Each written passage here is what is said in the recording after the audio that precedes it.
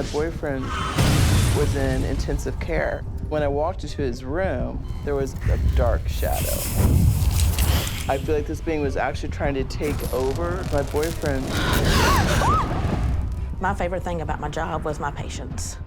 I looked down, I looked back up, and she was gone. Whenever I would get angry, he would feed off of that. I had suffered a second heart attack. Barbara, Speak to me. there was the shadow behind her. Are they there to steal energy? The spirits used us so much to collect the energy. It just drained us. They're just waiting for their chance to come and get you.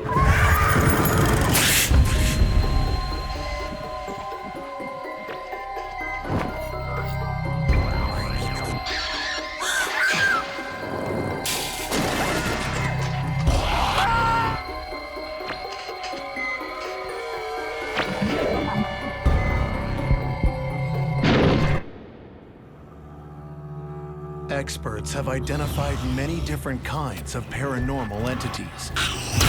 Among the most disturbing are parasitic ghosts that seek to feed off the life force of human beings. Parasitic ghosts are believed to be spirits that are, much like real-world parasites, entities that will latch on to a living human host and leech energy from them. It's usually one of the more primal energy forms, and perhaps the most powerful of those is fear. And at a hospital in the American Midwest, a terrifying encounter between a parasitic spirit and its unsuspecting prey is about to begin. I was 16 years old. My boyfriend, Scott, had dropped me off from a party.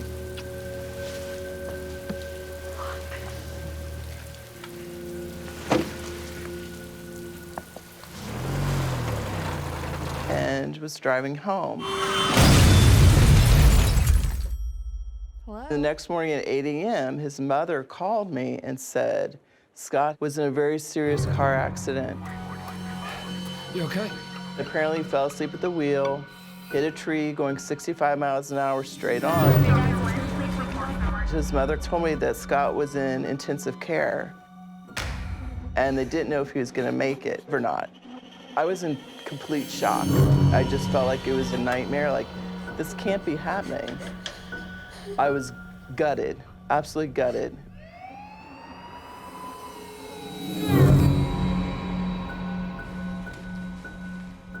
When I first went to the hospital, it gave a really eerie vibe.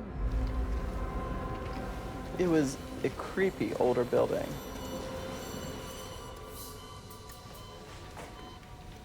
And when I walked into his room, it felt like a gut punch. He had internal bleeding, he had a concussion, multiple fractures, bruising from head to toe. It was absolutely horrific. He was my first real boyfriend, and it was absolutely devastating. All of a sudden, the light started flickering on and off.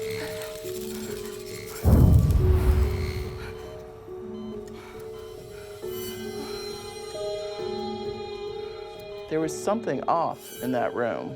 It made me extremely uncomfortable.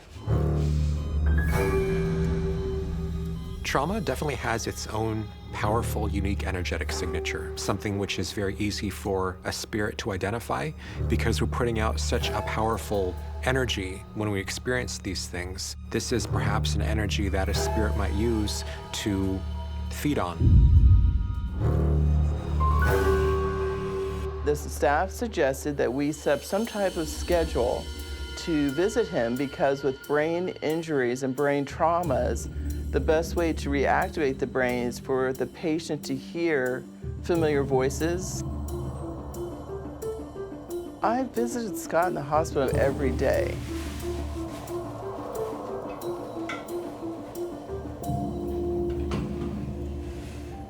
I would hold his hand. I would just tell him what I'd done that day, just, catch him up on the local gossip. So, Mike Kelly got suspended for mouthing off to Mr. Melnick in the middle of class. And Barv Cross and Tim Hunt are dating again. The energy was always very uncomfortable in there. On the left side room, there was always a very, very dark shadow. It did not matter if all the lights were on, it just could never get enough light.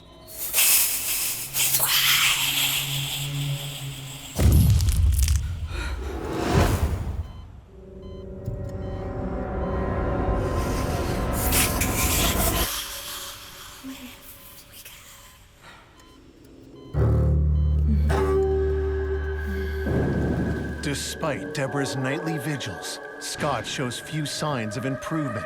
But one night, things take a dramatic turn. It was a little before midnight, and it was raining and thundering out that evening.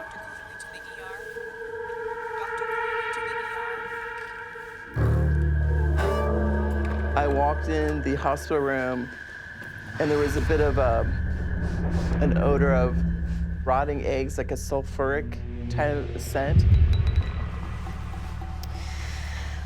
Hey, Scott. It's me. It sure is raining tonight. I sat to my usual position next to the bed. They wanted us to read to him because that would help activate the brain. What's that? Cried the old woman. A rat, said the old man in shaking tones.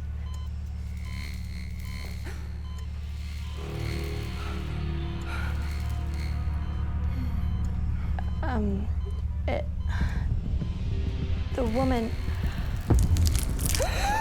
A shape started to form. The hat was the most distinguishing feature: huge shoulders, long arms. This thing had have to have been like 8 feet tall. It just was getting bigger and bigger. It felt malicious. I hate to call it evil, but that's the best way for me to describe it.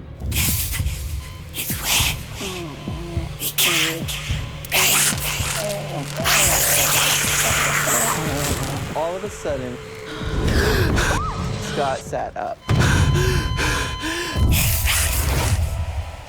The darkness started to pull back. This darkness could be caused by an entity that is just so dark it can't hold any light. Its spirit is so dense with dark energies and emotions like rage and hatred. It can literally block light waves when it crosses into our dimension. An entity might have looked at Scott as kind of a charging station, say a spirit, who wants that energy in order to manipulate matter or have more of a foothold over the physical domain. The nurse came in. He just sat up. Oh, well, that's a good sign. And the nurse suggested, let's get him up, let's get him walking, because they want to encourage him to walk. Deb's gonna take you for a little walk, okay, Scott? We gently got him out of the room. We're walking into the hall. I'm going to leave you two alone, okay? Just go for a short walk and don't tire him out too much. Okay. The nurse said, we're understaffed this evening, so just walk him around the floor and bring him back. Okay. Okay, Scott, we're just gonna take it nice and slow, okay? Scott! All of a sudden, he just bolts like a bat out of hell. Scott! What is happening? How can he do this? He's been lying in a bed for a week and a half. I'm half excited because he's so mobile. The other half is thinking this is physically impossible. This can't be happening. He gets in the elevator and tries to shut it before I get in. Wait. Where are we going? And I look at the panel on the elevator, and we're in the basement. The elevator door is open. One flashing fluorescent light is all that's lighting up this dark hall. Scott, wait! There's no one on this floor. It's completely deserted. I'm yelling after him, Scott, Scott, wait up. It scared me. I was in full-blown, like, panic mode. Like, we gotta get out of here.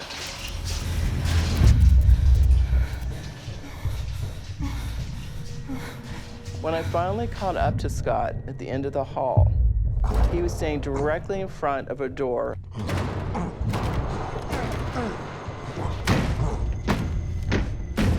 He started banging on the door with his fist.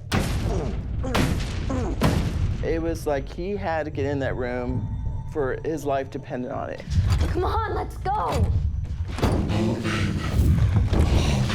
He kept trying to say the word open. What are you doing? Stop it. And I looked up, and the door he was standing in front of said morgue. He was trying to bust into the morgue. I got a feeling that if he got into that morgue, it was gonna be really bad. Scott, come on. Let's go. Let go of the door. Come on. I kept thinking, I gotta get him out. And I grabbed his hand off the handle. Please. He physically pushed me away. Scott, come on. Let's go. Please, let's go. I said, let's go, let's go.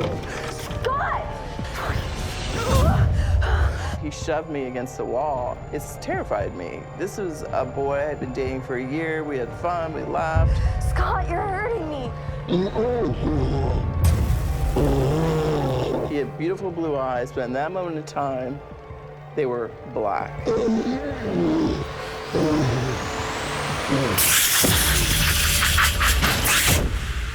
started using his head like a ramming rod to break into this room. Scott, stop it. But he was banging, banging, banging, banging so hard. I was concerned he would start bleeding from his head wound again. There are certainly cases where a spirit will piggyback onto another in order to draw energy. This might be more of a spirit kind of superimposing itself over the victim, who in a weakened state, that spirit is going to find it easier to manipulate. Come on, let's go, please. The only thing I could think of was to pull on his IV. Let's go, come on. Yeah, come on. Come on. Yeah, come on. Come on. The further away he got from the morgue door, the more calm he was. And we get in the elevator. I'm like, we're going back. Push the elevator button.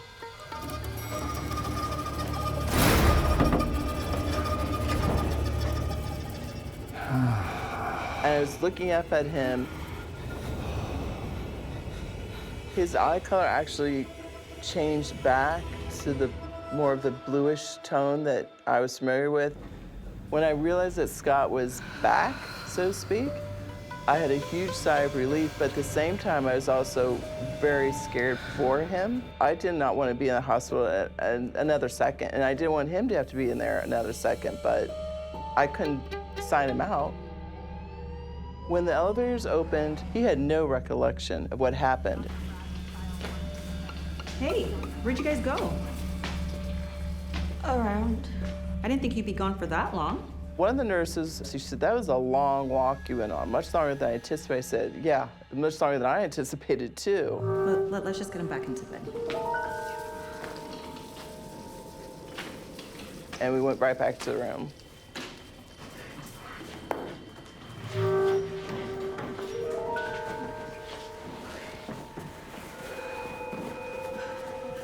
At that stage of the game, I could not even put into words what I just experienced. So, have you ever had any patients, like, try and check themselves into the morgue? It happens sometimes. The nurse said, oh, that happens sometimes. But she didn't say another word about it. I gotta go. I said, see ya, I have to go, Scott, and I bolted.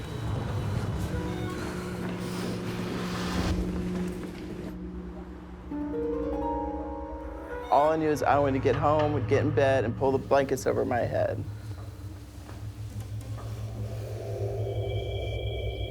This is the most terrifying thing I've ever experienced in my life. I never told anyone what happened because I really couldn't put a label on it. It was still too frightening for me to even relive it in words to share that with people. So my only way of dealing with it was to just shut it down and pretend like it didn't happen. But I would never go back to the hospital in the evening again. Unfortunately, after this incident, Scott was never really the same.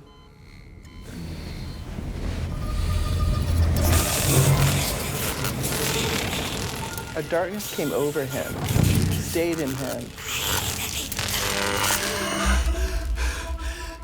Shortly after he was released from the hospital, I had to end it with Scott. It just didn't feel like this was gonna work anymore because he just wasn't the same person. I felt really bad for him. But not bad enough to take him back.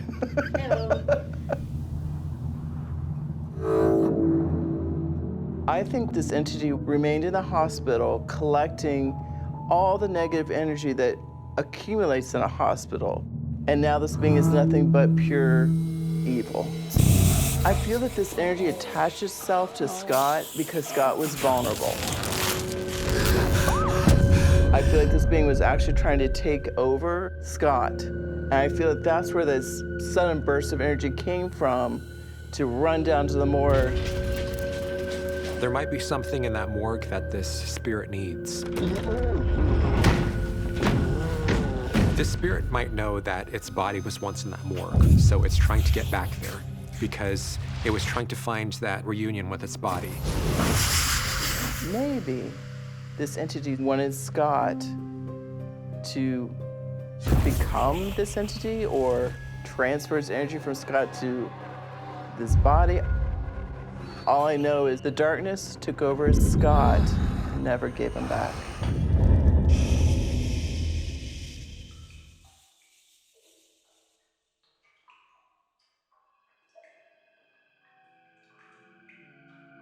Not only do parasitic ghosts attack vulnerable patients, they sometimes target the people who care for them. At a dialysis clinic in Nashville, the unsuspecting staff is about to uncover the presence of parasitic spirits and the horrifying knowledge of what they feed on. So a typical shift in dialysis would be coming in, setting the machines up around 3 a.m. Morning, Serena. Morning, Tabitha. And then my coworker would come in probably about 5 to 10 minutes behind me and start setting up her side of the room. The patients would come in 3 days a week from 3 hours to 5 hours a day, and we would put them on the dialysis machine and filter their kidneys out. My favorite thing about my job was my patients and getting to work with them day in and day out. We all became a big family. There's a bit of extra support for your lower back. Thank you, Tabitha.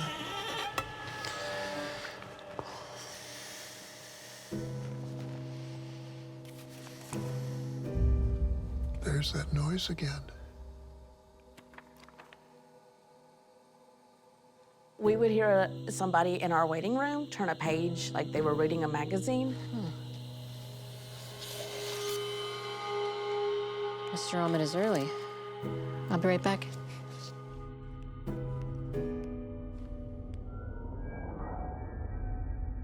And I thought like it was a patient there. Hello? Hello? I saw a woman there, and I thought, I don't ever remember seeing her or hearing her walk in. Ma'am? I looked down, I looked back up, and she was gone.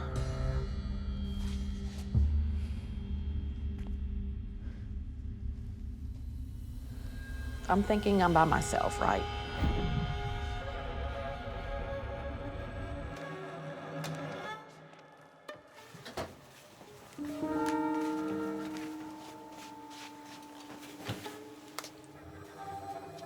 Mr. Ahmed's not coming in?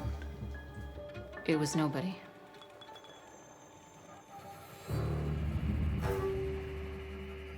My patients would tell me that they knew this place was haunted, especially my patients that came in first thing in the morning. They would tell me that they did not like the feeling of the building, so I kind of kept my guard up at all times, and my patients were telling me they were doing the same thing. And I never got a comfortable feeling in the building.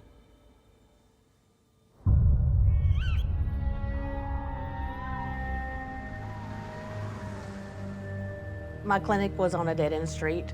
When I first turned on the road and got probably about halfway down to where my clinic was, that's when my guard went up. The whole street didn't feel welcoming. It just felt like we were disturbing somebody or something. I was working the early shift by myself.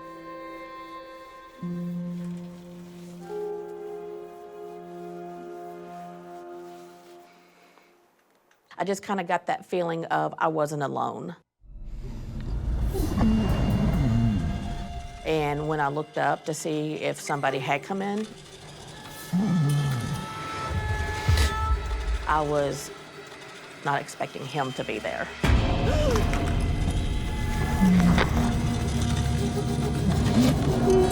Hello? Can I help you? He was standing there with his suspenders, and he had on khaki pants and a black shirt. I knew he wasn't real when I saw him, but he was solid. It was like looking at a regular person. I'm the only one in here. No alarms had gone off, alerting me that anybody else had come in. I was just trying to keep myself from panicking. I knew that he had to be a spirit who was coming back. I had to calm myself because I was like, all right, I've heard stories before, I know this happens, and I just made sure to get from head to toe what he looked like because I wanted to confirm with somebody when they walked in. If you completed your treatments, you can leave now. I did not feel like he was there to hurt me.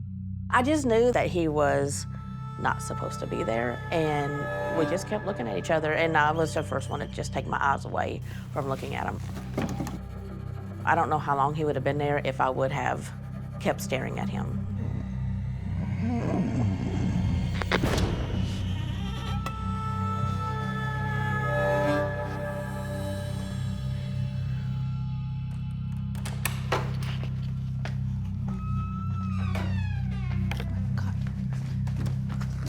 Serena. Are you all right? My coworker came in. I asked her, I said, have you ever seen this person before? Do you remember someone, a man? He was bald, khaki pants, suspenders. And I described what he was wearing, and she said, yes, that's our patient. He died. She said, yes, he passed away a week before you started working here. Serena, what's with this building? Some of us think it has something to do with the graveyard. What graveyard? I didn't realize there was a cemetery there until a coworker had told me. You could not see it, it was in the woods. The cemetery was a family-owned cemetery, so it was very small and very private. It's entirely possible that the graveyard, which can be found behind the dialysis clinic, plays a role in this. It may be that there are some spirits, some entities arising from that burial ground which have found a new lease of life, or maybe afterlife, with the energies that are coming out of the clinic. I mean, it would explain why this place is a little creepy. Yeah, I'm starting to wonder what else we'll see. Tabitha doesn't have to wait long to find out.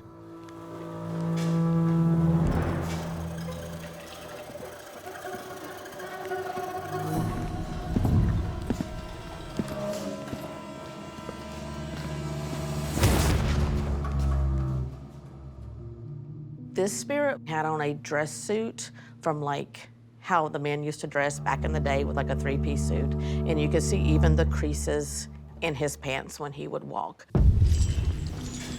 I think that it would have been somebody from that building's past, maybe one of the first owners.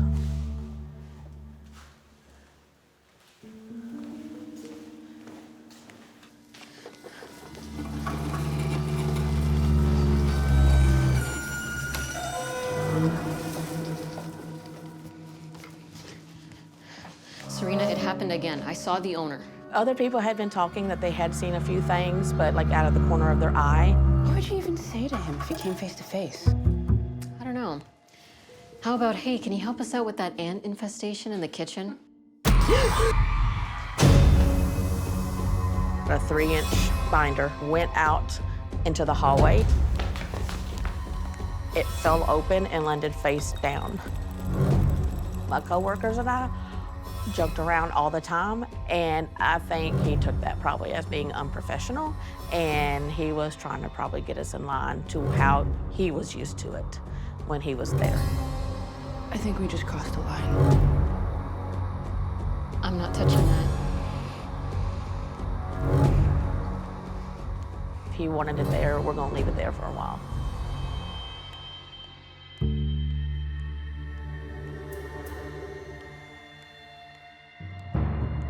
So we walked over it the rest of the day. It's believed that fear can be a great source of energy for spirits. It's intense, it rises quickly. The intensity of the emotion speaks to its ability to provide sustenance to parasitic ghosts. And that in turn allows them to manifest in our world.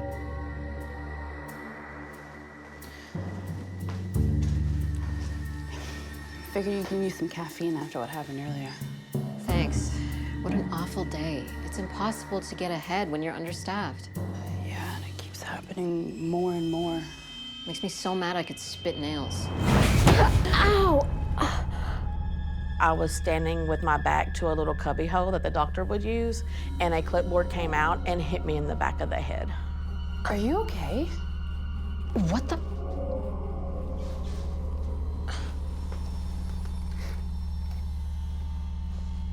My coworker and I were very close, and we would just talk ourselves through what happened. And we would confirm with each other what we saw, and we were just there for each other. I think with him showing himself to me first, we kind of had a bond. So whenever I would get upset or get angry, makes me so mad I could spit nails. He would feed off of that.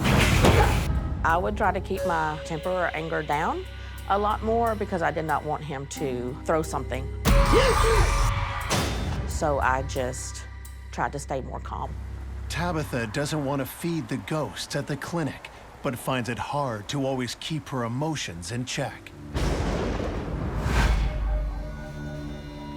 Tabitha, I asked you to arrange the files in a very specific way.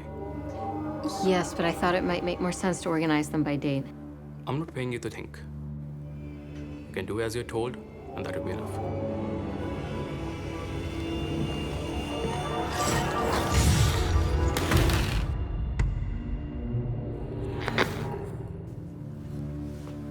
What just happened? Sorry, I must have dropped those. I feel like he was using my energy to be able to do what he was able to do because I was upset.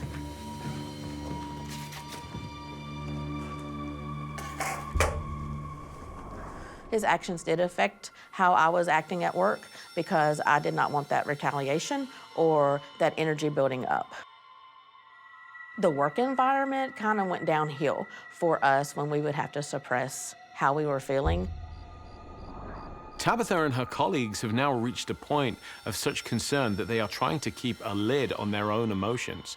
They don't want to show too much fear, too much anger in their job, because if they do, they're afraid that they're going to have this entity come out and feed upon them, that they are going to empower their own tormentor.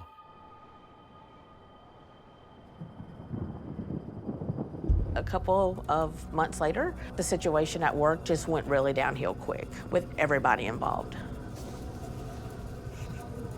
I hope you have a nice weekend. Thanks, Tabitha, you too. Everything was fine that morning. And then all of a sudden, it changed.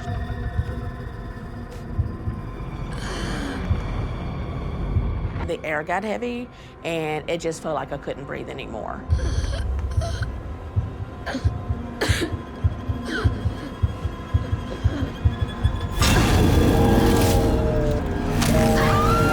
It was like a football player just running and hitting me, so it knocked me out. My coworker found me about 5 minutes later, laid out in the floor. Tabitha, wake up, come on, Tabitha. Like, I couldn't breathe. It was the worst feeling ever. Serena. Here, let me help you. What happened to you? I said, you're not gonna believe it if I tell you. And she's like, no, you can tell me. Something attacked me. Is it still in the room?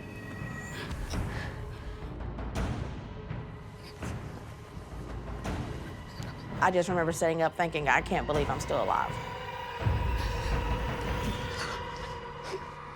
I was pretty scared. I was ready to go home that day, but I just knew I had to get the job done. I knew my patients needed me, so when I was able to, I would go to the back and cry. I think sometimes in the medical field, you take care of your patients so much that you totally forget about yourself.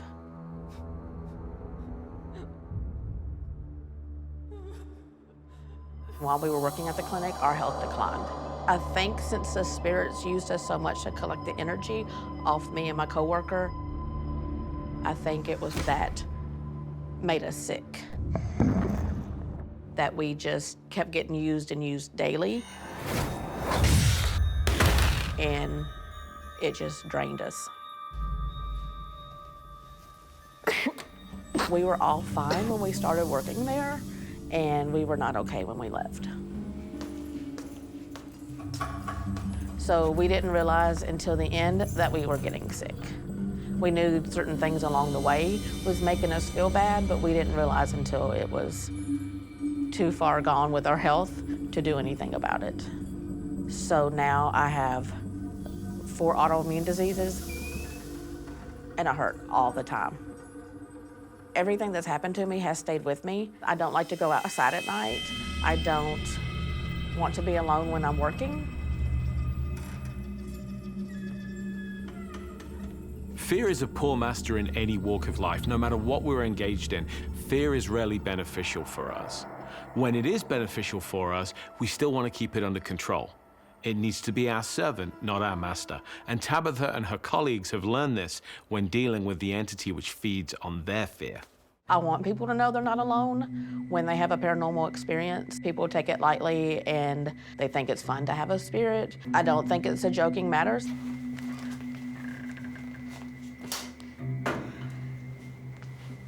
People need to understand that it can affect their lives.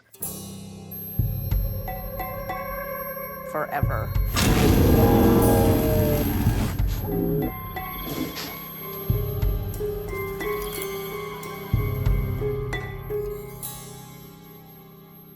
Parasites feed on the healthy and make them weak, and they can drain those that are already sick to the point of death. And at an ICU in Southern Ontario, paranormal parasites have found an easy feeding ground. I had suffered a second heart attack, and it just happened to be on a long weekend, so I was sent from my local hospital to another hospital who actually had a doctor on staff. When I arrived there by ambulance, it was about 3 o'clock in the morning. It was very late. I was noticing the hospital looked really old and run down.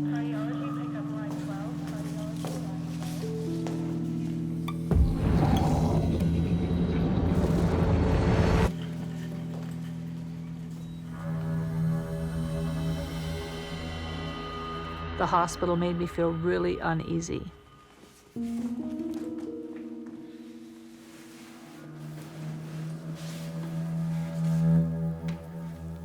While I was getting all hooked up,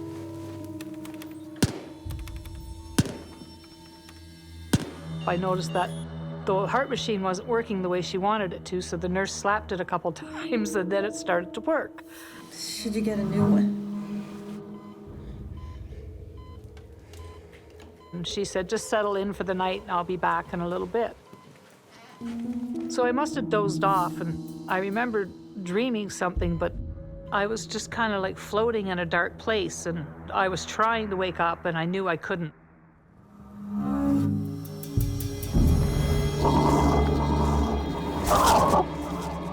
Something was just holding me.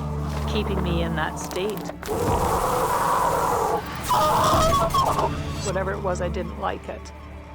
Barbara? Barbara? Barbara? Barbara? Barbara? I started to hear somebody calling my name. It was like they were down in a tunnel, like away from me. Barbara?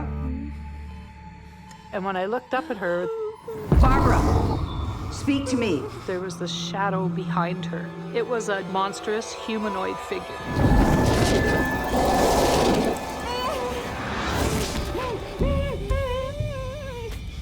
Barbara, speak to me.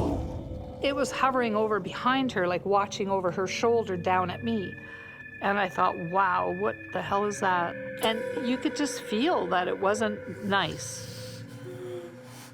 And when I finally was coming around, the nurse was standing over top of me. She was frantically trying to shake me and wake me. What?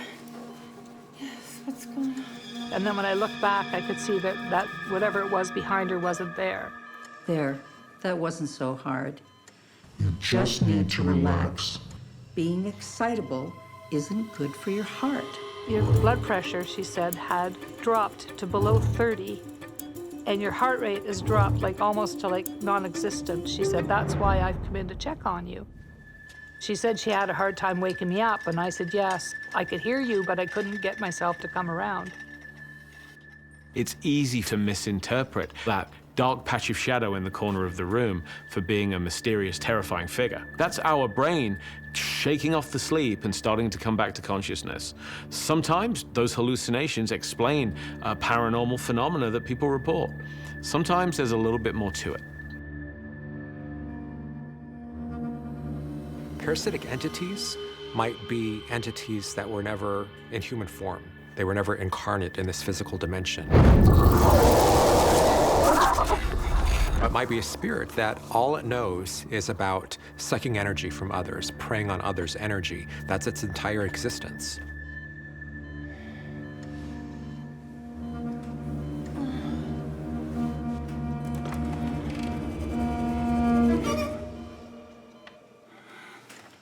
So I tried to call my husband because I wanted him to know what I had just seen. Honey, there's really strange things happening at this hospital. There's a shadow in the room. It's circling around inside right now. And he said, it's just probably all the stress that you're under. Don't worry about it. Just go to sleep. You'll be home in no time. But what I could see every once in a while was like a dark shadow would go by my door. Well, is that the nurse walking around the station, and it's just a shadow that's casting? I kept trying to figure it out what it was.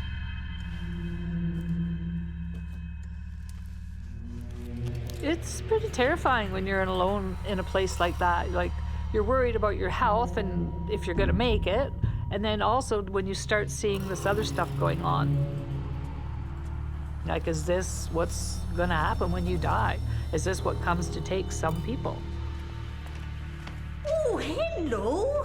Just finishing up my morning walk. Gotta stay in shape. The lady across the hall seemed in really good spirits when I was talking to her. She was kind of making the same jokes as I was. I didn't say anything about the shadow people to her because I didn't want her to think I was seeing things that don't really exist. Hang in there. Think positive.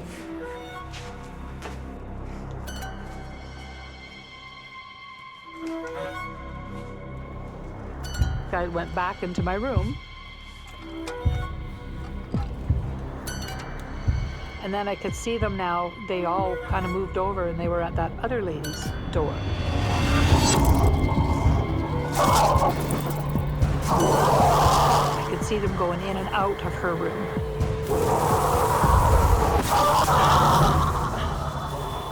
When I was alone in the room, I just felt like despair. Like it just wasn't a good feeling in there. This is just not normal. I've never seen anything like this. I think I just fell asleep just from pure exhaustion because I think I just dozed off without even really realizing that I was going to sleep. I'm scared if I go to sleep that they're gonna come and stop me from breathing or stop me from waking up again.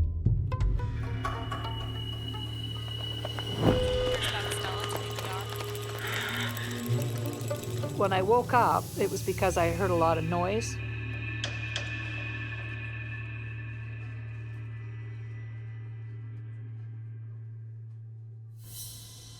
Apparently the lady across the hall had passed away, and there was 2 orderlies that were coming in, and they were wheeling her out and taking her downstairs.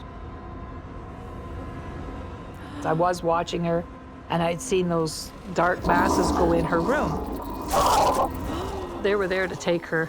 Bob looks out into the hallway and she sees multiple shadow figures out there. She's now fully awake. Her brain is no longer in this halfway state between sleep and wakefulness. She doesn't know if she can trust her own eyes, but she sees them very clearly. Was it the hospital that they hang out in because they know it's understaffed and it's run down? Is it there because they know it's an ICU and people are on their deathbed? Are they there to steal energy? Like, what are they there for?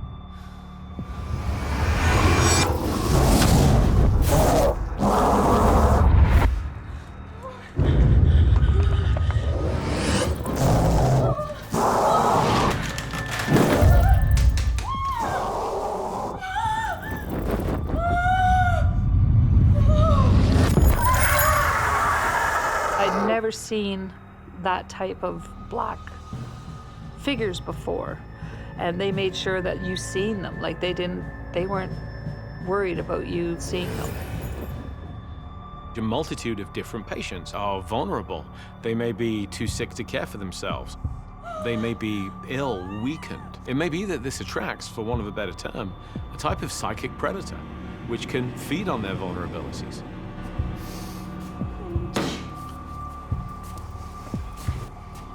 Barb, you need to be asleep. You're no good to us awake.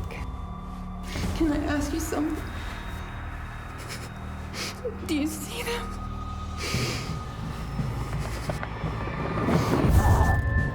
Shadow people.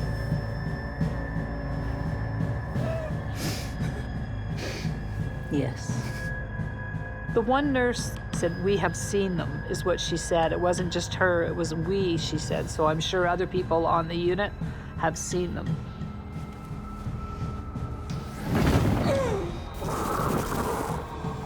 It was very, very terrifying, like just to be knowing that you're already on your deathbed because you've had a heart attack, and then it's like their vultures are circling you.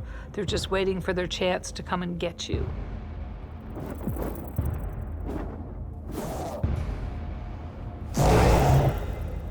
I didn't want it in my room, so I had said, okay, out loud, nobody is allowed in my room. Whatever you are, you're not allowed in here. I don't want anybody in my room unless you're here for the good of me.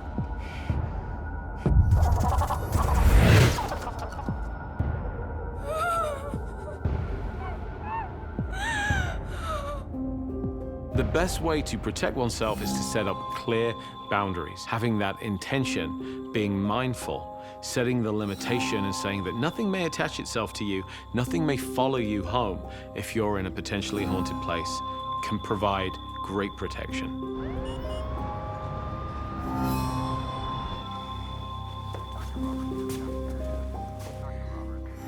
I can't do this.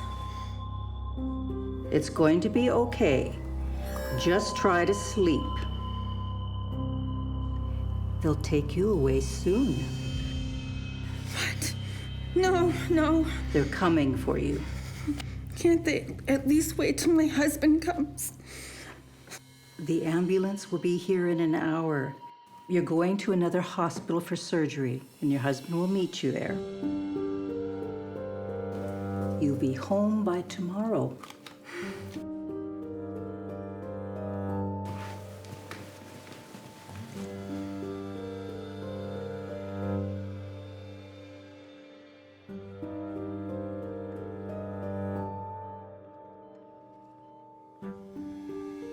But I was so glad to be out of there. It took me months to get that out of my head, I still didn't sleep very well for quite a long time.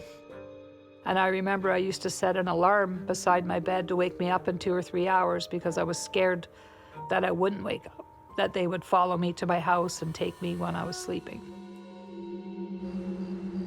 I never thought I'd be one that would see something like this, especially at a time when you're sick and you're not doing so good. I didn't want to believe it at first, but you don't really have a choice when it just keeps coming around and circling, and you can feel that energy like a vulture circling somebody who's dying, waiting for them to die.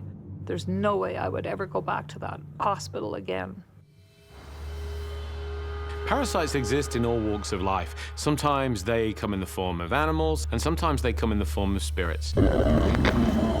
Like their counterparts in the natural world, supernatural parasites seek out unsuspecting hosts to drain their energy. Parasitic spirits can make an easy meal of the sick and vulnerable, and target those who care for them. Parasitic ghosts feed off the life force and emotions of the living, making them among the most terrifying types of paranormal entities that one can encounter.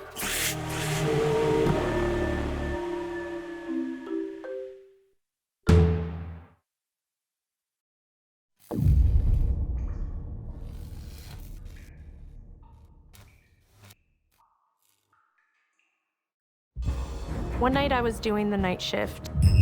Her eyes like shot open. Watch over that little girl. It was my first assignment being a travel nurse. We started hearing giggling.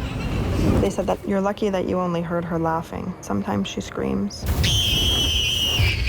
I went down to the break room and I heard the squeak of tricycle tires. I was really scared. Hi. Oh my God, that's the little girl that everyone has been warning me about. I felt like it wanted to follow me home. The little boy was the angel of death.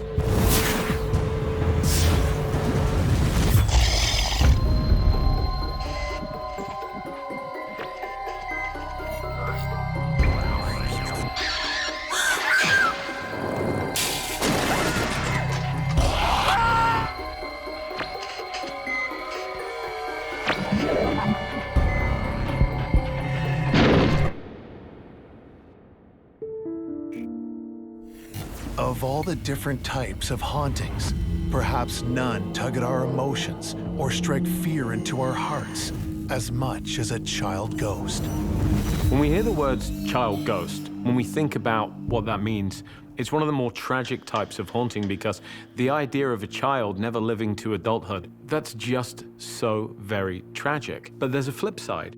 There are those who believe that what appears to be the ghost of a child may in fact be nothing of the sort, that this might be a different type of spirit that is perhaps using the image of a child, is wearing its face and playing a role in order to further its own nefarious agenda. And on Canada's East Coast, at a long-term care facility, housekeeper Shauna Sullivan is about to discover that a child ghost with mysterious motives haunts the halls. I was a domestic worker, so I would do laundry, I would clean residents' rooms, and I would also prepare their food. This facility was a long-term care home, so if you were sick but also nearing the end of your life, this is where you would usually go to live. The building was an older building. It wasn't really renovated, which gave it sort of a creepy vibe. One of the first questions I had was, is this place haunted? Everyone that I've asked immediately came back with yes. There was always stories, especially like in the kitchen. If you go in there, the radio would turn on at night. There was also a lady that would be seen in a nightgown. But I didn't experience anything for the first year, so I kind of forgot about it. So I started working days, but it slowly led into nights. The shift would usually be from around 4 p.m. to 1 a.m. Because the residents had to sleep, all the lights would be completely off except for the emergency lights in the nurse's desk. Housekeeping. One night I was doing the night shift and they sent me to clean a resident's room. She was a palliative care patient. She was nonverbal because she was nearing the end of her life, so she wasn't known to say much at this point. Good evening, ma'am.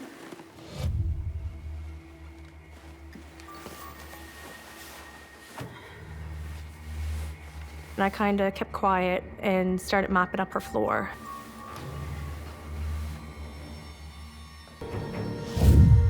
Her eyes shot open, and she looked at me and said, "Watch out for that little girl. You're going to back into her." What little girl? Excuse me? She didn't say anything else.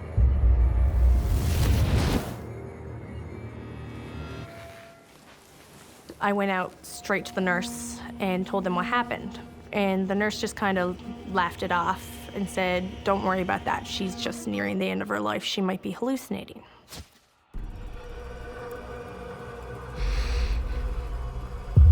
No. No.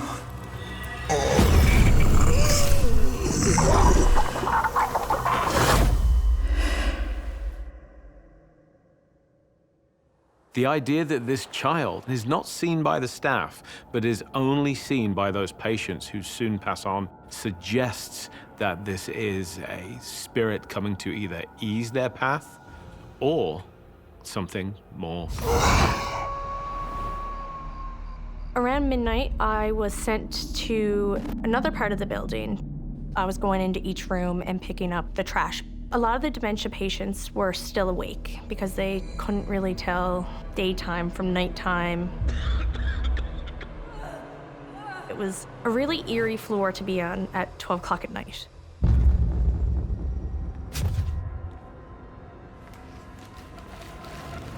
I seen this lady, and she had a long night dress on. It resembled a ghost-like figure in the darkness. Nurse. I kind of jumped and had to go get the nurse.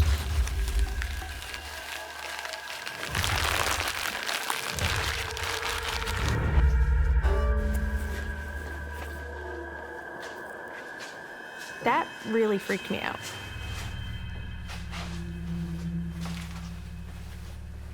So at this point, I was really on edge.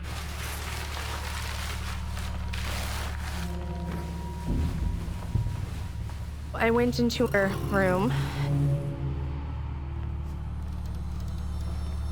and she said, "Is that your daughter?"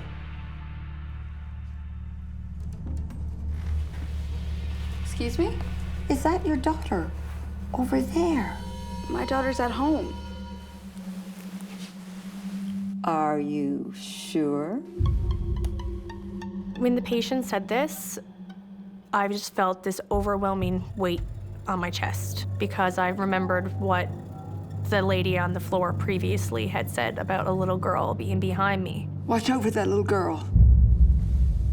These patients had no contact with each other, and what are the odds of both people making that up? It felt like something was going to happen.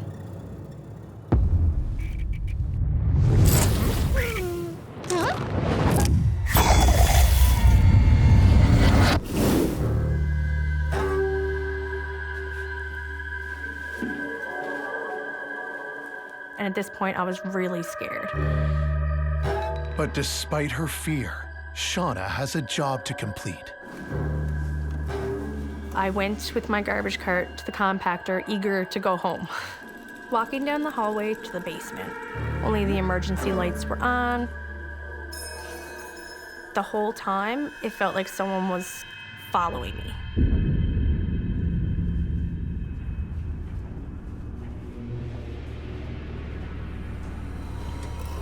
It was a really old school elevator. I kind of jumped in there as fast as I could. You have to hold the button, and if you let that button go, you will stop in the middle of the elevator shaft. And there was a little glass window, so you could see when you were on the proper floor.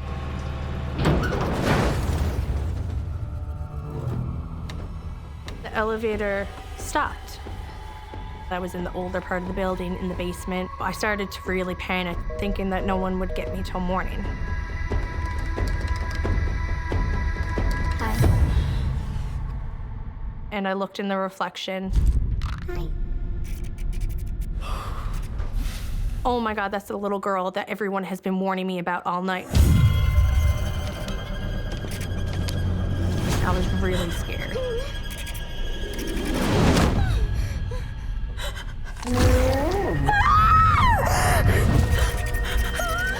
I looked behind me, and it was gone.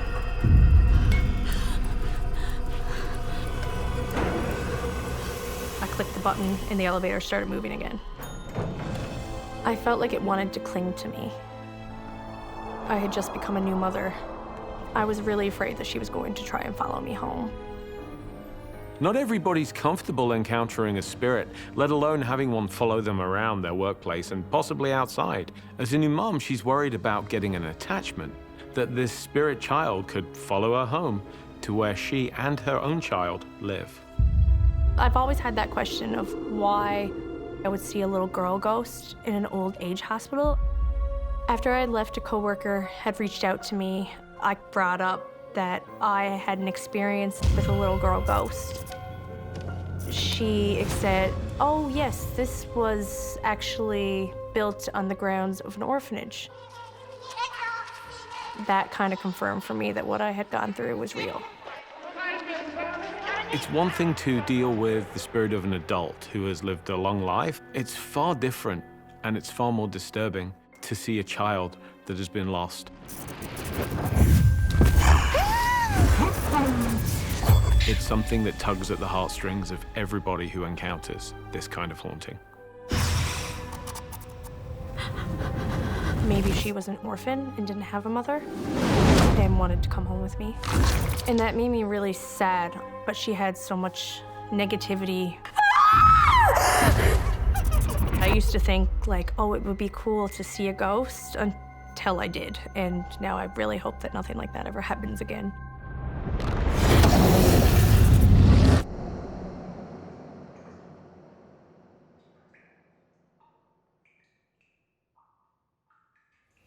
Some ghost children seek connection with the living, but others simply want to play. A secluded island hospital is an unlikely playground for a child spirit and a foreboding post for a young travel nurse. Excuse me. Hi there. The first time I went to this community, it was my first assignment ever being a travel nurse, and I was working in a remote facility off the Pacific Northwest coast. Kim! Yes, we've been looking forward to your arrival. I'm excited to be here. When I arrived at the hospital, it was this beautiful small facility right on the ocean. I like smaller, more rural locations. I grew up in a small town, so I'm kind of drawn to the smaller areas. We've been so busy today. I'm here to help. There was a cultural gathering happening, so there was a significant amount of people coming to the island that I was working on, and that's why they needed to bring in extra staff. Come on, I'll show you around. Thank you. So the staff room is just down this way. So this is where we have our staff meetings. Travel nurses are very important in both Canada and the US. We are basically designated to go into smaller, more remote communities that had troubles maintaining staff. So this is our acuity room. After a tour of the facility, Kim prepares for her first night shift. The care worker and I were sitting at the nurse's station and heard footsteps, running footsteps, which at this point was very unusual because it was only elderly people and the one person in emerge who was being treated.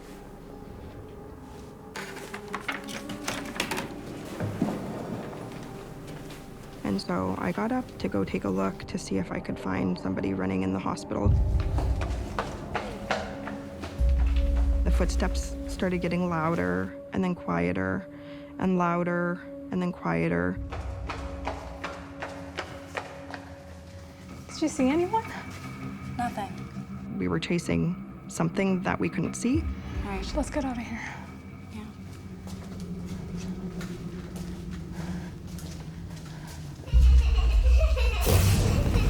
And then we started hearing like giggling, which appeared to sound like a young girl. We couldn't find a child in the hospital, but we could hear a child, like she was teasing us.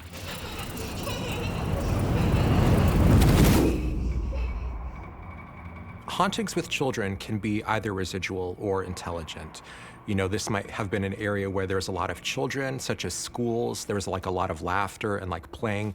And that energy really creates an emotional charge that stays there. But in cases of intelligent hauntings, you might have a child which died early and wants to stay close to their friends or their loved ones. They might not just be done playing yet. When Kim hears the laughter of this child, it might be really disturbing to her because she doesn't know what that child is doing, what it wants. Is it inviting her to come play with her? Or maybe is it going to act out like a temperamental child?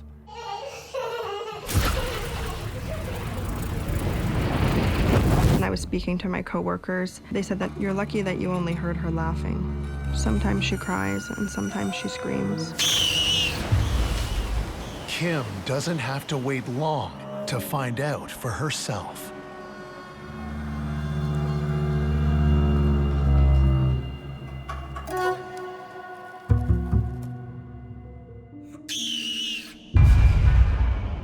The first time I heard her screaming was in the room that was across from the nurse's station. It sounded like it was the little girl screaming, like she was sad and alone.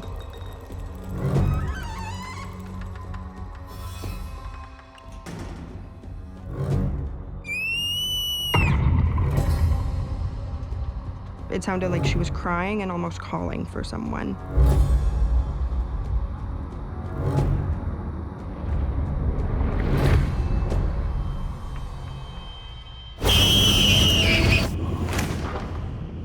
The screaming stopped when I opened the door. The bed was made, the lights were off, and no one was in there. That room was used for very serious sick patients. It makes me think that she was extremely ill and that's why she was screaming from that room. Hauntings with children can be upsetting to us because we don't want to think of a child being stuck in some netherworld without their parents or their family. I think of child spirits retaining that same kind of personality and doing those same activities they did while in life. So you might have mischievous, like child spirits that like to hide things or move objects. You might have children who are still crying or laughing. Kim soon discovers that the child ghost isn't the only spirit that haunts the hospital halls. On night shift, nurses need a little bit of a rest. At this facility, there were quite a few different sleep areas. The room that appeared to be the most comfortable to me had a really nice leather reclining couch, which I thought was a really nice place to lay my head for my hour break.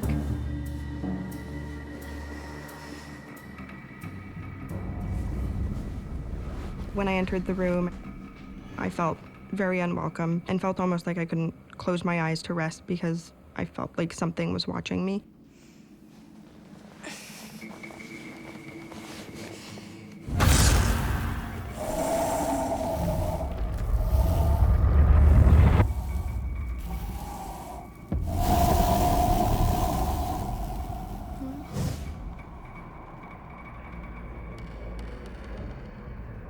I always felt someone was in the staff room with me, even though I knew that I was there alone. Hello? Is anybody there? After that night, I felt that the facility had something off about it. I just got really weird vibes.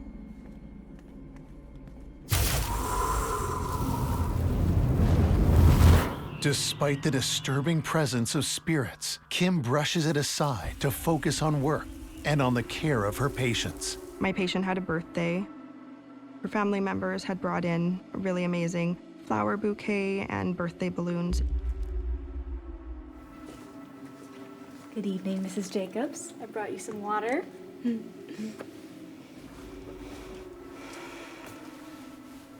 I had set up my desk outside the room to do all of my chart checks and make sure the doctor's orders were transcribed.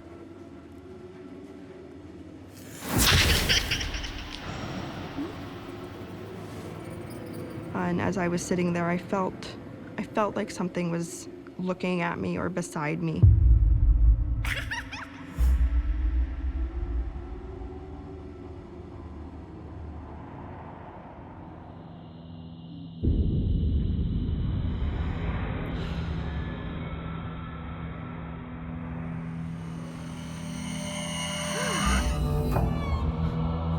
I looked, and there was a balloon, and the balloon was the same balloon that had been in the room. I thought that that was really odd.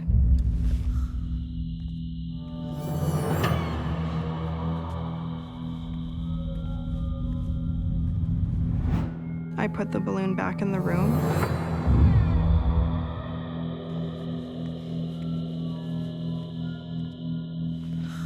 I came back out and continued doing my chart checks.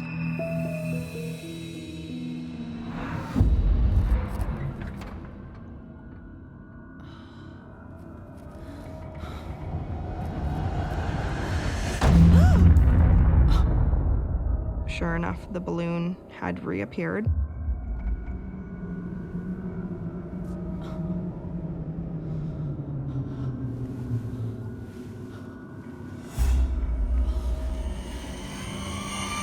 I put it back in the room. When I exited the room this time, I shut the door all the way. And I sat down in my chair outside the room.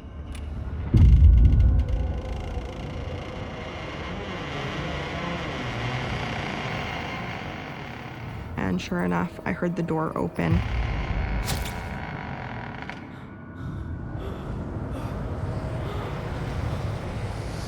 The balloon started moving towards me and then came at me. It was an old hospital. It had never been renovated. There was no ventilation system, and that would be moving the balloon around. Initially, when the balloon came at me, I felt like it was aggressive. But I think that because I showed some submission to it, it seemed like it was less volatile in its movements. I think that could have been a test to see how much interaction I wanted to have and what my intentions were, perhaps, as well with the balloon.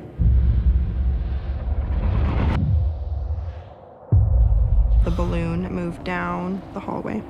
It just floated to every room in the hospital. I felt like there was someone with the balloon.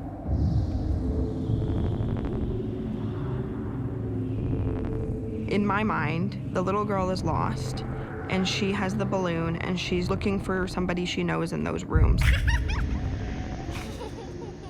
It's our natural instinct to help children, to help those that are smaller than us, don't have as many resources.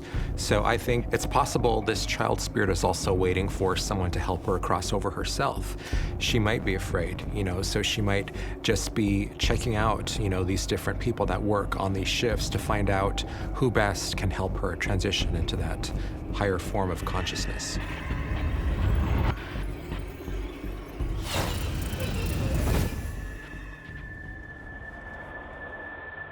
Throughout the night, the balloon did make reappearances in different areas of the hospital. The last time I saw the balloon before I left my shift, it was in the staff room, which I didn't like. It makes me wonder if maybe the balloon was drawn to whatever spirit may have been in the staff room. We got off at 7:30 in the morning. I went home, had a quick nap, came back for the staff meeting at noon. We all gathered near the nurses' station. Ladies, you won't believe what I saw last night. I told the manager about my interaction with the balloon. Like,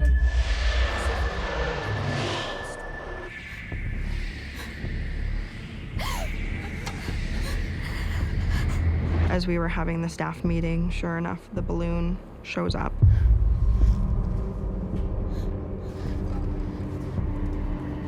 Let's go.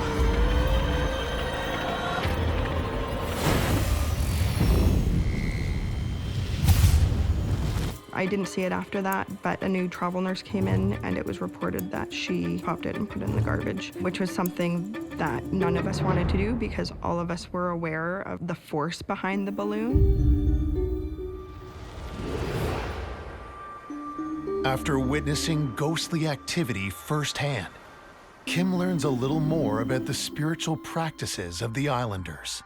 It's common practice to take bodies off of the island when they had passed to separate the spirits from the day-to-day life of the folks left behind. Despite this, Kim learns there are 3 bodies still on the island. The 3 people that were buried on the island were the doctor, his wife, and his child. And they were buried in the yard of the house next to the hospital.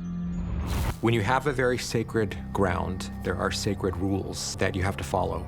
If you're burying a body in a place where there shouldn't be any bodies buried, you're kind of violating that contract between a tribe and their creator. One night shift, I was going around doing my hourly patient checks.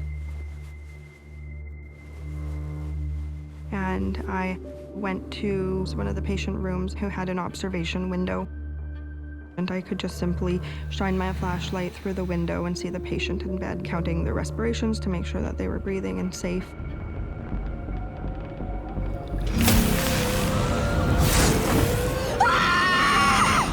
Between her bed and the wall, there was a long, slender, shadowed man who was standing there looking over her.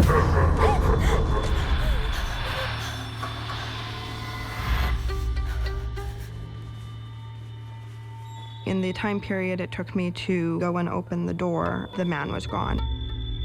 What's going on? Nothing. Nothing to worry about. This specific patient needed a bedside toilet at nighttime, so I had to go in every few hours and make sure that the bedside toilet was freshened up and cleaned. I'm gonna get you some new bedpans. Yeah? Okay. I did not feel like I wanted to go back to that room, but I felt like in order to do my job and make sure that my patient was kept safe, that I had to go back. So I went into the room. I actually scanned the room going in looking for this figure. And then I was changing out the pan from the bedside toilet. Behind you! It's the man behind you! And at that point, I just felt frozen, like I couldn't move.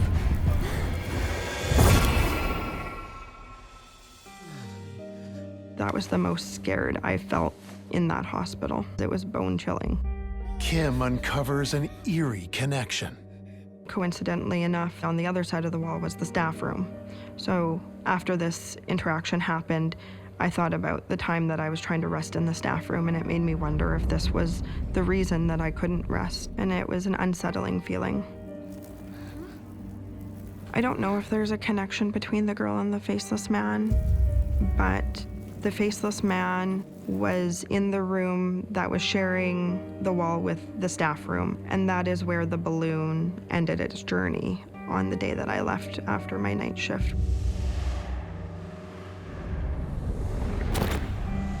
Spirits can be linked, especially when they're inhabiting the same space. The location of a hospital room may suggest a mutual traumatic event.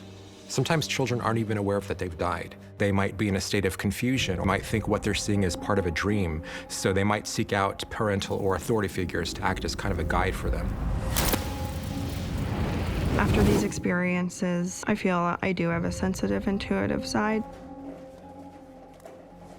And I think that being open to communication on multiple levels is probably the gift I was given.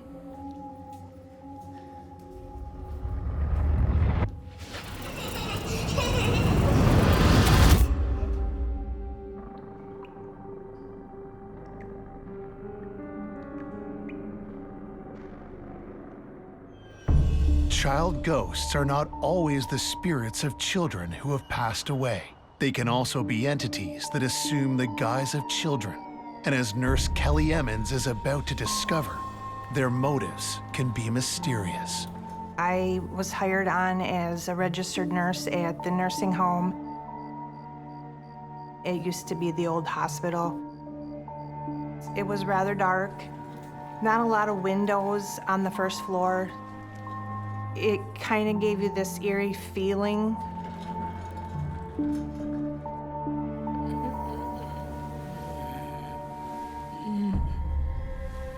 It was so nice to see you, Eliza.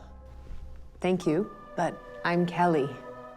Not you, my Aunt Eliza. Oh, look, she's right there. Nursing home patients, they would see things or they would think they were seeing things.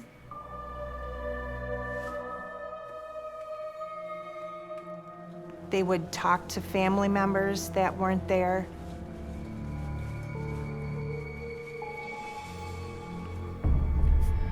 We chart everything. Everything we hear, everything we see. You never know if what you've heard, what you've seen, what they've said is going to result in anything. I work the second shift, 3 p.m. to 11 p.m. I should probably get something to eat. You take your break. I'll keep an eye on your patients. Thank you. I went down to the break room to take my break. The nursing home is in a building that used to be the original hospital to the community. This building has seen a lot of life, and this building has seen a lot of death.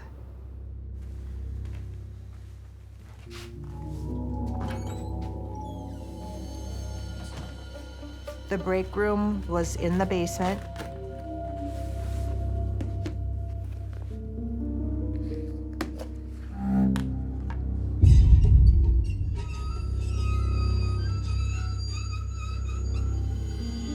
I heard some squeaking, like the squeak of tricycle tires.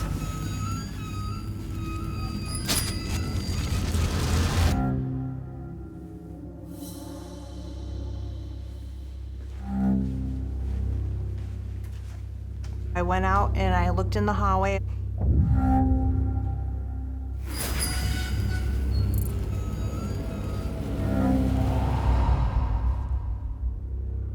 There was nothing squeaking.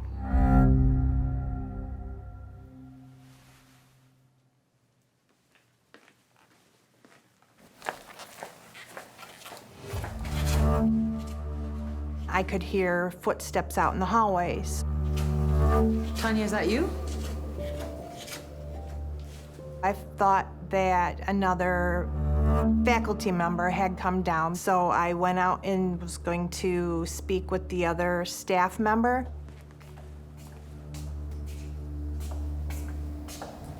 The footsteps sounded like they were approaching.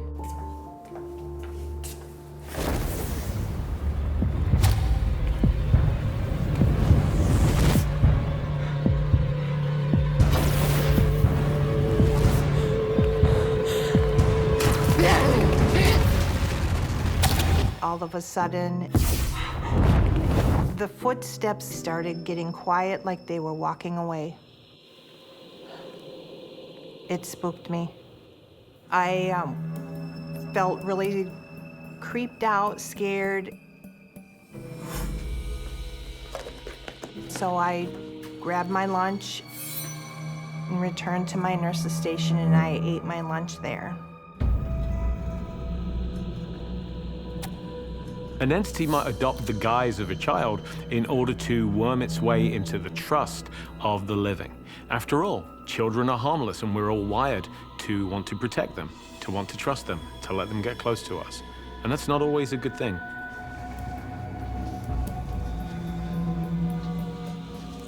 That was a quick work. I felt uncomfortable down there. I kept hearing noises.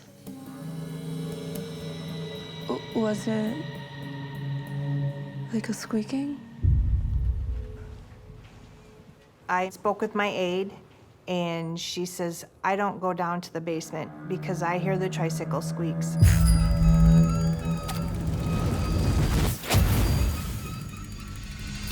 And I hear the footsteps. And I just don't want to be down there. I should have told you before I went down there. Told me what? When this building was the old hospital, our break room, it was where the morgue used to be.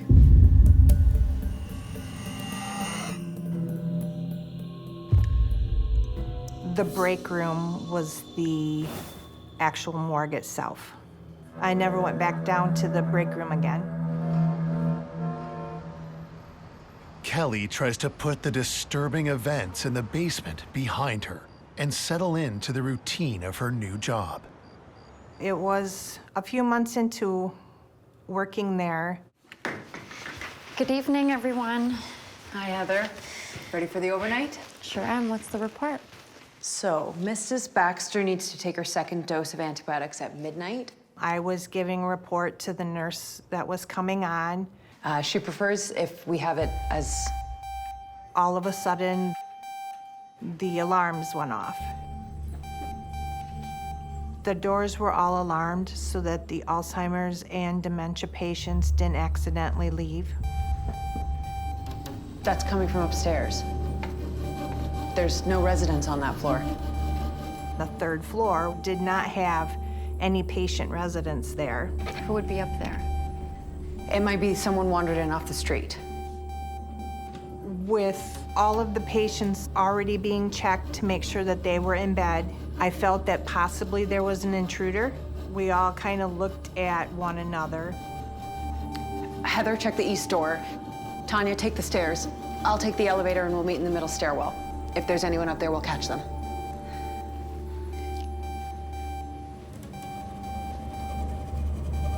So we all split up and they went to each end of the hallway and went up the stairwell. There was no way they were gonna get out without us seeing who it was. The elevator required a code to be punched into a keypad before it could move to a different floor.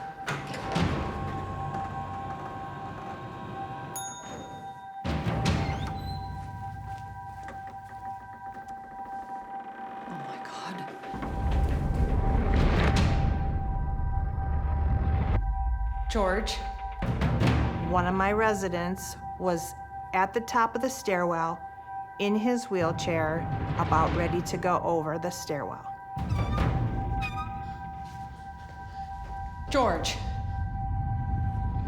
The wheels were right on the edge.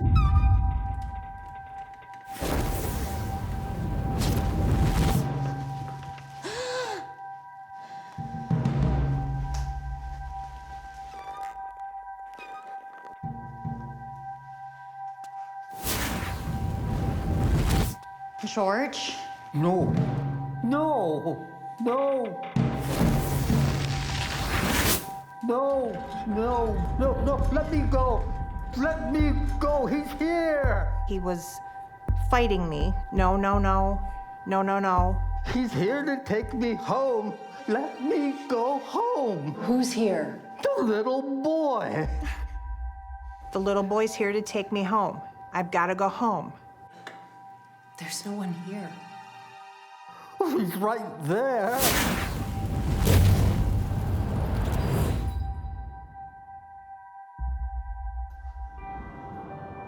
There's no one there, George. You scared him away. When it appears that the little boy wants to take the patient home, there are a couple of possibilities here. One is that it's a genuinely playful child spirit. The other, a little more concerning, that it's nothing of the sort, that this is something darker, that is masquerading as a child and is going to take that patient who knows where. It was a mystery how this gentleman got into his wheelchair and got up to the third floor. This patient needed to have a lift to get him in and out of his wheelchair. He could not stand on his own. How did you get up here? The little boy helped me.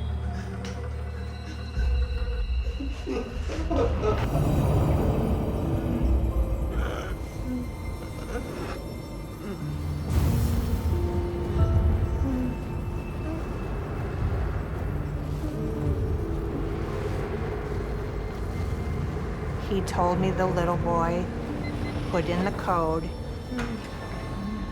and they went to the 3rd floor. And I still don't know to this day how he was in his wheelchair, because he was supposed to be in bed. Following the event to the top of the stairs, George is transported to the local hospital for observation. A couple days later, my resident was admitted to the hospital. As a brand new nurse, I was working in a nursing home and in the hospital. When I arrived for my shift, I offered to take him as one of my patients for the evening. Hi, George. It's me, Kelly. You scared him away again. You scared the little boy. The little boy was here to take me home the other night. He's here to take me home now.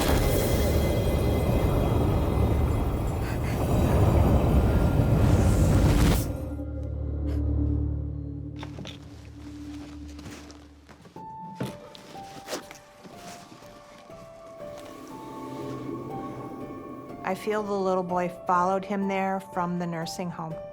I'm gonna stay here with you all night. I'll take care of you.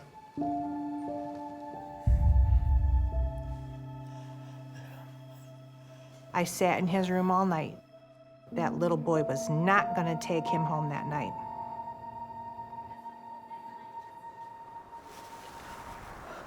I would get the tingles, and I would look over at him and his eyes would be open. Yes, George. I'm still here.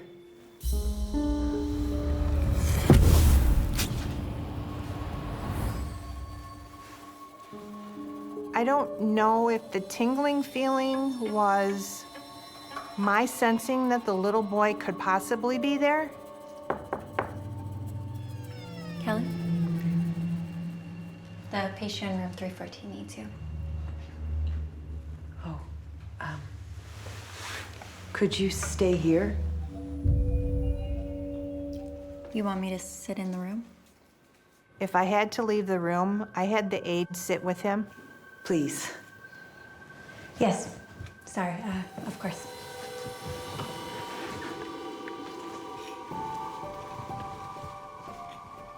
They thought that I was being a little overcautious, weird.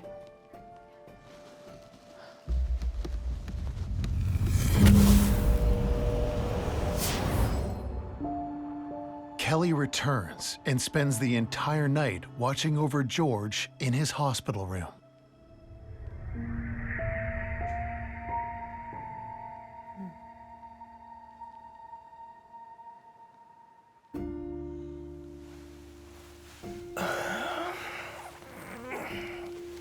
Good morning. I have your breakfast.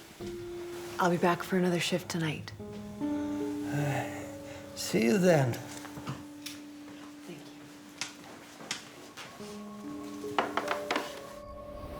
That night, Kelly returns to the hospital for another shift. Good evening, George. Where's George? He's gone. He passed away shortly after you left.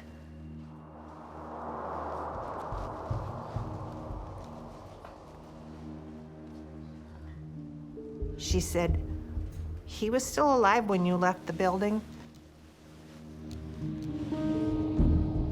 The resident did not present as being a end-of-life patient, other than the reports of the little boy.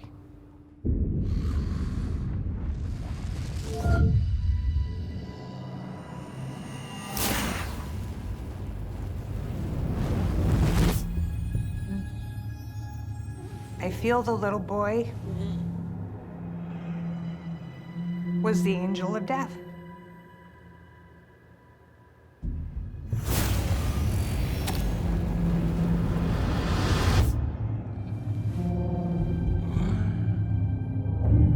An angel of death is just a spirit whose job it is to help those souls transfer into a place of greater understanding, a higher spiritual plane. George has no reason to fear this boy. It's okay to go where this child is inviting him.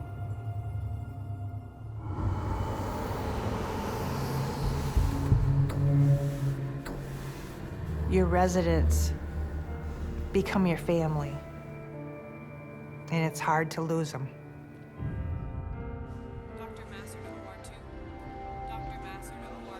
After this gentleman passed away, I went back to work at the nursing home.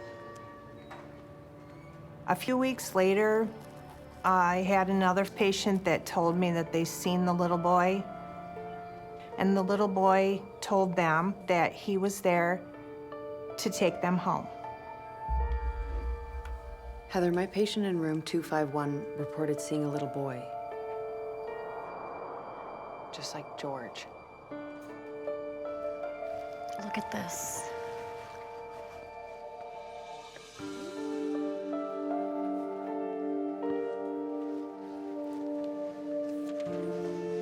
This is Beatrice, my patient who passed away last week.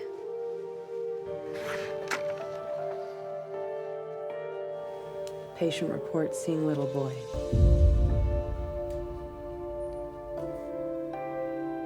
Her charting is almost the same as my charting, which was patient reported seeing a little boy in their room, unable to find little boy, patient passed a few days later.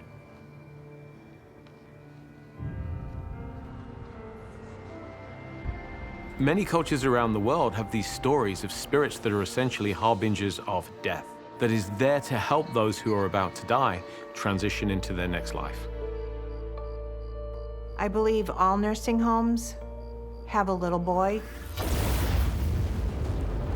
A person's soul needs a guidance. The angel of death is that guidance.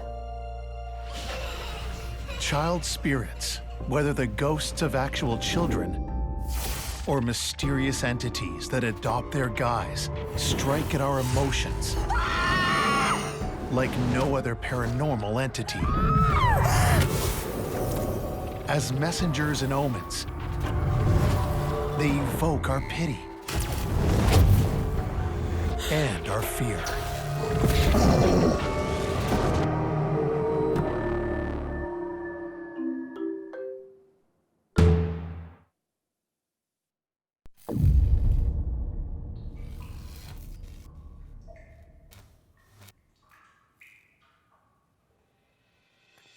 I worked in an assisted living facility. I had to make sure that everyone was okay. She said a shadowy man comes into the room. If I was to call out for help, no one would be able to hear me. I never felt fully comfortable at work. I felt like something was going to happen in that hallway. In long-term care, we experience a lot of death. Very unsettling to enter a resident's room after they've passed away. The man in black is there to punish you. That feeling of dread kept getting stronger and stronger. It fed off the darkness. The door slammed shut. I felt very scared.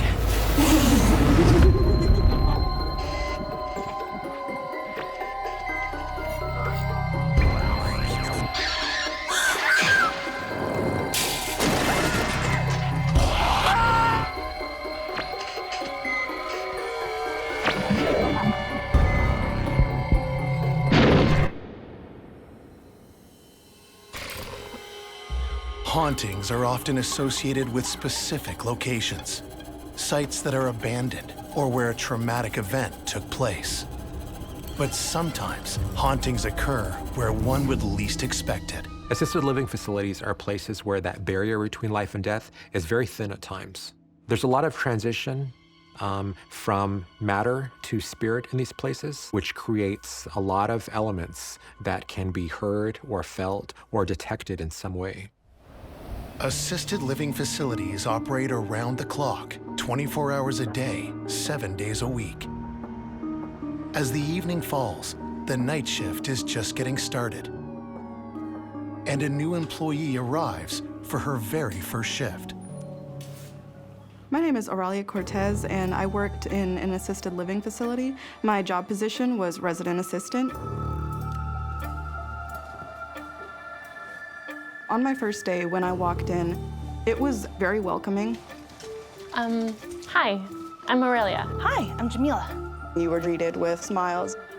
It really was a great work environment. I'm all set. All right, let's go. I worked third shift, so my duties were a bit different from that of day shift. Once an hour, I had to sweep the entire floor and make sure that everyone was okay, because we did have residents on hospice, and so we had to make sure that they were still breathing and still okay during the night. So why don't you start your checks here, and I'll take the east wing. Sounds good. During a sweep, there's 2 of us on the floor, and we go different directions. We check every single room.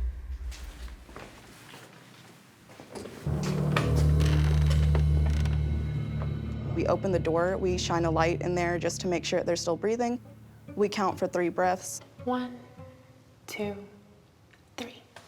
And then once we are sure that they're okay, then we move on to the next door.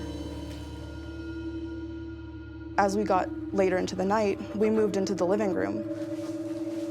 And we sit there to keep an eye and make sure that the residents don't try to wander out. So how do you like your first night so far? Good. I really feel like I'm getting a hang of the place. We were having a conversation, and as I looked behind her, I just caught a sense of movement. And my eyes shifted over, and immediately I see this black figure behind her head.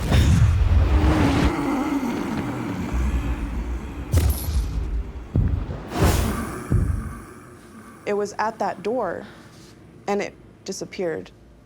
I was just kind of in shock. Oralia, are you okay? She asked me, she said, you know, what's wrong? What happened? And I just looked at her and I said, you know, there was someone behind you. And she just said, that's impossible. And I said, yeah, I thought so too. She got very nervous.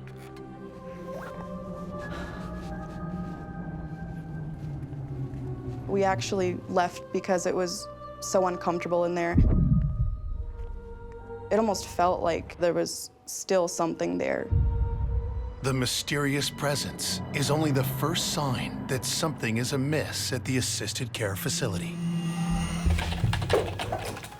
It was around 4 a.m. and we were in the nurse's station. What is that? When all of a sudden the call light went off and the alarm door started blaring. Something or someone had tripped one of the doors on the floor.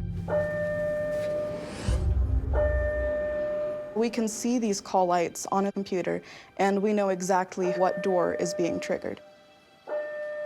We have to go check it out. Okay.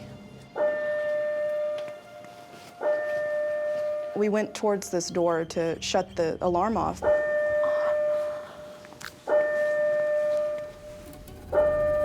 It was the same doorway where I had previously seen the entity. It's not supposed to be open. I mean, you need a code to get into this door, and it looked like someone had come in. I went to go shut the door, but before I could even touch it, the alarms shut off by itself. It's not supposed to do that. I felt a chill go down my spine. For it to happen when everybody was asleep and it was the middle of the night, I mean, it was creepy. Assisted living facilities are places where there are regular opening and closing of portals and doorways from our physical realm to the spirit plane. They're so full of that spectral energy. There's so many comings and goings. There's so much activity in that supernatural sense that a lot of people can pick up on. It must have been a resident. We need to do a sweep and make sure everybody's in bed. Yeah. We decided to do an entire sweep of the floor. I started to feel like I was being watched. It felt like something was trailing after me. Like if I turned around, there would be something there, you know, waiting.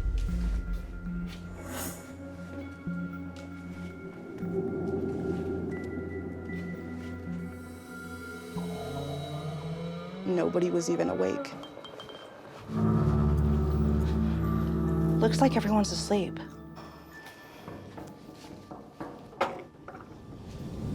For the remainder of my shift, my coworker and I stayed as close as possible together.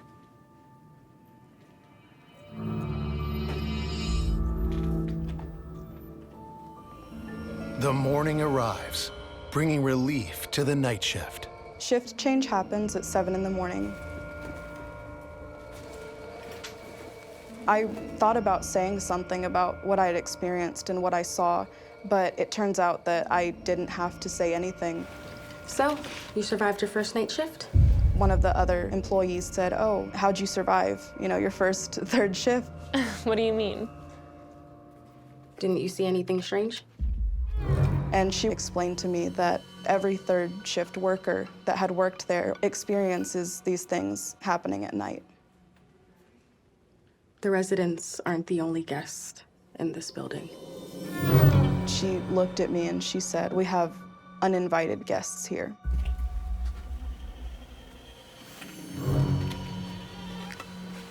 You know, I felt a chill. It was eerie to hear her say that, especially after what had just happened.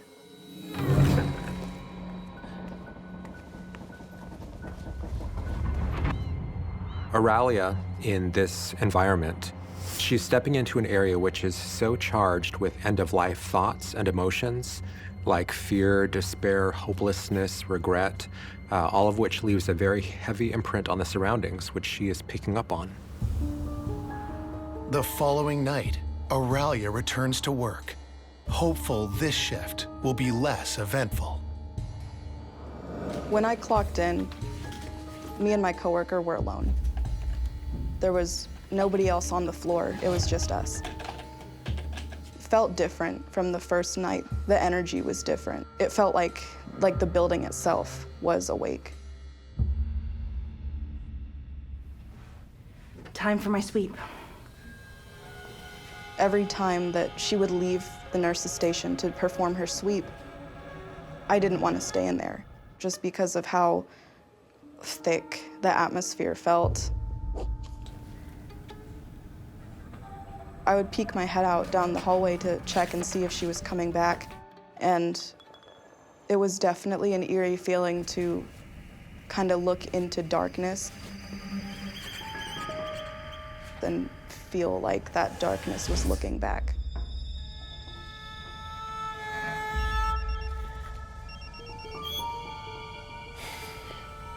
Mrs. Gordon.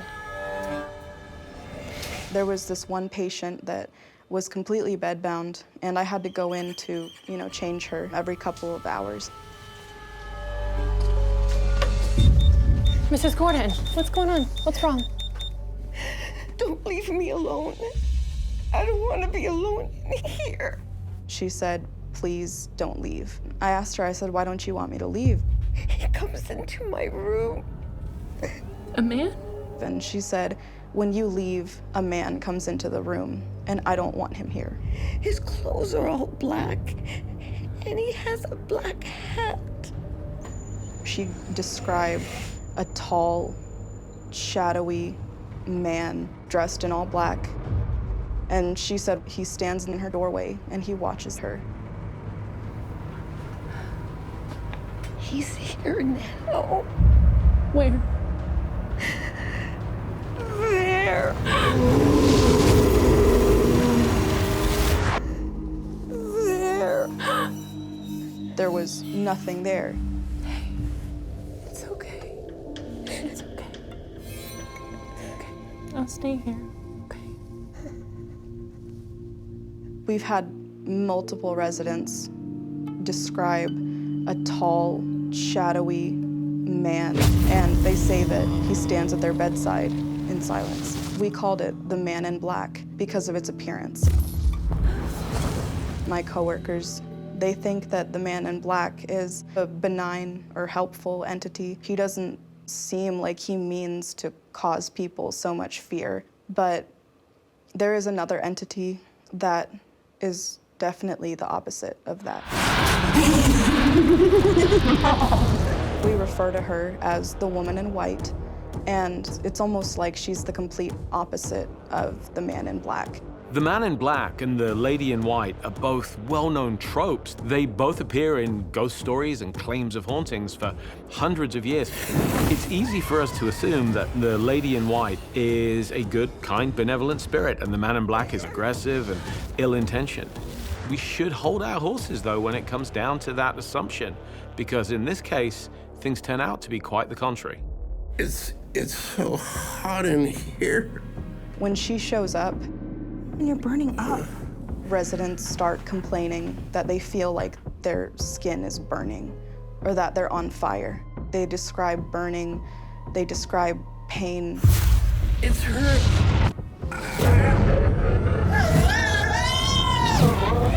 She stands in the corner and she'll watch. My coworkers believe that the man in black is there to help and to guide people to the afterlife, but the woman in white is there to punish you.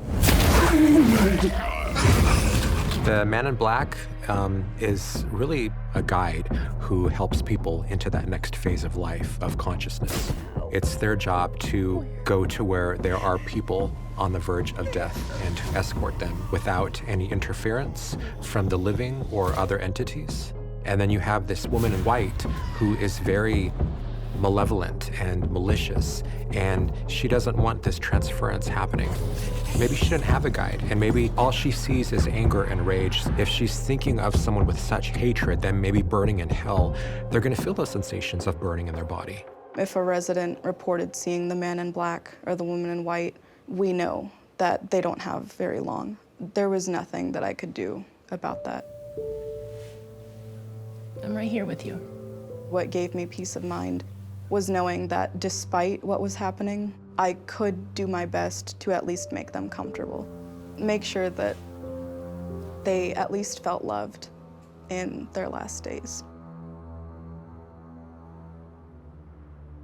I don't think that there was a single night that I walked into work and something didn't happen. If I were to ever think about quitting, one of the residents would say like, okay, I'll see you tomorrow. Or, you know, you'll be here for 4th of July, right? They'd constantly, remind me that they're expecting to see me. When you work in healthcare, you do have to adopt this mindset of their comfort is more important than your own comfort. So despite certain things happening around me, I knew that I needed to stay for the people that relied on me. Months into her job, Oralia discovers the man in black and woman in white are not the only spirits who haunt the care home. Yep, I'll let her know. Thank you. My coworker was on her lunch break, and so it was just me.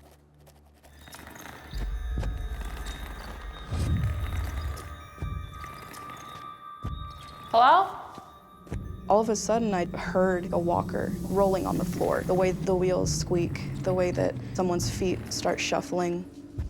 So I got up to go and see if anything was wrong or if they needed anything. Hello? I was staring into the hallway, waiting to see if someone would show.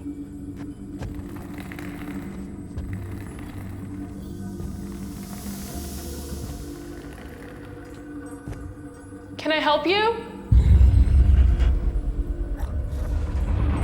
I ended up seeing, it looked like a person standing there.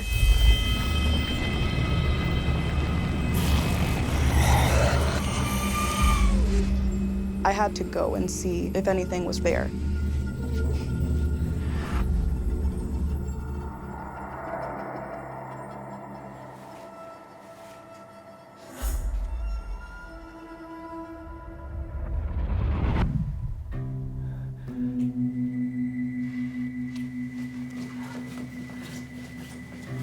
there was no one there.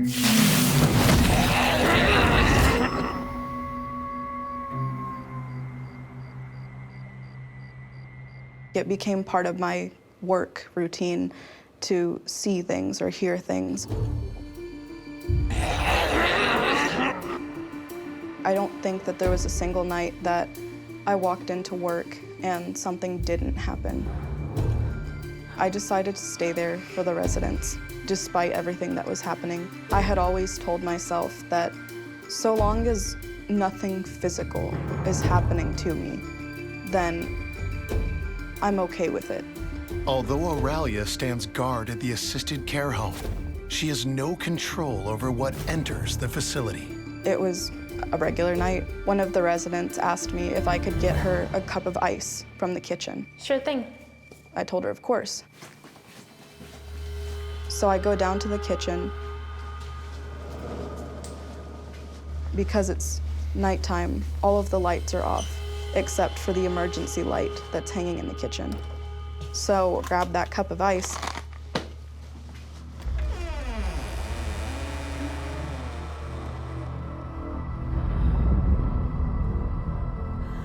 It almost felt like something was angry at me.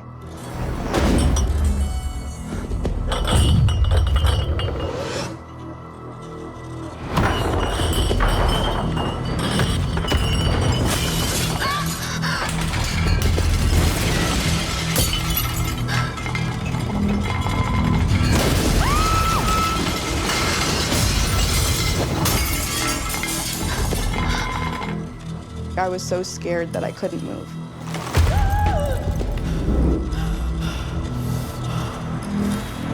When I finally could move again, I started to run out of the kitchen.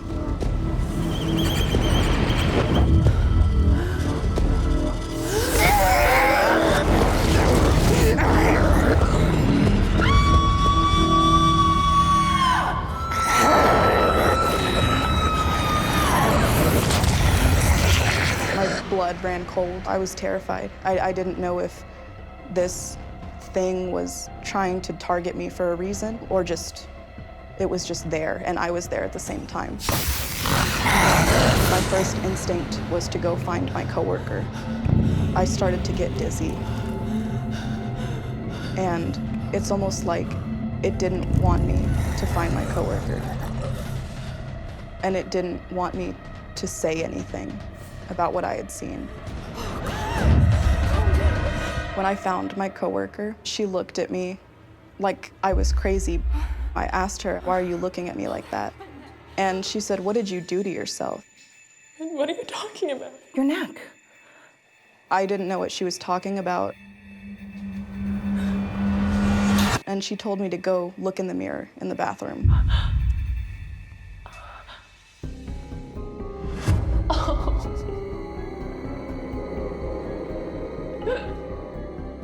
There was a red welt that went all the way from the side of my neck, just under my ear, and it went down in a curve under my scrub shirt.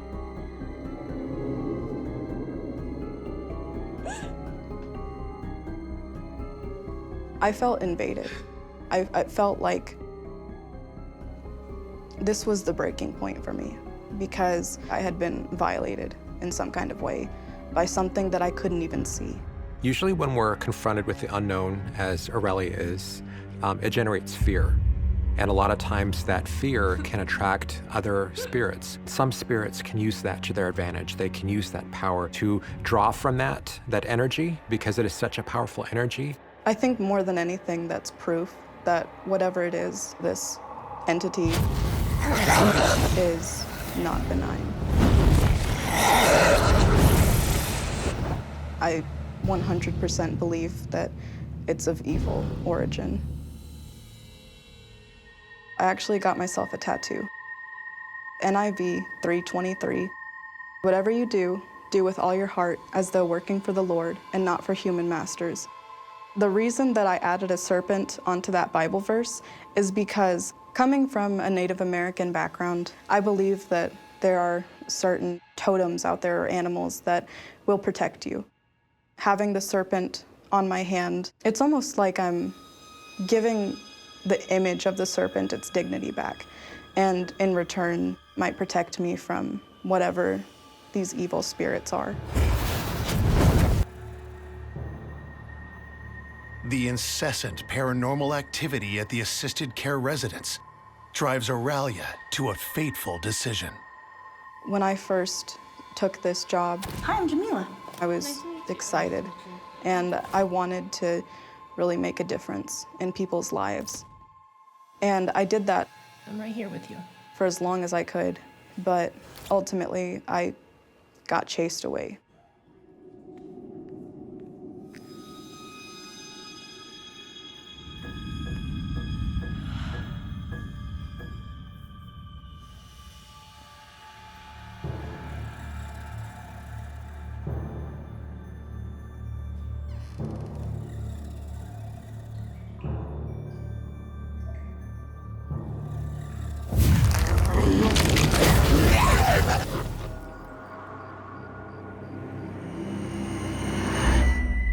From assisted care to long-term care, these facilities provide essential around-the-clock services.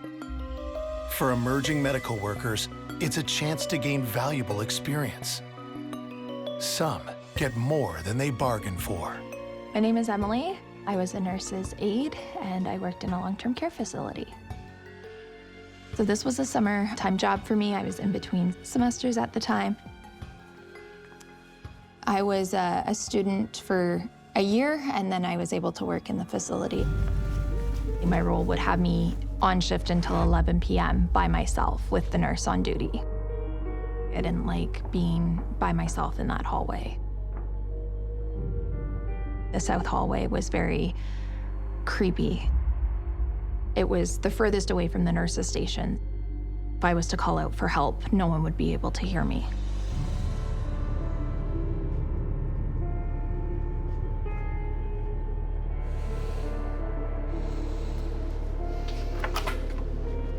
Hi, Lou.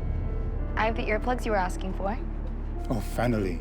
It's like sleeping next to a lawnmower. There were 2 male residents staying in that room. Even though it was clean, it felt messy and sticky and chaotic.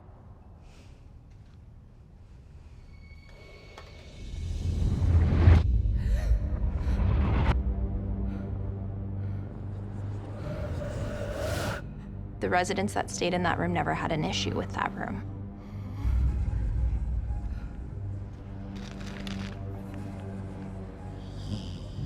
I'm gonna check in later on my rounds.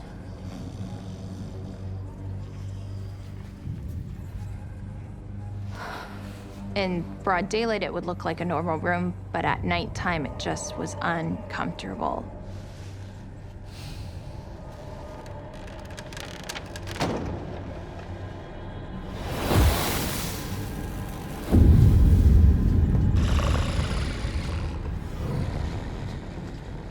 That night felt off from the beginning of my shift. I never felt fully comfortable at work. I felt like something was going to happen.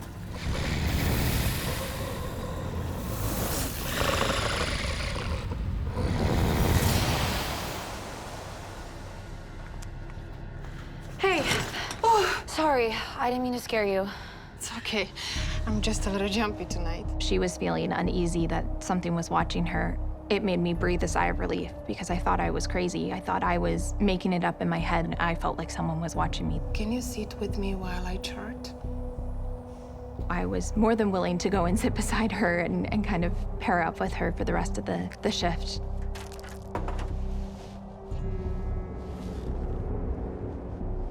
We both were on edge. We both wanted to be relatively close to each other.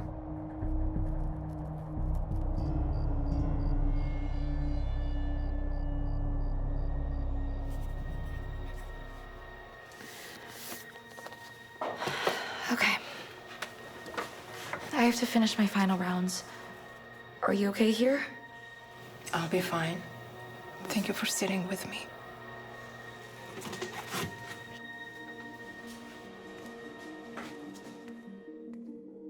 I was able to walk down the west hallway and the east hallway with no problems. no feeling of dread.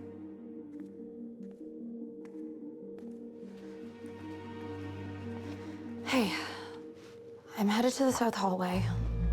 If I'm not back in 5 minutes. Just come and find me in 5 minutes, because I had a dreadful feeling that something was going to happen in that hallway.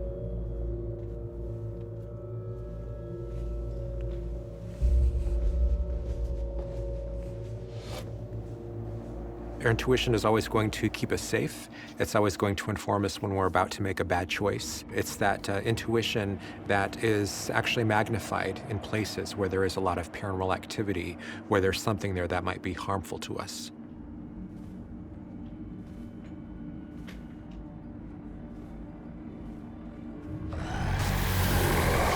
That feeling of dread kept getting stronger and stronger.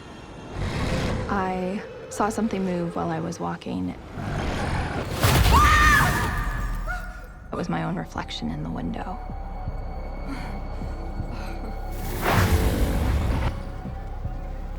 As I stepped into the threshold of the hallway, I had the hair on my back stand up and just didn't really want to continue any further, but I had to continue my job.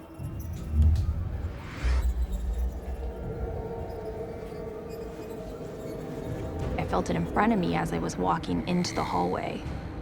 It felt big, bigger than me.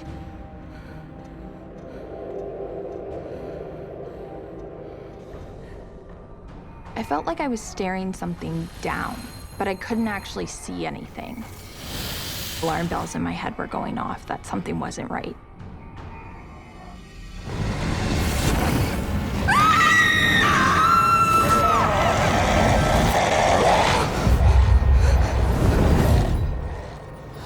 I noticed a large, dark mass dart into the room.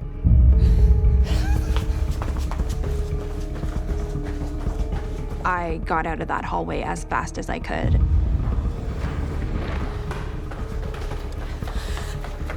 I saw something. It went into one of the rooms. The residents. Can you come with me to check up on them? I went back to the nurse's station to tell the nurse what I had seen and to bring her along to finish my rounds down that hallway.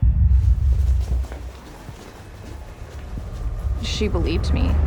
She was more than willing to come with me because of the fact that she felt so uneasy and so on edge.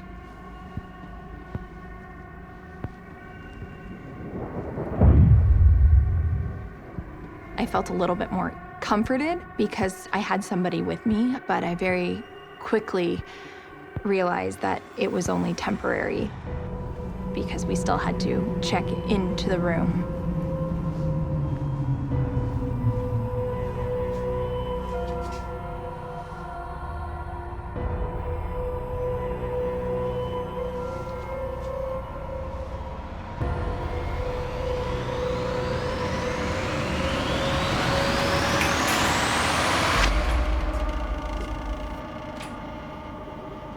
We didn't actually cross the threshold of the door, but could hear both of the residents breathing, so we knew that the patients were alive and well.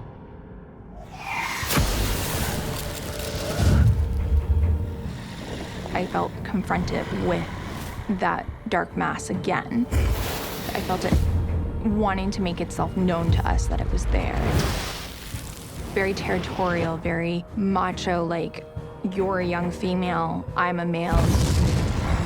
We didn't go into that room at all.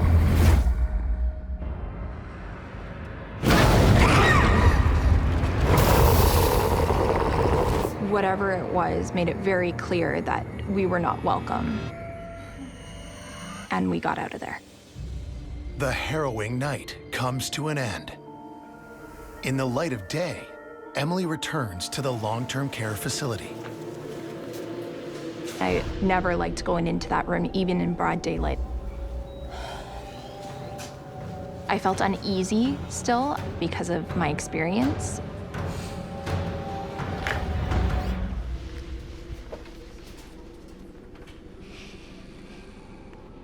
Hi, Lou. I'm just here to let you and Bert know that dinner's ready. All right, tour be over. The residents that stayed in that room never felt anything in that room with them or anything like that.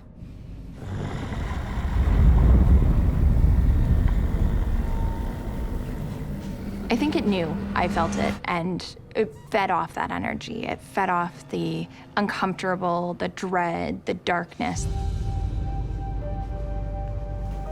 When I was going back to school after the summer was over, that's when I started to share my experience.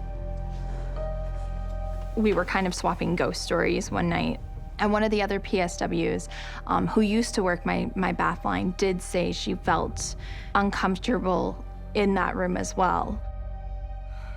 And during that time frame, we were two of the youngest women working at the facility. Many of the other PSWs kind of nodded their heads in agreement.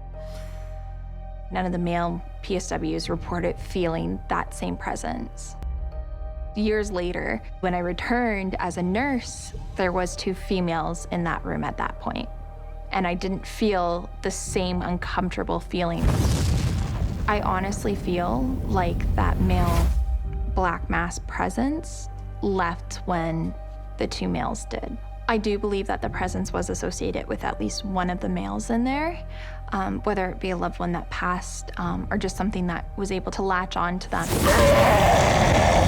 The last thing that occurs to us would be just to tell a spirit to go away, to show them that this is our territory too, and we're going to defend it, and we're not afraid of them.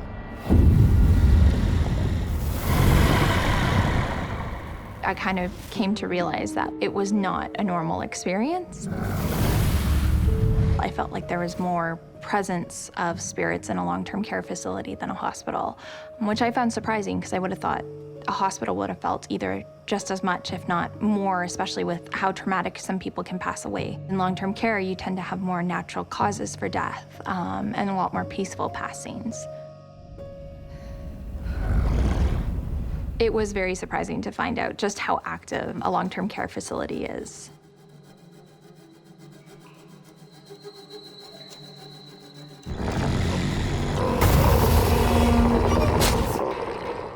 Long-term care facilities are often the final home for its residents. For a restless spirit, though, it can be a forever home, as nurse Caitlin Elizabeth will come to see during her tenure in assisted care. I worked as an RPN, a registered practical nurse, in a long-term care facility.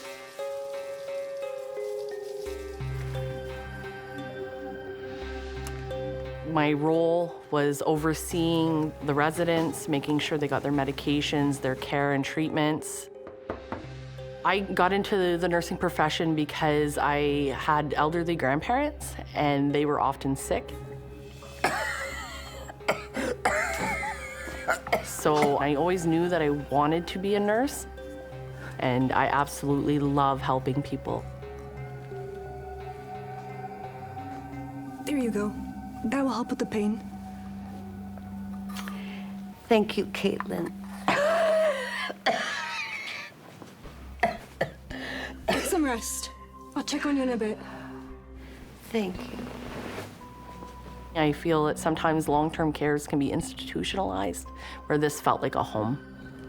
A long-term stay is different for each resident, and often only as long as the remainder of their life. In long-term care, we experience a lot of death. One night, I had a resident pass away. It was expected. The family was at the bedside. I went about my shift and let them take their time. And they said their goodbyes. They took some belongings of hers and they left.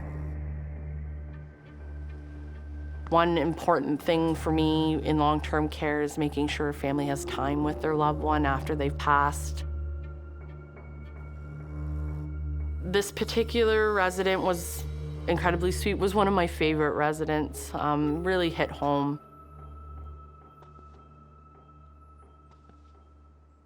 I looked around the room. There were some things that the family left behind. There were some pictures of her family, some artwork, and they left her baby doll, her favorite baby doll. Goodbye, Miss Mayfield.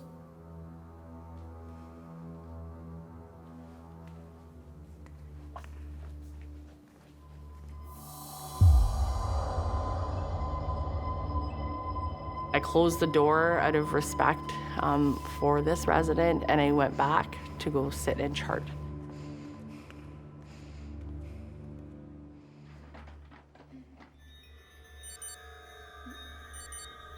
So shortly after, I heard a call bell go off. I looked over and I noticed that it was the room that I had just left.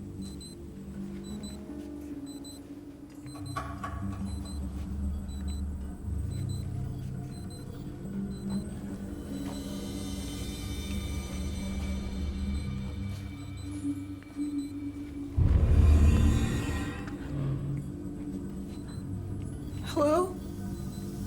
Is anyone in here? Who pulled this call bell? I know the resident didn't. They just passed away. And there's nobody in this room.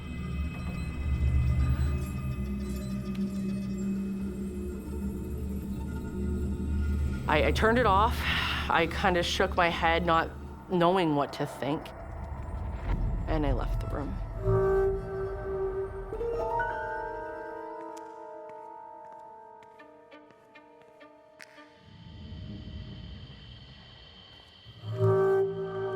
When I got back to the nursing station,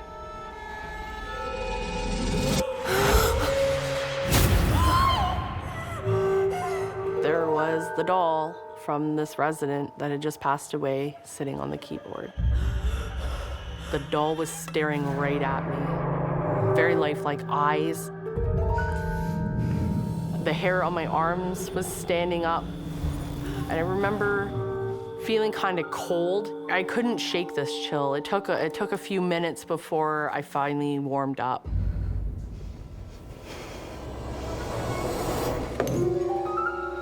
Definitely very creepy looking doll.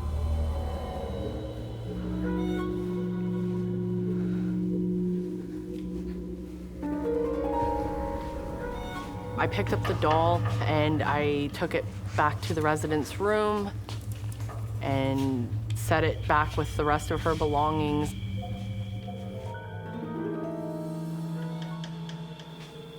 I felt very creeped out. Very unsettling to enter a resident's room after they've passed away.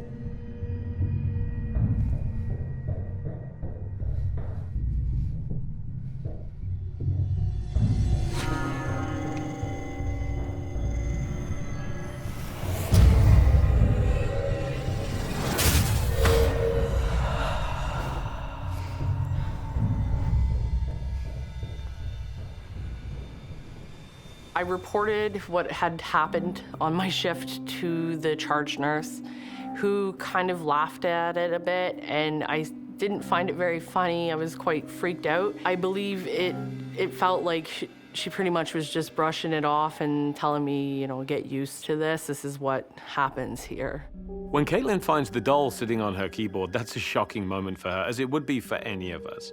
It's one thing to hear noises, it's one thing to see electrical phenomena like call lights coming on, but to physically move something with the mass of a doll from one place to another and to put that in an area that is so blatantly there to be discovered implies that this spirit, whoever or whatever it is, really wants to get Caitlin's attention.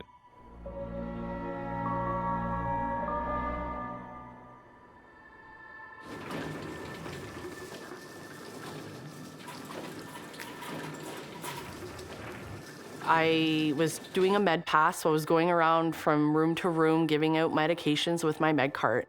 It was a late med pass,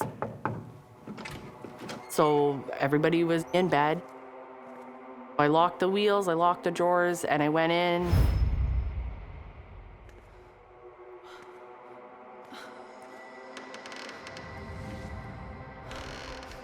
When I came out of the resident's room, I didn't see the med cart.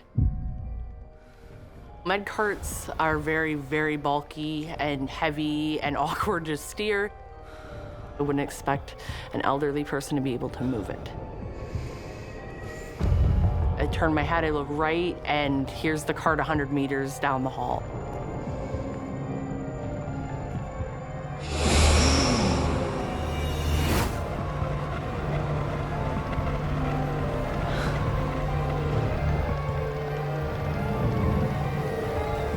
I felt very scared.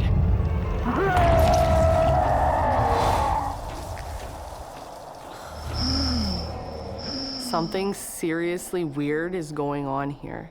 Care facilities which are home to the elderly and to senior citizens see a great deal of death. Many lives end quite naturally in those places.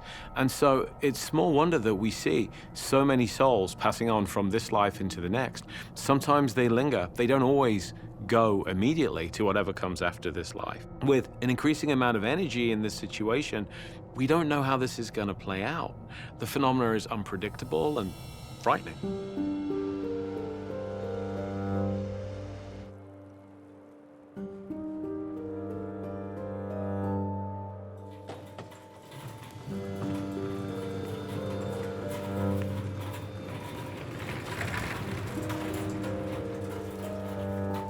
Shortly after the incident, I took a night shift. I was in the basement getting supplies for the day. I had propped open the door with a bunch of heavy boxes so I could get what I needed.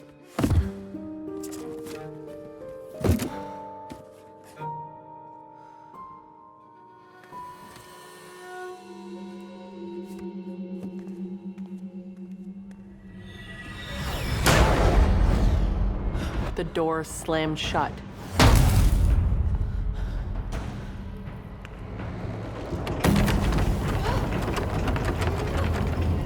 I was very scared because I didn't know what was going on.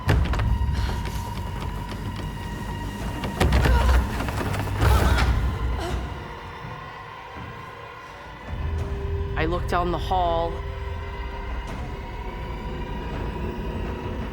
And I see the boxes that I've just used to prop open the door are now down the hallway. It looked like somebody flung the boxes down the hall. The amount of force to move those boxes, I felt threatened because there was nobody around. I was the only nurse in the building.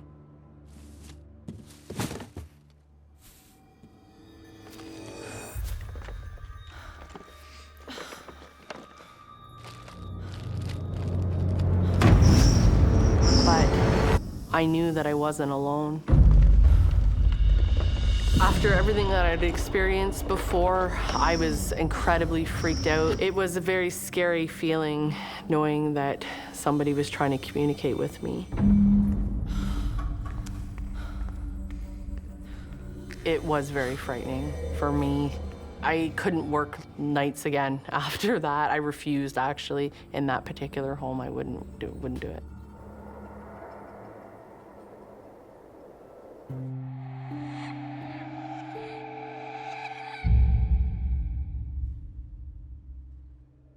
I've had coworkers tell me they've heard children laughing. I've had doors close. There are many things that I've experienced in long-term care that I can't explain. At first, I didn't know what to think about what I had experienced. With time, I've analyzed it.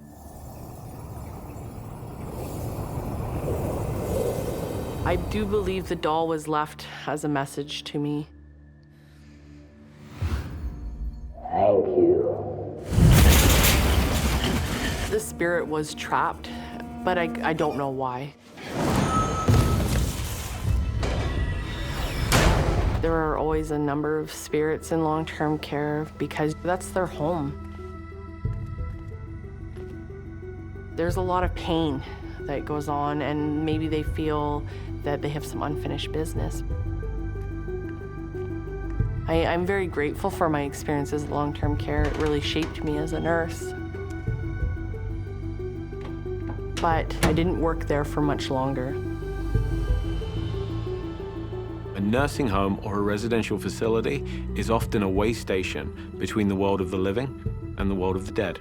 With a great deal of traffic going on in care facilities, with people dying, with the spirits of the dead sometimes lingering, there are few places more paranormally active than a care facility.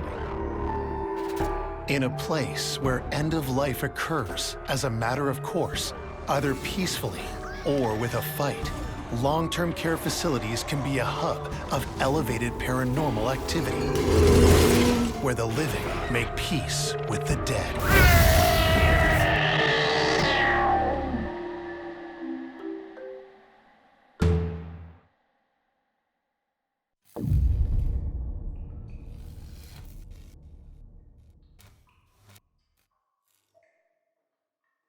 I have never, ever shared this story with anyone. I looked through the window and I saw what appeared to be a middle-aged lady. She didn't have any feet. It just looked like a regular nursing home, and then I felt like someone was standing behind me. We heard a code over the PA system. A code yellow means a wandering or missing patient. There was something in that room with me. Perhaps he was trapped. I'm lost. Can you help me? It was trying to get out.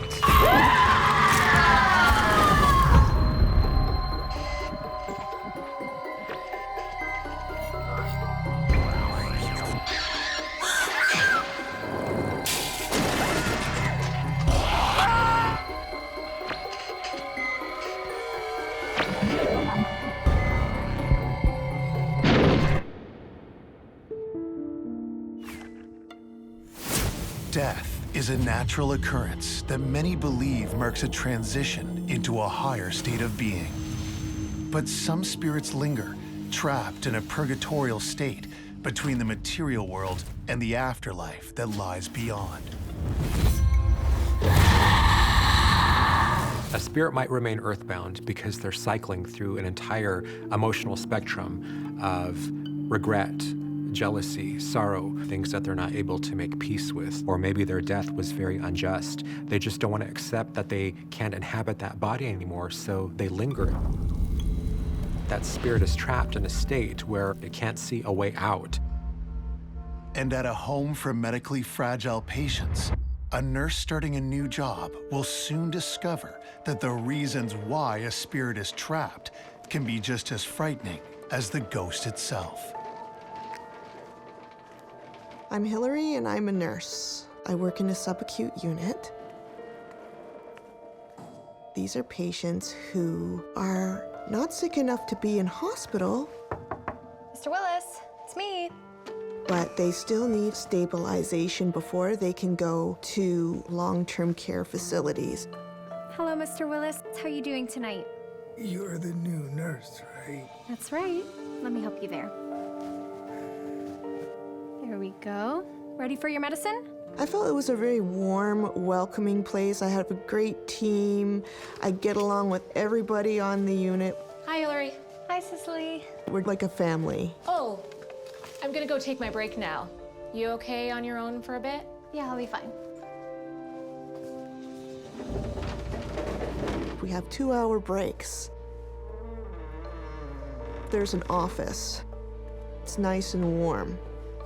And people go into this office on night shift to sleep.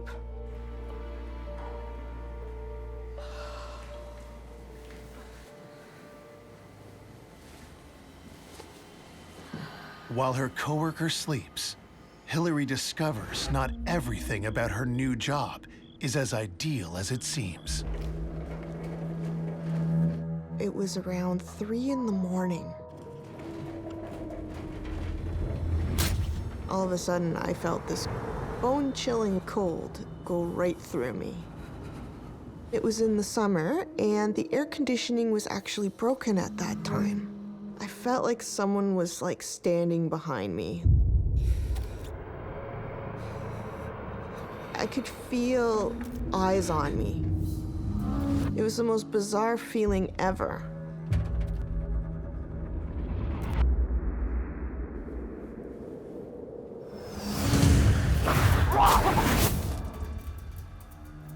This was the first feeling that I had that something wasn't quite right about this place.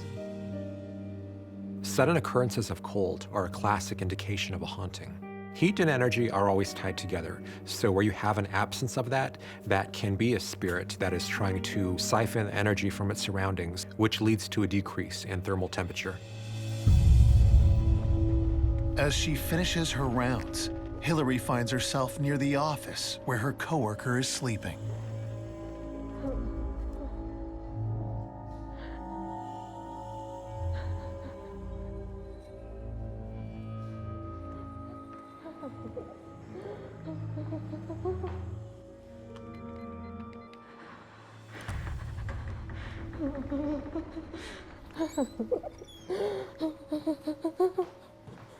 Cicely? Cicely, hey. Wake up, are you okay? I'm so cold. One of my coworkers told me that she felt nice and warm when she started their break, but then it got suddenly cold to the point where she was actually in a fetal position, shivering. But Cicely, it's not cold in here. And I said, "What are you talking about? It's so warm in here." Are you okay? Yeah, I'm fine. I gotta get back to work. And she's like, no, never mind. And then she just sort of went on with her shift.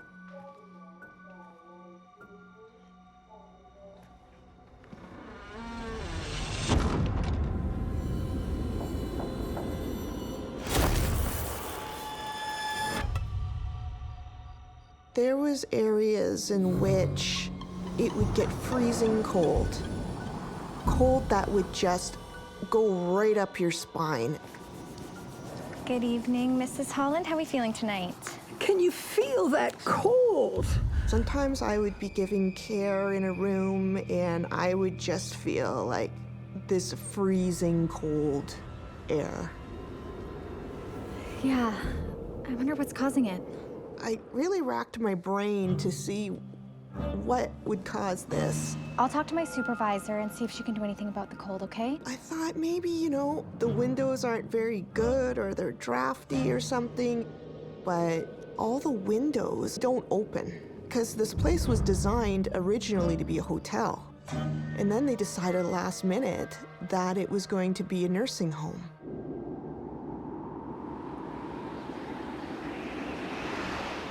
Despite the strange occurrences, Hillary settles into her job on the night shift. It was about a few months into my job, and I was doing hourly rounds. And there was nothing really out of the ordinary until I heard yelling for help. What? And moaning and groaning in pain. I'm coming. And I followed where the noise was coming from.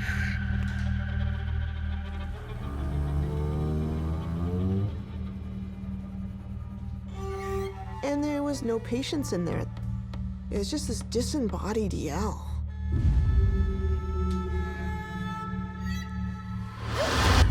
Hill, what's wrong? I swear I just heard voices coming from this room. I've heard them too. I told a coworker of mine, and she said that she actually heard voices as well. What is going on here? I think there are ghosts in this building. This made me feel really creeped out. When a spirit dies, it might be held in that particular area because it either doesn't realize it has died or it doesn't want to admit that it's died, and it's still going to seek an interaction with the living. It's Mr. Willis. I should go check on him.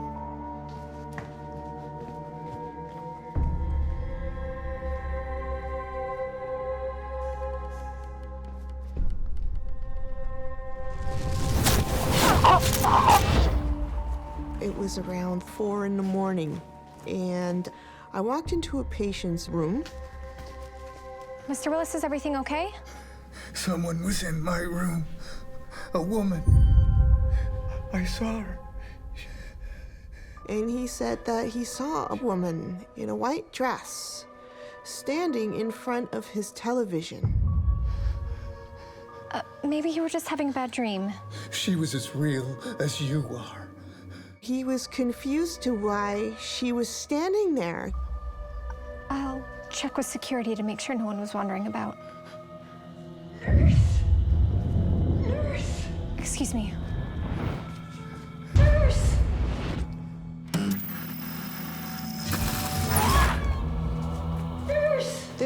was another patient, and she said that she hasn't been sleeping very well.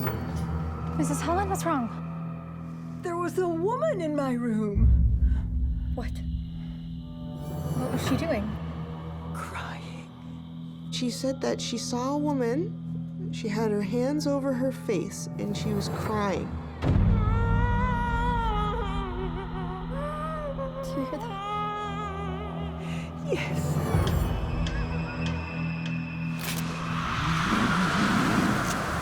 There was a shadow darting in my peripheral vision. Do you see that?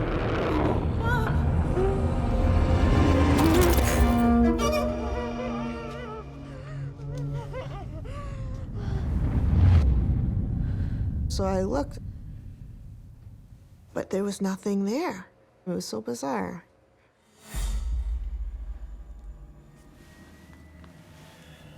It's nothing. Just a shadow. It's them. The ghosts.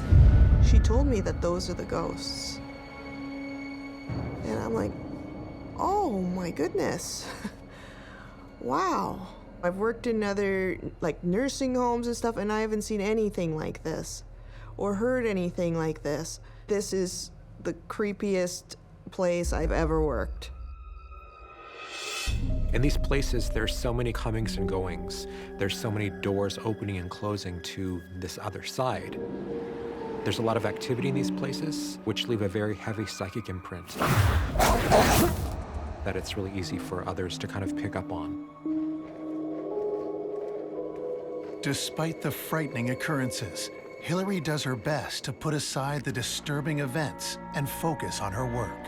I've been working at this facility for about 5 months at this time. It was around 3 in the morning, and I had to get some ward stock supply. For people who have difficulty swallowing, we'd crush the pills into a powder.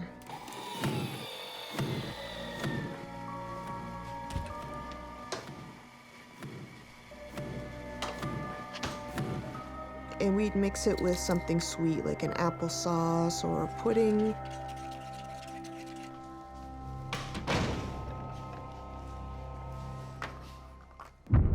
I heard a sound. It was a clack, clack, clack. It sounded like the pill crusher going off.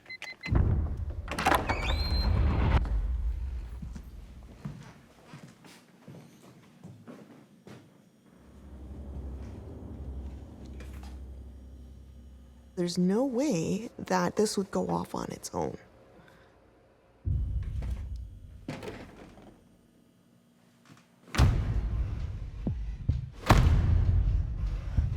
I heard the clacking again.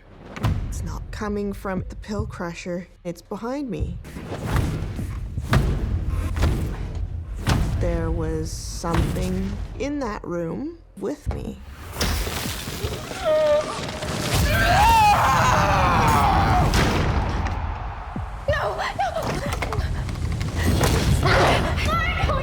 I just wanted to get out of there.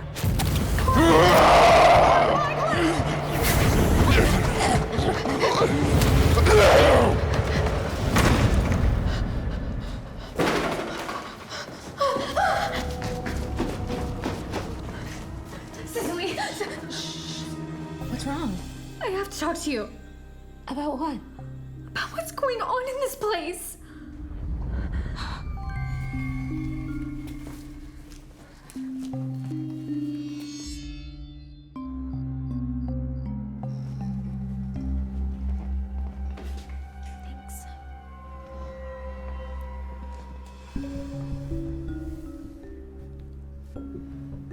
A few years ago, one of the patients here got sick.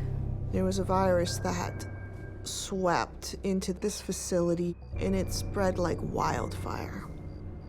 The windows did not open, so there was no air circulation, so it just spread through the entire home. Those poor people. They all started dying. There were so many bodies that the morgues were overwhelmed. They put them in like hallways and just covered them up. So, are you saying that... I think they're still here. From the amount of deaths that occurred, there might be spirits or residual energies that is stuck in this place. It was like the creepiest thing that I can even think of. Hillary learns that the care facility she works at was the site of a large number of traumatic deaths. There's so many emotions and experiences with this untimely death and the inability to open these windows that it's wrapped around the spirit so tightly that it's trapping it in place. It's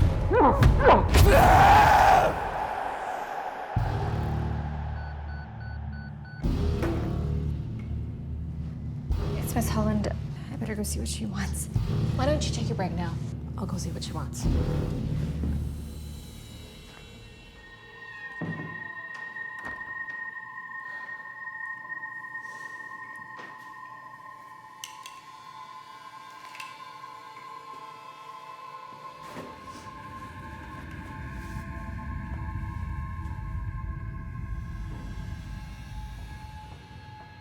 I was just lying there, and I'm wide awake.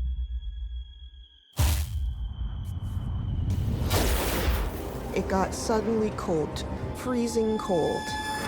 So cold that I could almost see my breath.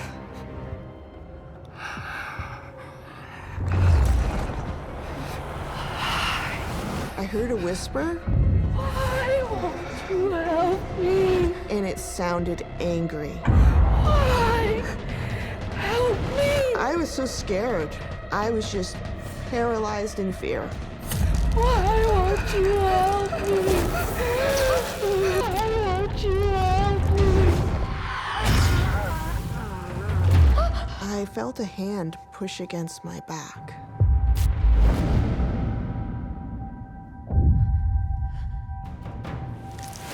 I felt the hand push me again, but this time it was more aggressive. It made me feel absolutely blindingly terrified. And I just bolted.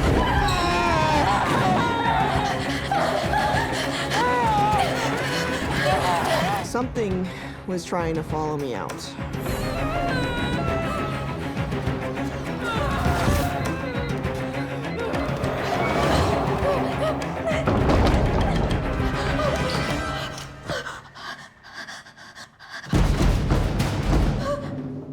It sounded like there was fists banging, like something trying to get out.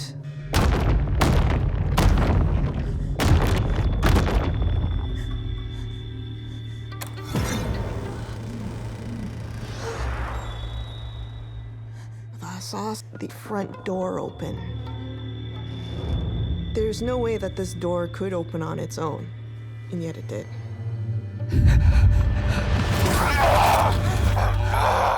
I don't know if it was trying to get out or trying to escape.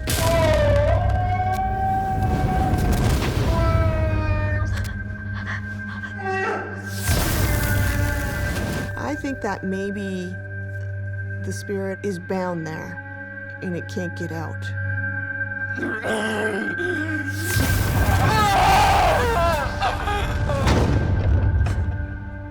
The spirit is trapping itself because it can't see a way out. I think the longer a spirit is trapped in that state of denial, the harder it is to cross over or see anything beyond its own regret and sorrow. As a new day dawns, Hillary tries to make sense of her night of terror. This experience changed the way I thought about death and the afterlife in general. After experiencing all these phenomenons, I definitely believe that there's ghosts in this world and that the veil is thinner than maybe we can even imagine.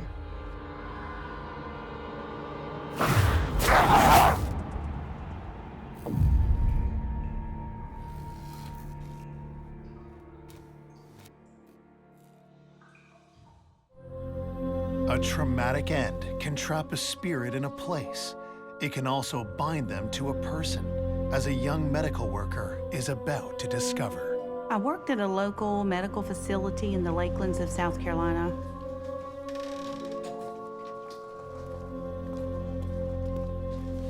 I was cross-trained in a lot of different areas, so they used me wherever they needed me.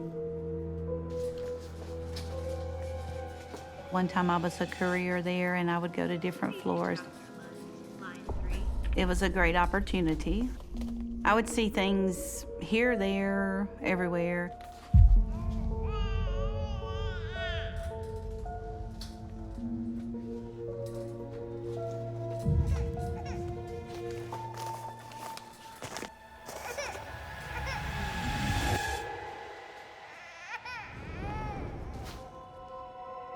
At that particular medical facility, there was a lot I couldn't explain.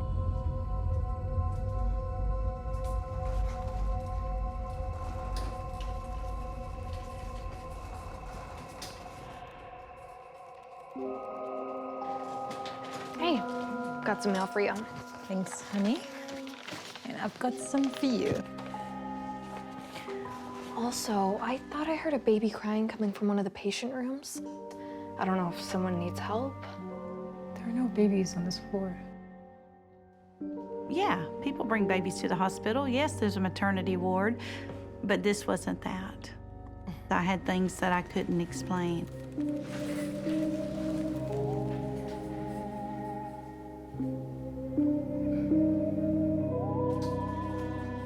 I decided to keep my experience to myself because we live in the buckle of the Bible Belt, and if you talk about spirits, people think you're gonna go to hell. And I could sense and feel that. It was a spiritual experience.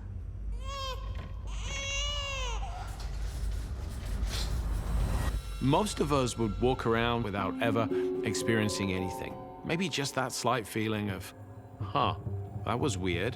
But for someone who's sensitive, they may be detecting the emotions of a spirit. I have never ever, until now, shared this story with anyone. I had just gotten a promotion to the ward secretary on an outpatient surgery floor. Each morning I would go in before the sun came up, turn the lights on, make sure all the rooms were clean and sanitized. I was accustomed to be by myself. I was never spooked to go in alone. I had been to all the rooms that I was supposed to go to that morning. All the lights were on, all the rooms were set up. So I made my way to the nurse's station, started compiling all the charts to assign the rooms. And I heard the doors kind of swing.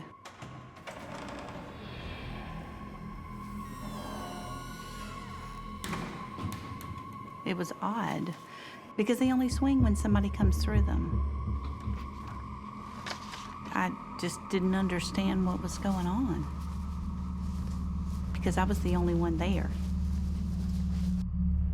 Or at least I thought I was.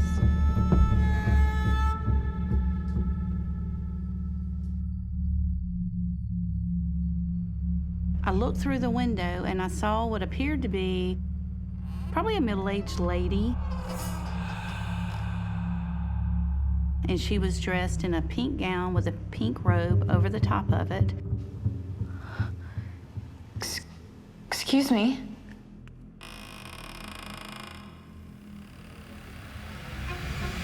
I pushed the door open a little more, and I've got the full sight of the woman. And I thought, oh my word, she didn't have any feet.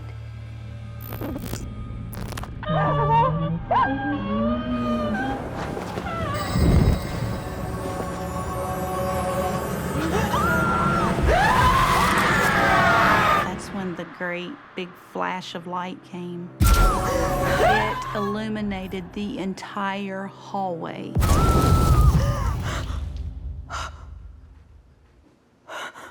Then all of a sudden it was gone. So I was a little unnerved, to say the least. I was young, I didn't know what was happening. So I made my way back down the hall to try to resume my duties, and I heard some type of noise. It sounded like a piece of metal.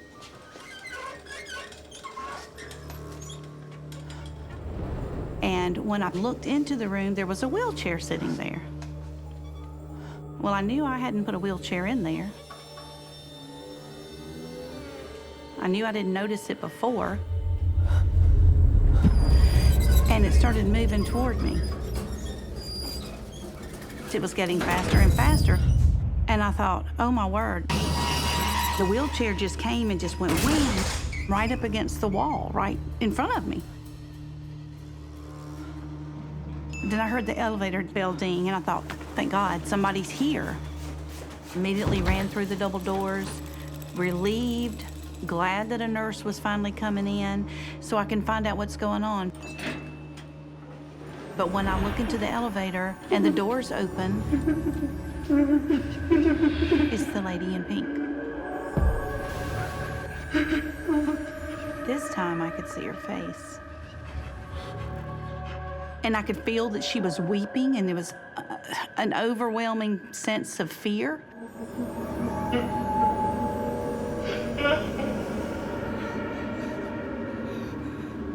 I felt as if she and I were connected in some way.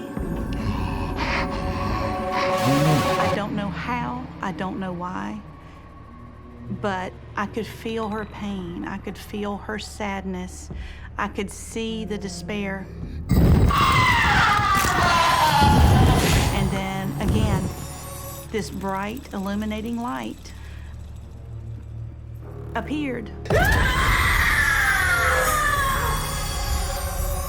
It was blinding. And then they both disappeared. It was like it came to take her away.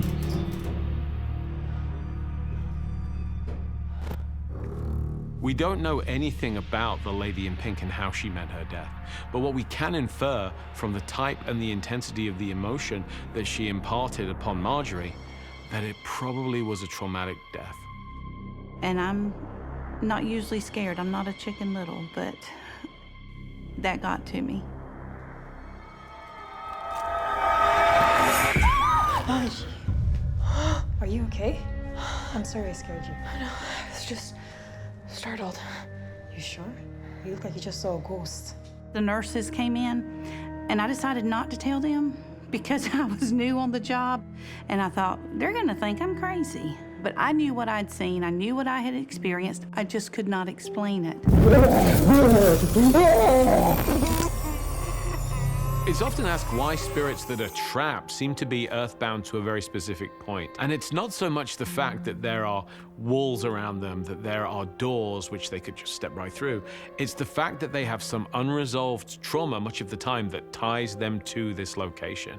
And until that trauma is worked out, until some kind of healing has begun, until those shackles are broken, they're going to stay locked within that loop going around and around.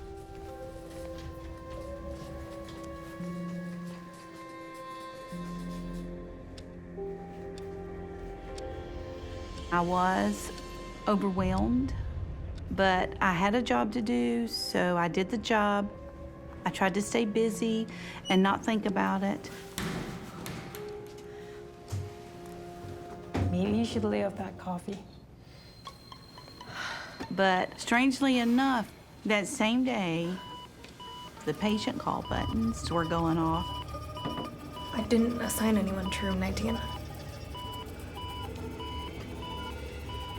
And then all the rooms' call buttons were going off.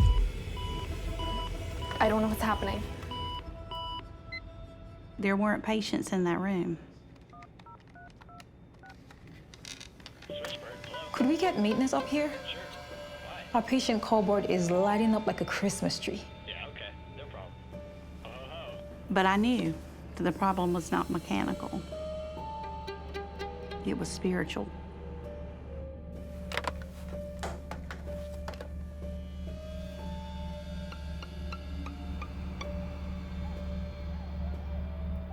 After this incident, I didn't like to go in anymore before everybody else. There was a very unsettling and strange feeling. From that day forward, I did bring my Bible with me, but I was afraid. I was afraid of seeing her, but I was also afraid of not seeing her.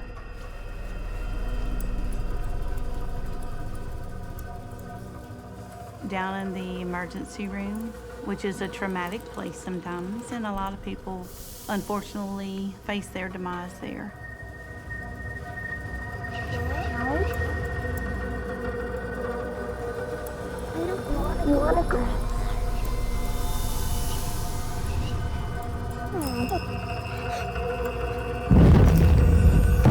There was a little girl.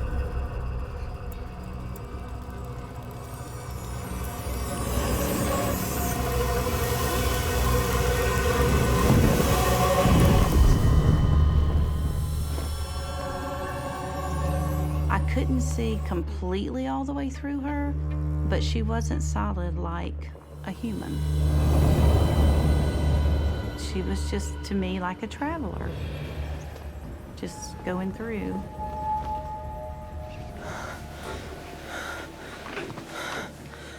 The spirit of the little girl. She walks along going her own path without acknowledging Marjorie or any of the living individuals around at all. This is the classic example of a paranormal recording, a residual haunt that's being played back.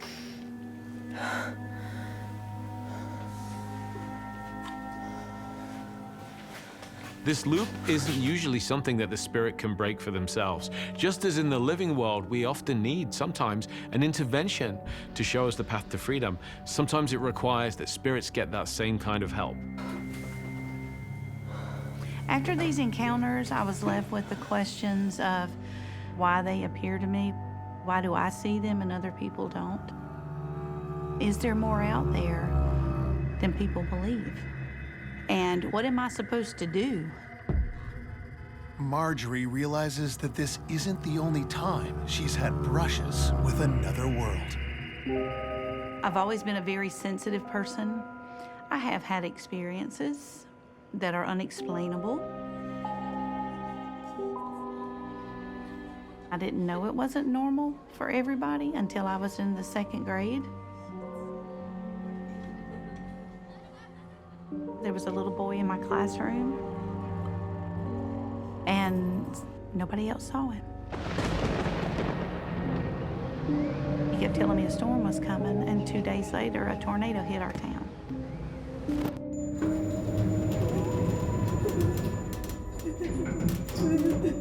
I wake up to night terrors. She comes to me in a dream. Something had gone wrong, and she was trying to let me know.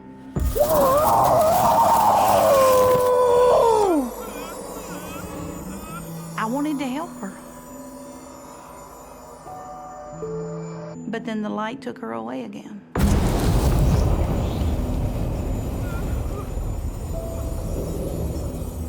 There seem to be cases in which those who are sufficiently sensitive take on the trauma of that spirit, that even after the haunting has dissipated, something still lingers and they carry that with them for years afterwards. It's only when the issue is completely resolved, it's only when there's been an opportunity for healing to take place for both the living and the dead, that this haunting truly comes to an end. This incident has defined my life. It definitely was an awakening. That is a side of the spirit world that I had not seen. For many years, Marjorie kept the details of this haunting to herself, and I think that she suffered for it.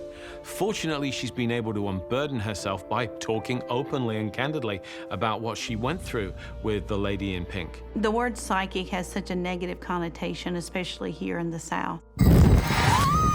I was in the psychic closet for so many years. When I was 41, I finally opened that closet door. It's so important for people who have had paranormal experiences, especially the harmful ones, to come out, to be able to verbalize these things. When you're keeping a secret, you're really holding on to that heavy, energetic weight. A part of that coming out with their story is the release of these emotions associated with this paranormal trauma, fear and despair and hopelessness. In order to move forward in life, we really have to let these things go and share our experiences with other people. It is amazing how many people come to me and say, well, I don't believe in all that ghost stuff, but let me tell you what happened to me. There's a nursing supervisor who has recently shared some things with me as well. Things that she saw, things that she experienced.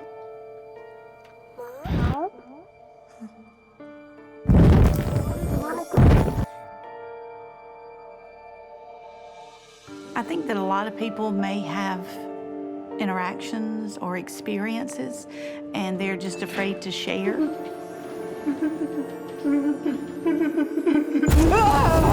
I am in hopes that my night terrors will end one day. They are getting less frequent, but I don't know if they'll ever end. If I finally get the answers I can get only from her, then maybe there'll be an end to it. But at the moment, this is a mystery that'll never be solved. I will probably carry the lady in pink with me for the rest of my life. She has burned an image into not just my heart, but my soul.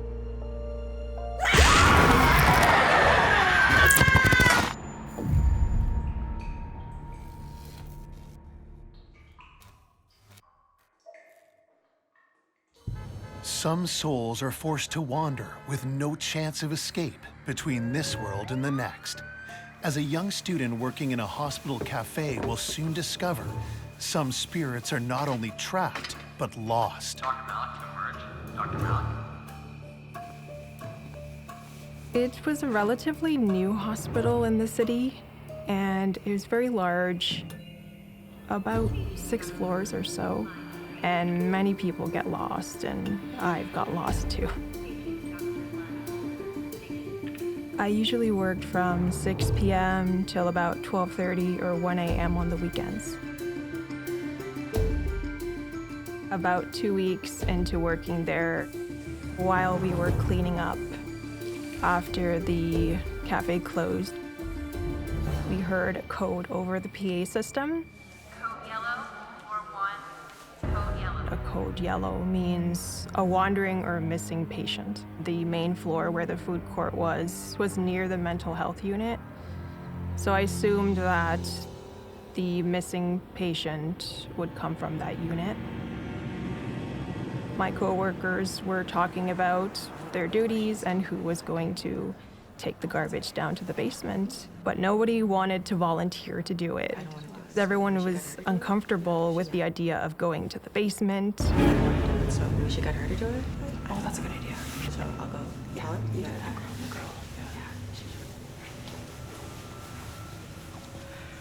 Hey, Charlene. Hey. We think it's your turn to take the garbage out to the trash room. They eventually pointed at me and said, you know what, she's the new employee and she can go downstairs. Okay, sure. Great. Thanks. So I collected all the garbage and put it in a large cart that I would have to wheel down the hallway to take a specific elevator to go down to the basement where the garbage disposal room was.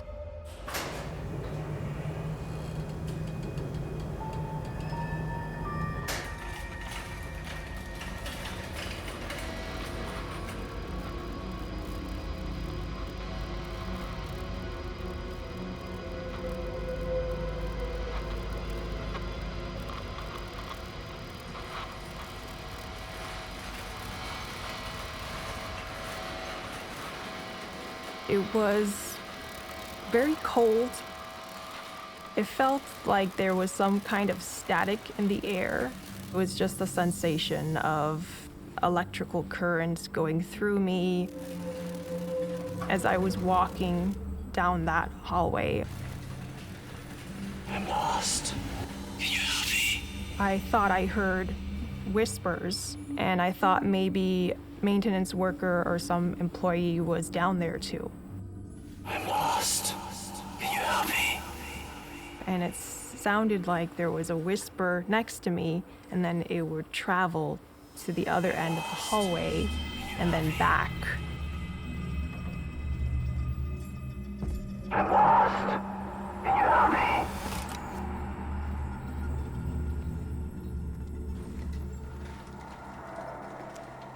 As I'm walking, I see someone. Hello? It's an older man in a hospital gown. So I thought maybe this was the missing or wandering person that they called about the code yellow. Are you okay? Then and there, I realized that this person is not a human.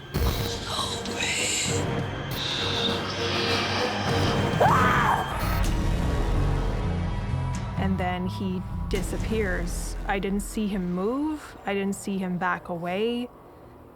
He just vanished, and it made no sense to me.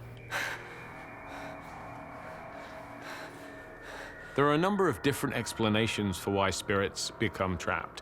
One is that they die unexpectedly and very quickly. Traumatic, violent death will sometimes confuse the spirit, and it seems to remain earthbound for an indeterminate period of time, while it tries to shake this off and orient itself. I had no choice. I had to go down that hallway because it was the only way to get to the garbage disposal room. And I was very scared because I had to walk past this same place where this man disappeared.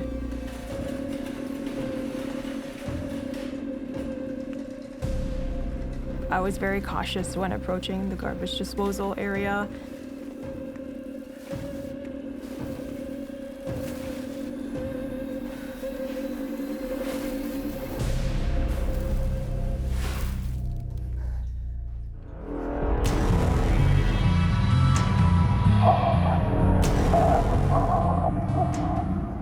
He wanted me to notice him.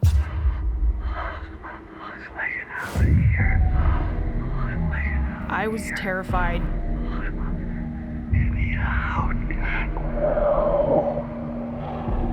I was trying to breathe and trying not to faint.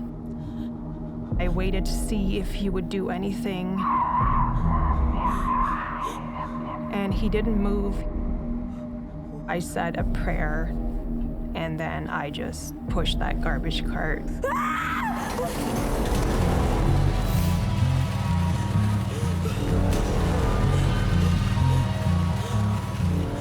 And I ran down the hallway.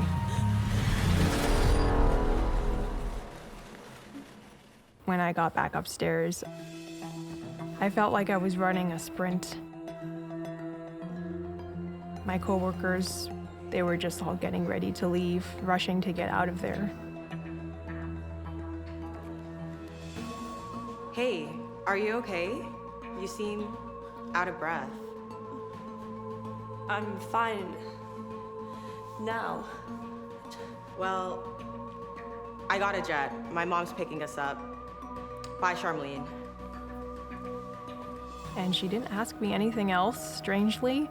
And I didn't really want to bring anything up, but I knew from the looks that there was something going on and nobody wanted to talk about it.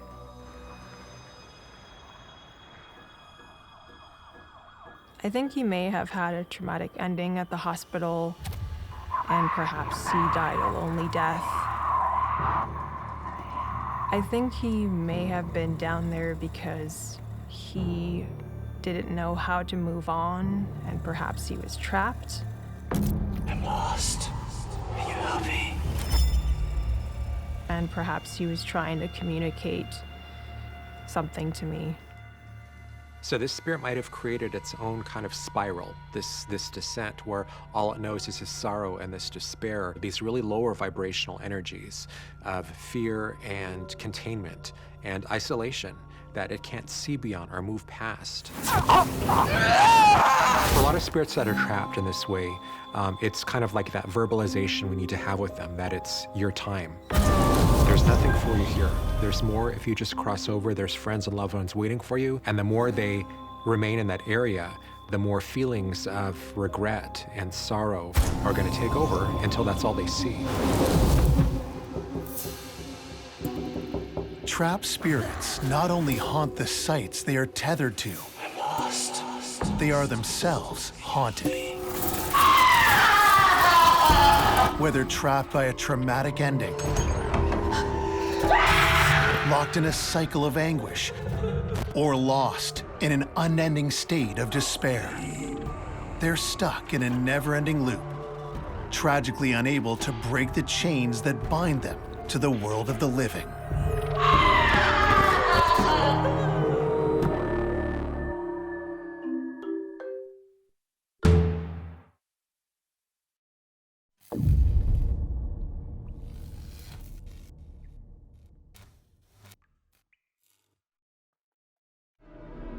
I was a clinical counselor. I picked up extra hours on the night shift. On days that you never feel anything or see anything, but on nights it's a totally different story. I was absolutely terrified. You do feel the spirits at this hospital, especially on night shift, and they're very, very scary. I can see someone peeking around the doorway. And I noticed that there was someone pointing at the door. 3 o'clock in the morning, I was scared. I was in a state of shock and fear. Very, very angry. It was after that little boy. That's when things became alarming. You can feel the coldness going through you and out your back. You know it's a spirit.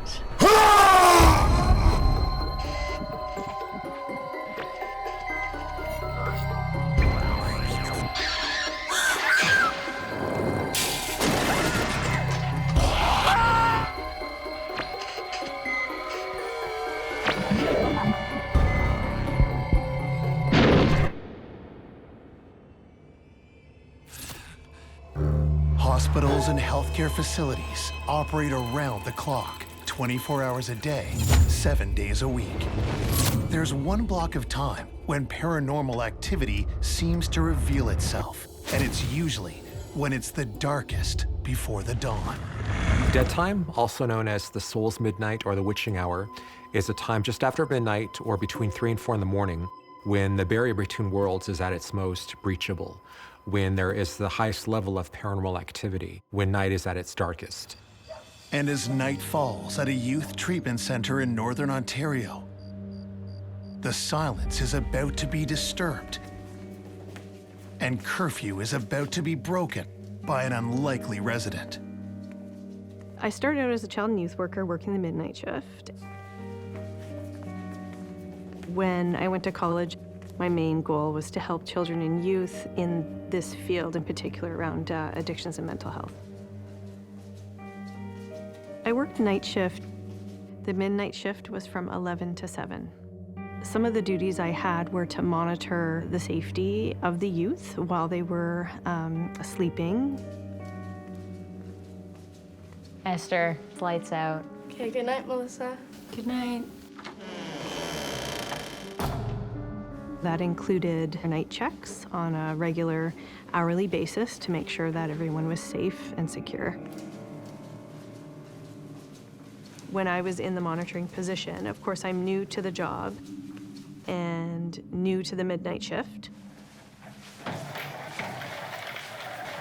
The monitor person would sit in the doorway and watch down the hall to make sure that everyone is in their rooms and staying in their rooms throughout the night. So I was sitting in a chair in the doorway monitoring the hall, and my 2 co-workers were in the rec room playing a game of cards. Hey, Melissa, make sure none of the kids leave their rooms, okay? Sounds good.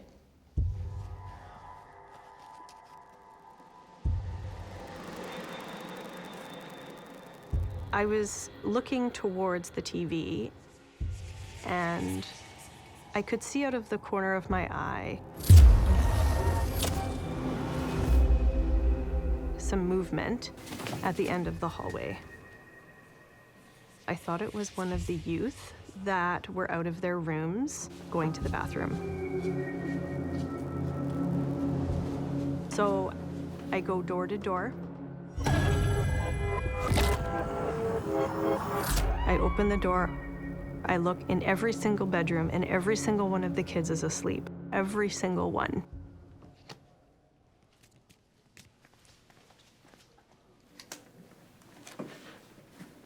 Was someone up? Nope, no one. All the residents are in their rooms. Okay. And I thought, okay, that was different. I thought I could have sworn that I saw someone at the end of the hall. Having investigated a number of haunted hospitals myself in my career as a paranormal investigator, my best evidence comes during the times of day when those buildings would have been most active, which is the hours between sunrise and sunset. Ironically, haunted hospitals tend to be more active in the daytime than they do at night. But paradoxically, it's easier for us to miss this. It's noisier, it's louder, and in all of the chaos, some of these subtle phenomena can get missed. Again, I'm in the monitoring position, and I see movement from the bathroom across to the other side of the hall towards the stairwell. I think someone's up again. I need to go check. Made my way down the hall. There was no one there.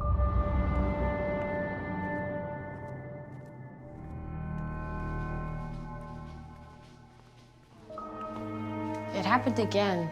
What did? I swear, I saw someone at the end of the hall.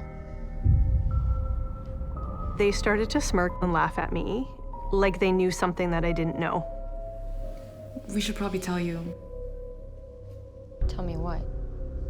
They said, we're not supposed to talk about it. We're not supposed to say anything to you or to anyone. There's spirits on this floor. We have ghosts. There's no such thing. There is. Sure. Why don't I just go check it out then? I'll say hello for you. I didn't believe them. There is no such thing. I don't believe in that. Like, there's no way that could be a ghost. That there's no way. I'm gonna go down there and check.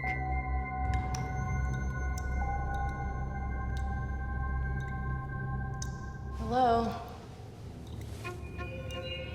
I went into the bathroom this time, looked around. Hello? I'm not seeing anything. I'm not feeling anything.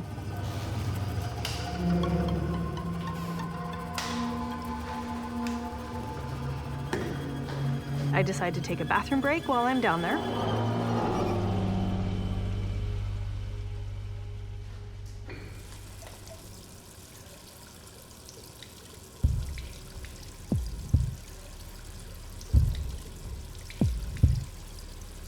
And as I'm washing my hands in the bathroom,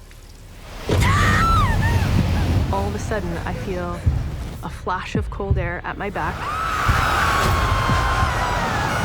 And all of a sudden I hear a loud bang, bang. And I just stop in my tracks. My heart is literally in my throat. I was absolutely terrified.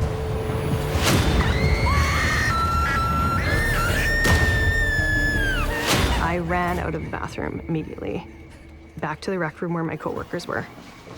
Hey, are you okay? So I told them what had happened, and they said, "Yep, that's the ghost." That's the spirit on this floor.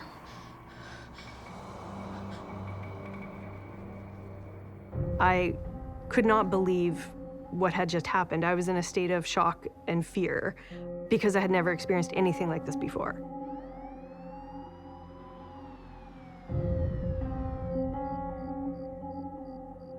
Although there's no proven evidence that more paranormal activity takes place at night, certainly there are more anecdotal reports. And it might be that the human mind is just more prone, more sensitive around the hours of darkness to interpret things that we would blow by in the light of day. Who's going to tell if a shadow figure is out and about at noon? Who's going to hear those phantom footsteps when there is traffic going by on the highway outside? But after midnight, when most of the world is asleep, maybe then we open up to the night side of nature. My coworkers proceeded to tell me all of the stories that they had experienced, but also heard from other people in the building about this ghost. Listen, okay? You'll be fine. They said, don't worry. This isn't an entity that's gonna hurt you. This isn't an entity that means any harm, but it's here. I didn't do anything for the rest of the night except stay on the couch. I didn't even want to leave the space I was in because I didn't want to go back out in the hall. I was so afraid. But the sun came up. It's 7 a.m., it's time to go home. And I did. But I walked to my car with my coworkers. I was still so afraid at that point. The alarming revelation doesn't deter Melissa from her duties, and she continues to show up for her midnight shift. But she remains on guard during the night watch for the teenaged residents and for herself. Oh my! Someone's standing on top of my bed. There were several accounts of youth actually seeing this spiritual entity themselves, whether it was a youth saying that there was someone in their room or in the bathroom. She disappeared, but she was there and then was gone. It's okay. I'll take you back to the lounge. We can watch TV. By that point, when a staff would go into the room, there was nothing to see. There's nothing there.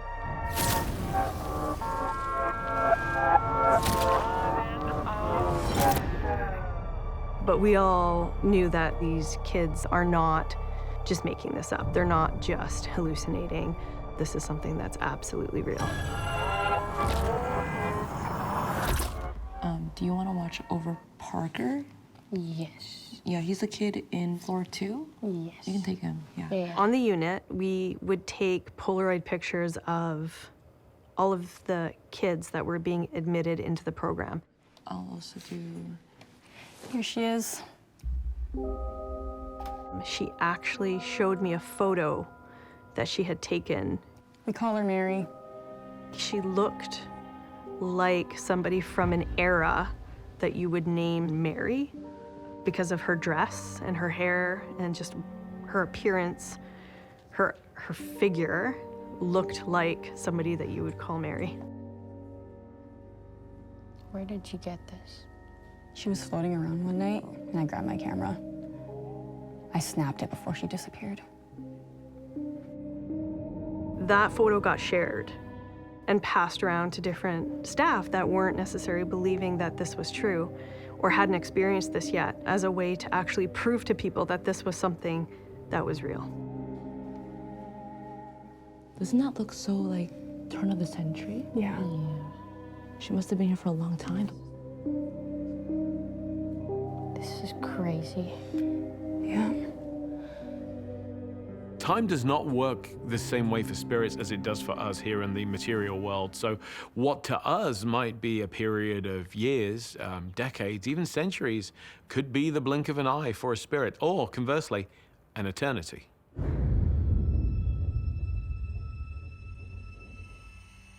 Years pass with no further disturbances, and Melissa's resolve and commitment results in success. So when I finished my social work degree, a position became available as a case manager counselor. So I applied for the position, I got the job. The office that I moved into was beside the bathroom where I had the experience with the spiritual entity.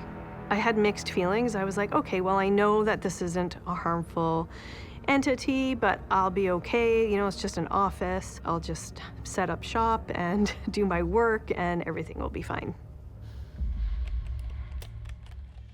I was sitting there working away, and all of a sudden, out of the corner of my eye, I can see someone peeking around the doorway and looking at me. So I just took a deep breath and thought, okay, she's there. That's fine. I'll just continue to work. Do your job, Melissa. Head down. Mary can't hurt you.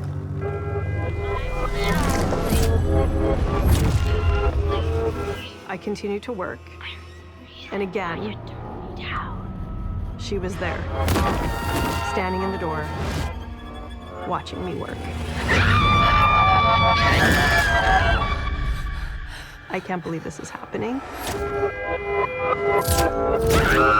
It looked like an old black and white photo. It is not a great feeling when you have some sort of presence, a spirit there watching you work.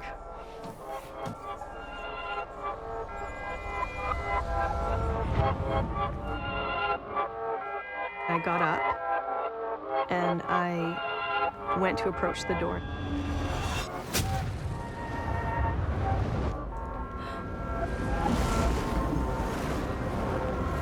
I don't even know how to describe kind of that state of fear that I was in.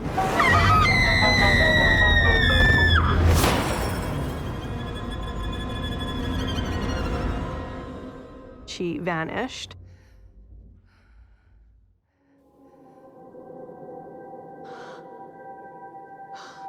I immediately went to one of my coworkers, who was also a case manager counselor. Wait, Melissa, are you okay? Jane, sorry, I saw Mary. Wait, what? In your office? No, here, in the doorway. She was just staring. Coworkers spoke about seeing the spirit on the floor, mostly at night, and really validated the experience I had. She showed herself to a lot of people on that floor, and a lot of people had experiences with her, often similar to mine. So knowing that, I think that gave me a little bit of comfort in that she was there, but she wasn't going to harm me. During this Soul's Midnight, our perception is more heightened. We're more open to senses of the extrasensory kind. This might be a time where people are more perceptive to events beyond the ordinary. This is a time where spirits find it easier to communicate and interact with us. Who is she? Who is Mary? Look, this building used to be run by nuns. Everyone knew that in the past, the building was used to house women and children that were escaping and fleeing abusive homes or relationships. The nuns that were living in the building at the time would take the women and children and bring them underground for safety. Do you think Mary's one of those women? Who knows? As time went by, I learned more and more about the history of the building I was working in, the history of the properties, and it revealed that there was probably a lot more going on there than really anyone knew. As the seasons change and the city grows, developments occur around the aging facility.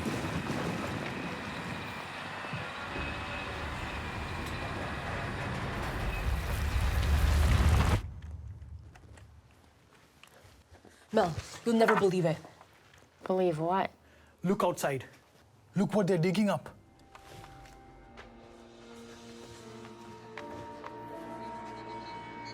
Are those graves?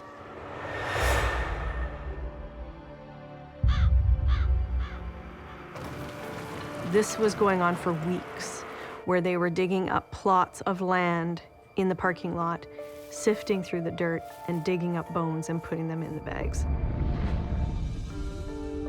They would dig up one plot and pave over top. And they would have multiple plots going at a time.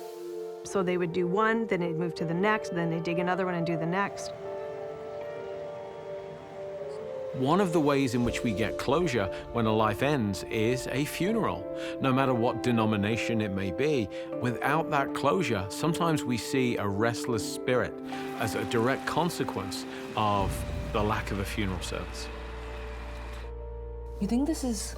It might be Mary.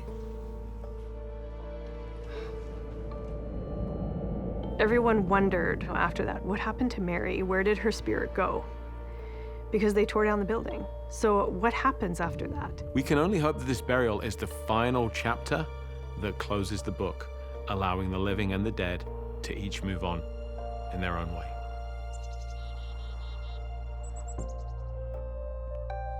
Coming on night shift as a youth worker, as a young woman starting out on this job, that experience made me believe that there's more out there than just what you see. I've never experienced anything like that in my life.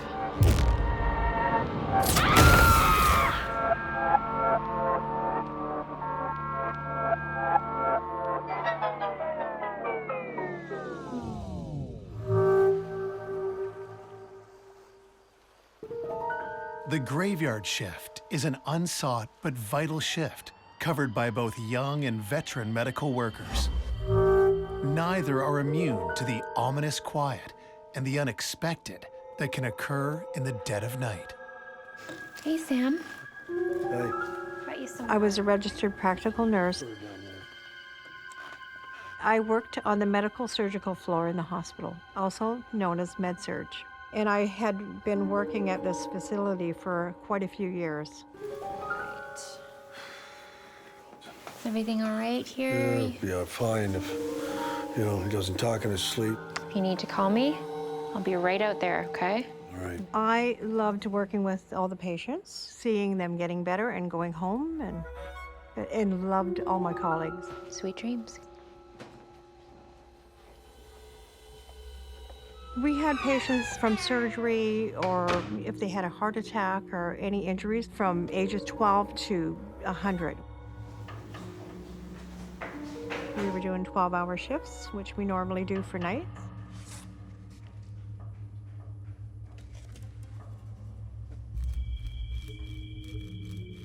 This hospital is very old. I believe it was built in 1928. There was talk when I started there, some of the colleagues saying that on days that you never feel anything or see anything, but on nights it's a totally different story. What's going on with the lights? I have no idea. Once the hall lights went out, it was creepy,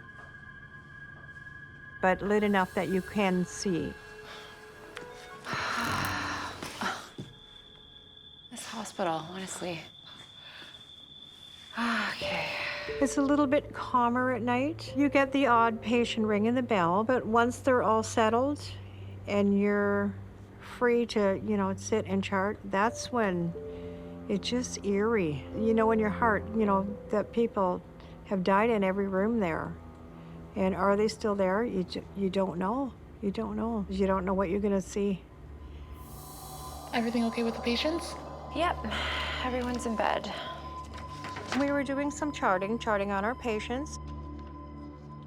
And then all of a sudden this little boy just ran by the desk. Excuse me?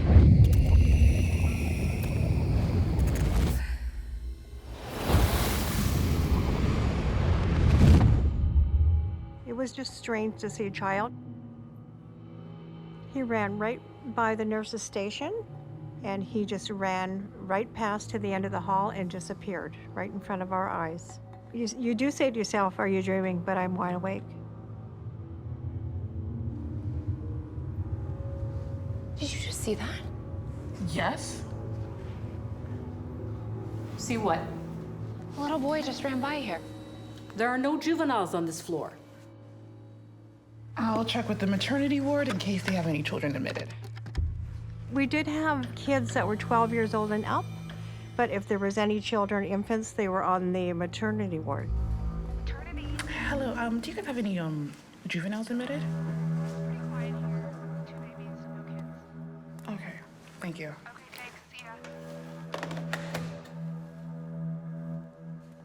There's only 2 babies in the maternity ward. No children.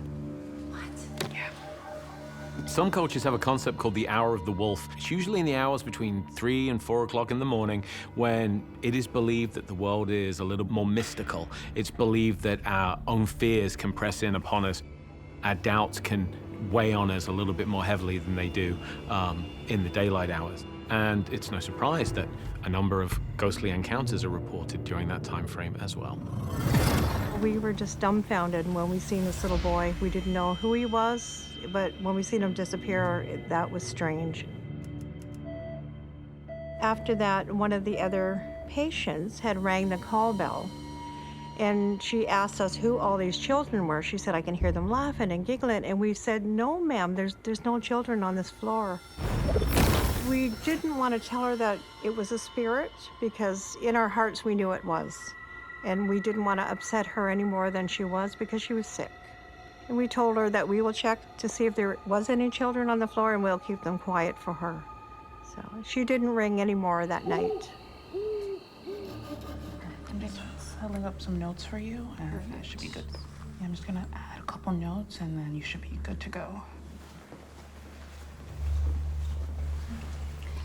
I'm going on break. I'll be in the empty room down the hall. And if you see any more ghosts, don't bother me with it.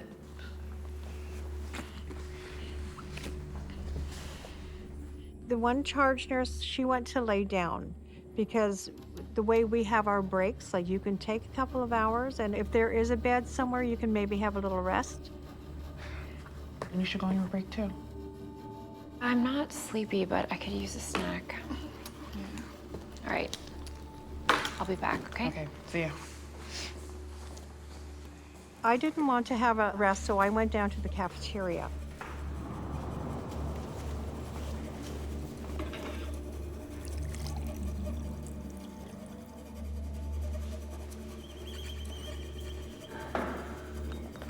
I was sitting there watching TV by myself. It was about 3 o'clock at this time. Usually around 3 o'clock in the morning, they do call it the dead hour. And then all of a sudden, I see that same little boy. And he ran past the cafeteria.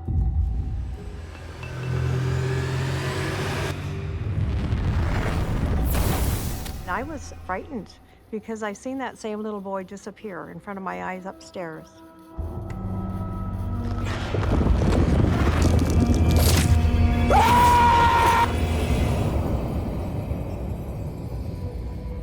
You do feel the spirits at this hospital, especially on night shift, and they're very, very scary.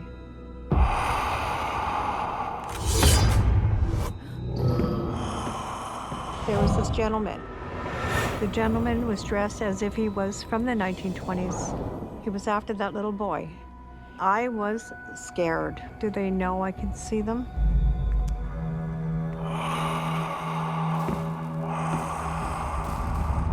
I don't know if he was chasing the boy or trying to catch the boy. I don't know what he was doing. They were going towards the morgue. I guess the little boy and the man were taken to the morgue after they had passed away.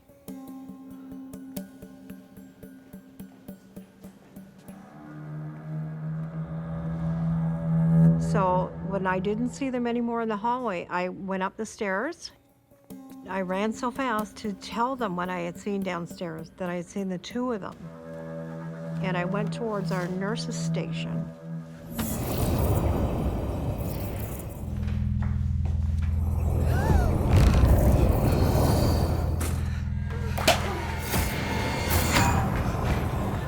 Sorry, I didn't mean to startle you. I just saw something really, really creepy. Me too. That young boy, he was just sitting on those stairs. I couldn't understand why I did not see the boy again. I don't know if I ran through him as I went up. I saw the little boy too. There was a man chasing him.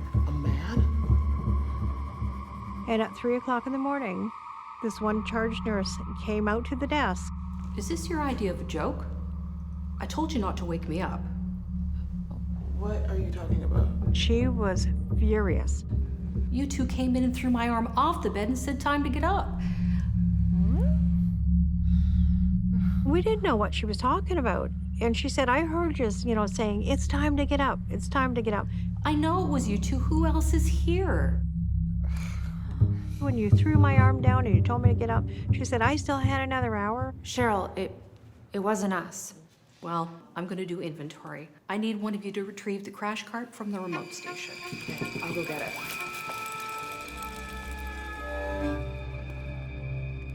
The hospital was wonderful to work at. On day shift, everybody got along, everybody helped each other with their patients. Night shift was different.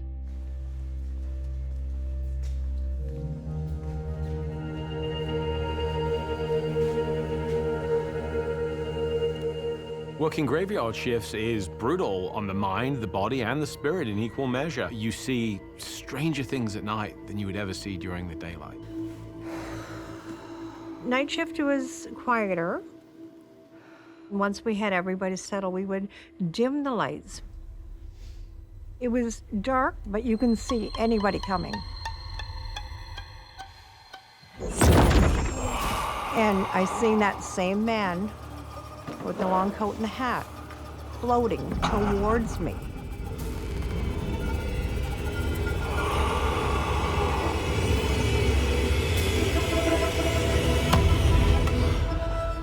And as he turned into the patient's room, there was another spirit that came straight out of a room.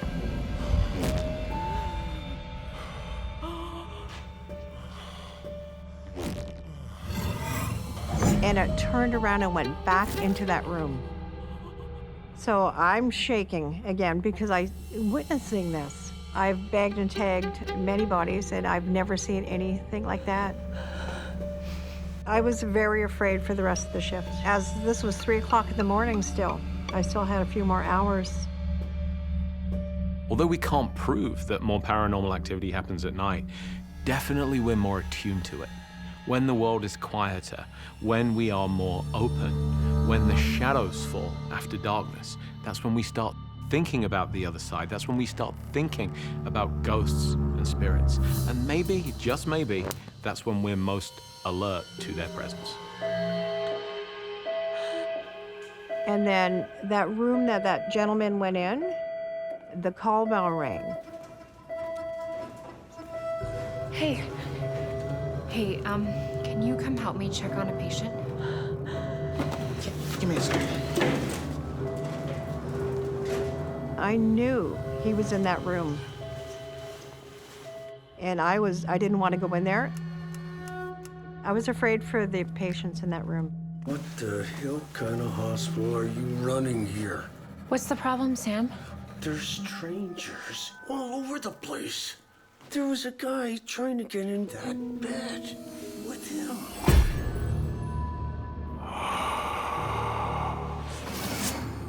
He said, there is a man that came in here with a long coat and a hat.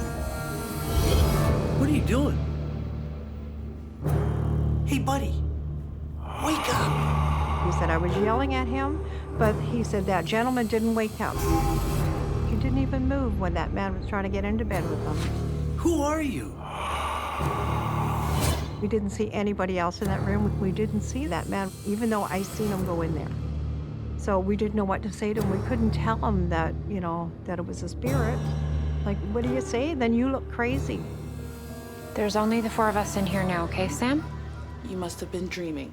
I was not dreaming. I'm not staying here another minute. He was very, very angry, and he demanded us to get him out of there and to another room, or he was going to leave the hospital. We did move the patient. We did have another room, and we did put him in that room for the night. I knew that was a spirit, and this gentleman had seen him too, had witnessed him too, but didn't realize that he was a spirit. I believe in my heart that that's where that man passed away. That was his bed.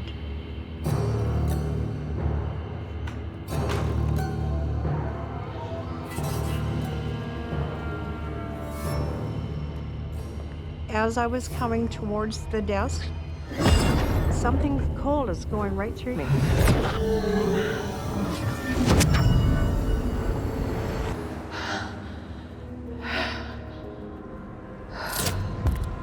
Even though the temperature is the same throughout the hospital, you can feel the coldness going through you and out your back. You're almost stopped in your tracks. You know it's a spirit. There's something there.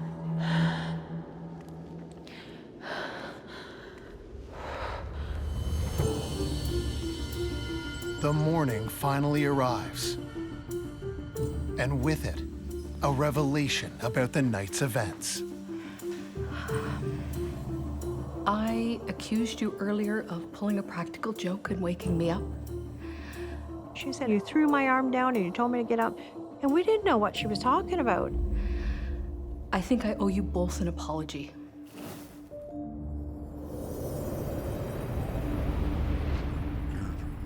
Dying to get up. It was my dad.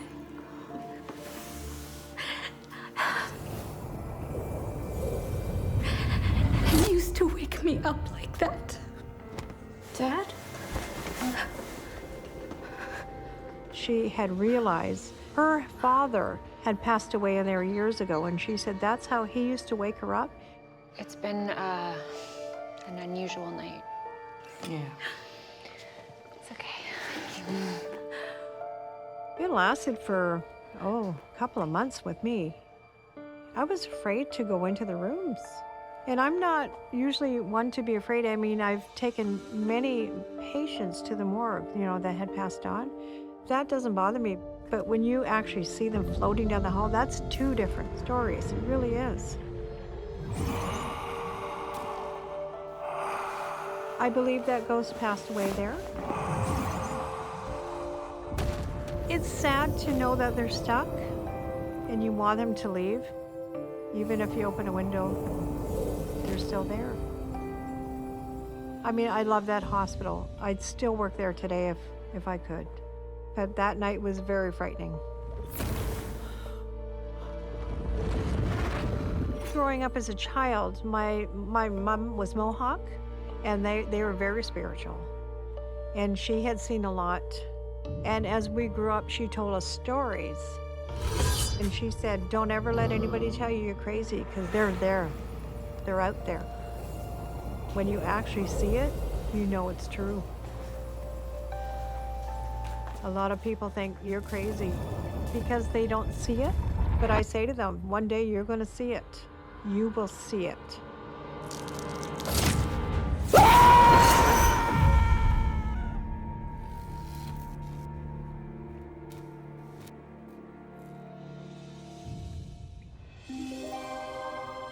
The night is a perfect stage for paranormal activity and for secrets that lurk in the shadows to emerge. But a mystery awakened in the dark can remain elusive in the wee hours of the graveyard shift. I was a clinical counselor. I just got married at the time, and my wife and I were expecting our first child. So I picked up extra hours on the night shift.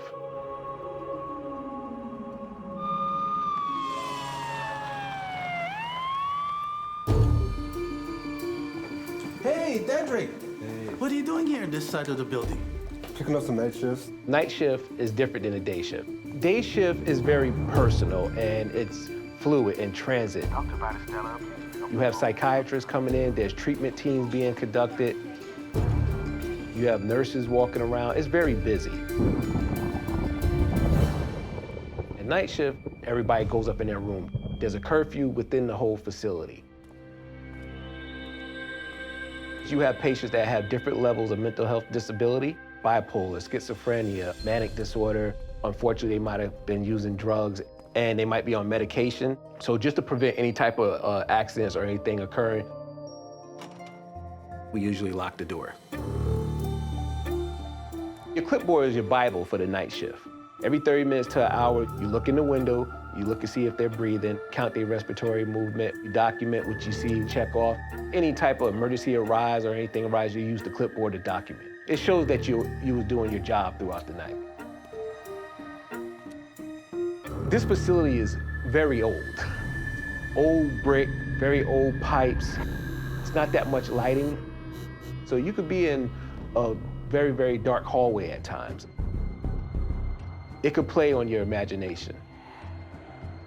This graveyard shift, this witching hour, is a time when paranormal activity is heightened. We're more open to an encounter with the supernatural. Working on a night shift in this one particular unit, it was a F-wing. At the time, my health was not the best. I was having dizzy spells and sometimes nausea. I chucked it up to maybe it's just me overworking. You know, you're young. I didn't really look into it too much.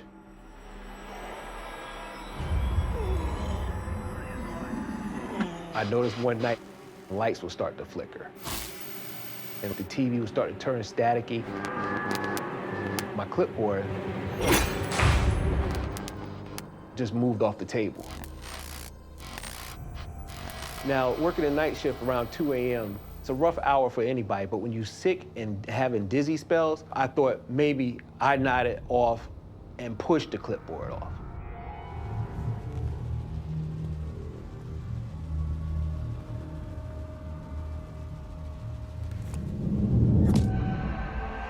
Illness and the late night hour takes its toll on Dedrick.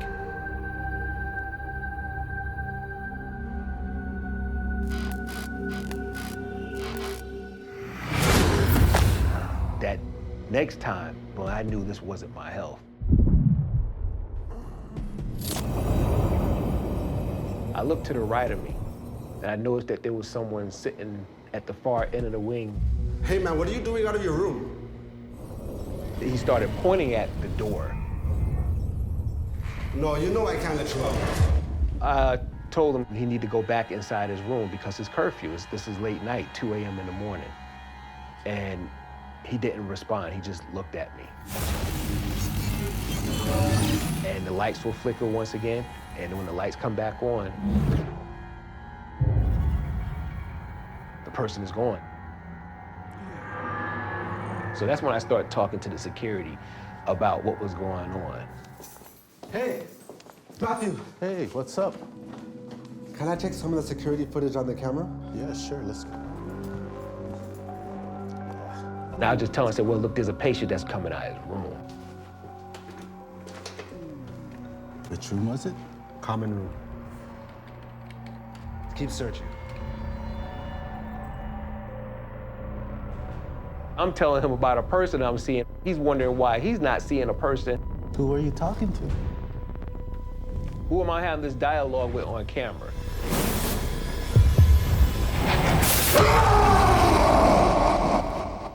You okay? Here, have a seat. Take a load off.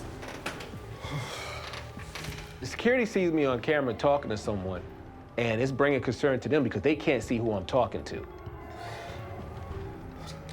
I don't see anything. They know I'm not well. They see me sweating. They see me having these dizzy spells, and they're thinking like, maybe it's your sickness is getting out of hand. Dedrick is able to see this patient, which no one else can see, which people are saying isn't there. But in this dead time, this graveyard shift, Dedrick's perception is heightened, and he's more able to engage with supernatural phenomena. Weeks pass, and Dedrick's health is getting worse. But he continues to take on the overnight shifts. I'm not in good health. I'm burnt out, my body is aching me, I'm having cramps. It's getting to the point I couldn't drive my car.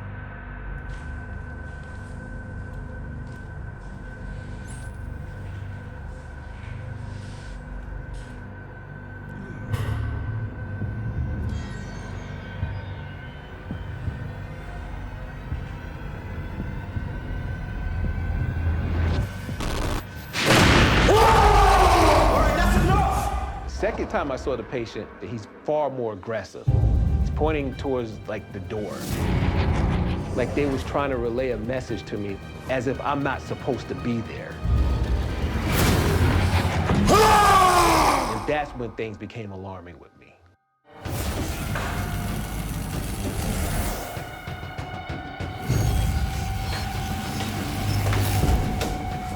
Hey, you okay?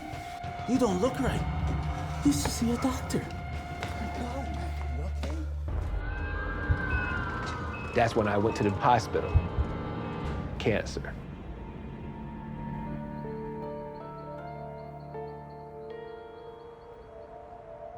Everything has a particular frequency and vibration, which a spirit might be able to pick up on. During this special time, the switching hour, Dedrick is able to have an encounter with something we're not usually able to. And in this case, we have a spirit asking Dedrick to take action. After about a month or so, my health started to recover. I started getting some form of normality back in my body. Hey, Dedrick, how you doing? All good, thanks to you, of course. Good to see you, man. You know, you were acting mighty strange on that security camera. When I started going back to work, that's when I heard what took place.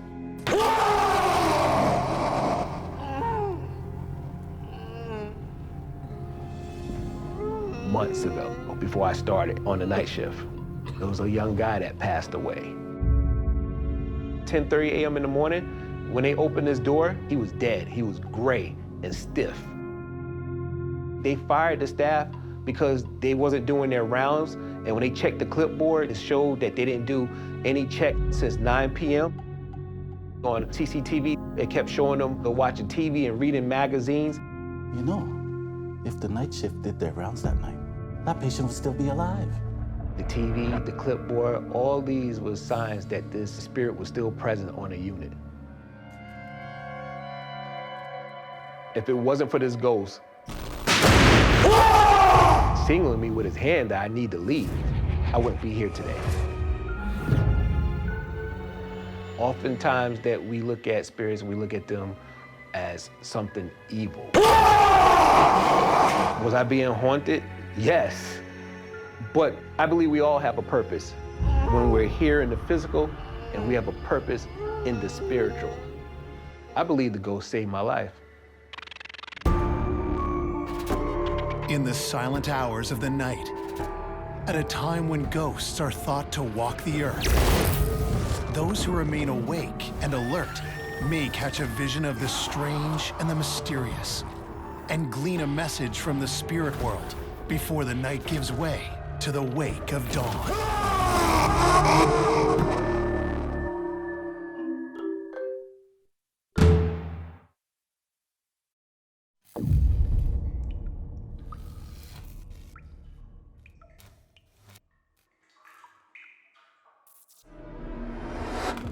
I was working night shift one night. It was around 2 o'clock in the morning. Ghost activity ramps up during that time. Hello? It was like getting a phantom call in the middle of the night. They want more attention. I just knew it was her. Maybe you saw a ghost? The little boy reached out. I think he was trying to get help. It was like each room had a patient in there, and no one was answering them. I felt like something bad was going to happen. She kept telling me, I'm going to die.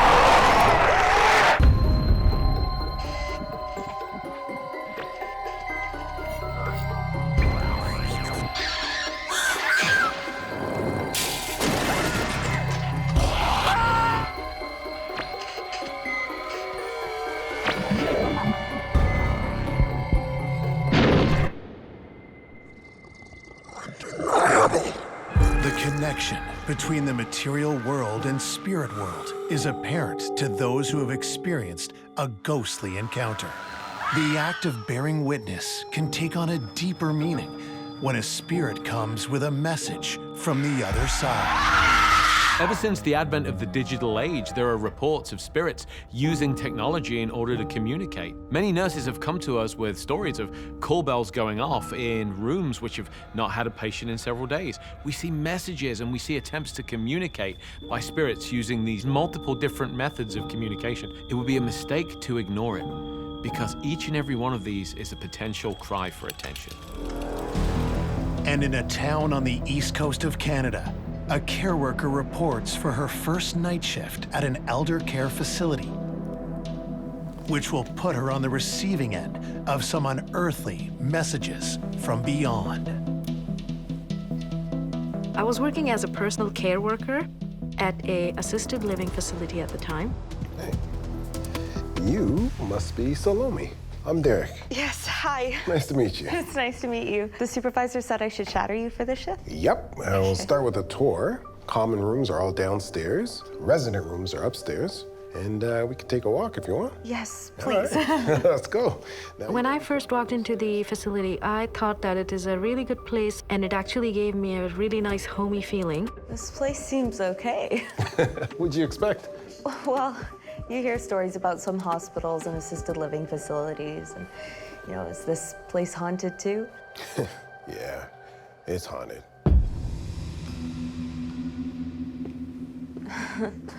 I thought that he was joking with me when he said that, so I did not pay much mind to it.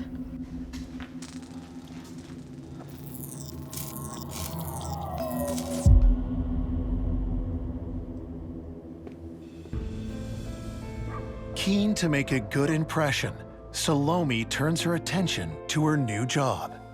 One of my job duties included go to every individual patient's rooms, help them get into bed, and do all things that they need to get done, medicine or changing or whatever it is. Barbara, it's gonna be a cold night tonight, so let me know if you need an extra blanket, okay? I'm okay, dear. I'll call you if I need anything. Okay. The range of patients was from residents who were fully mobile and fully able to take care of themselves. I'm back, Maggie. To the patients that needed more assistance in terms of physical health and mental health, who had mental deterioration such as dementia and Alzheimer's. He's running. There is one common thing that I heard from a lot of older ladies who were pleasantly confused, as we would say, that there was a little boy running around whose name was Jimmy. Nobody's running in the hallway, Maggie. Naughty boy. Naughty Jimmy. I try to make sure that I don't encourage such stories. I thought if one person said, "Oh, I saw a boy," then others might think about it and repeat the same. Sometimes an aging mind creates scenarios.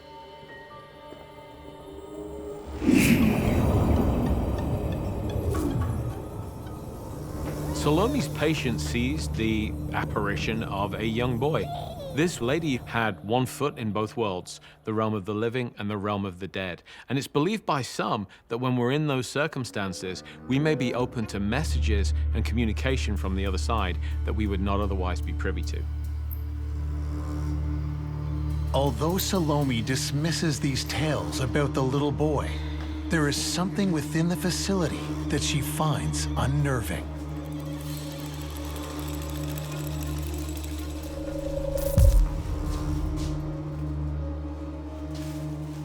So the facility had 2 floors mainly, and on the ground floor there was a left and a right wing. The left wing, whenever you went there, you'd feel kind of uneasy that you don't want to stay there too long. There was always this one corner which was dark, but not just physical darkness, but you just sense something being off there.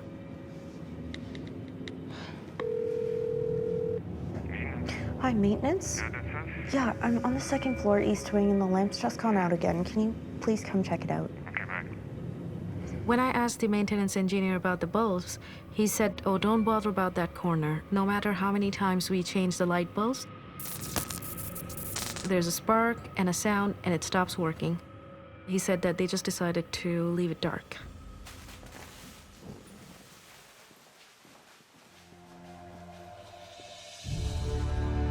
Salome takes a cue from staff to set these concerns aside and gets on with the job.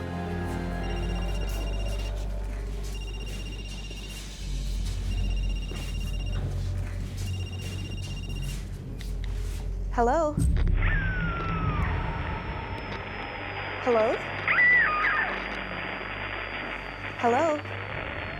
My phone that I had on the job, that was a phone that residents would call to get the staff in case they needed help in the middle of the night. And it would tell you which room is calling. I'll go check and see what the resident needs, okay? Yeah. You okay alone? Yeah, I'll take it slow.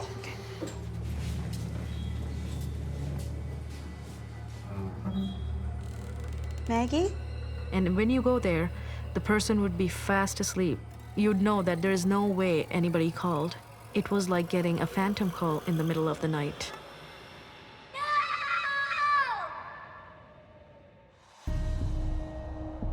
The mysterious calls are just the beginning.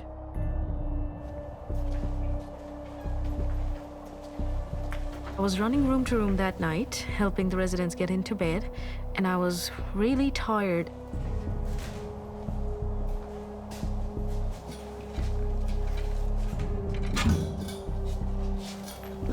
And I sat down in one of the chairs, put my feet up on the other chair.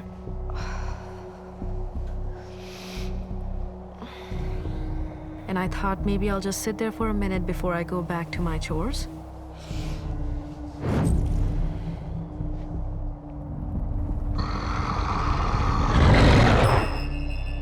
And all of a sudden, I felt a surge of emotions just taking over me. Anxious, fear, sadness. I felt like something bad was going to happen.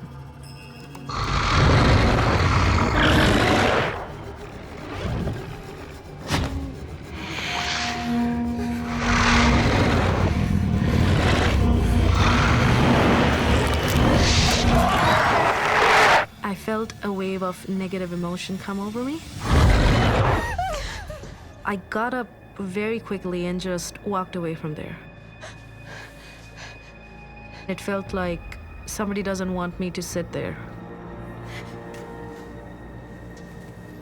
Salome senses something is off about this particular corner, and she is subjected to no less than a psychic assault, a barrage of emotions which come flooding through her en masse, something she has not asked for, something that she cannot control.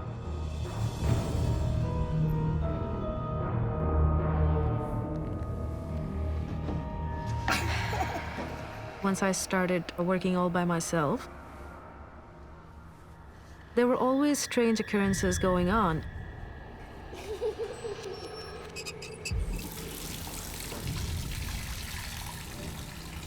I would be alone in the room and the water tap would turn on.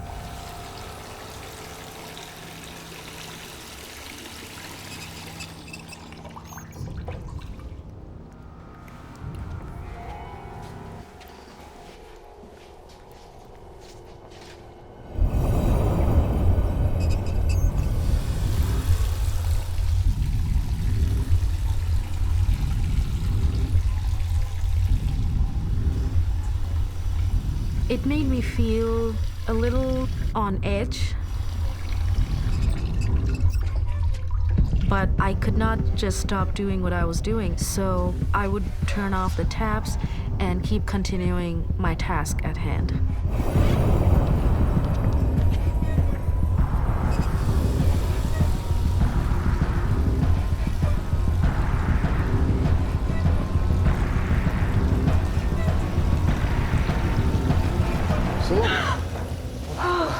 Hey, you okay?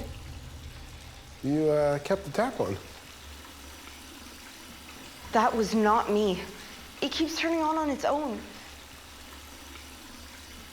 Maybe it's a ghost. You're probably better off not bringing that up.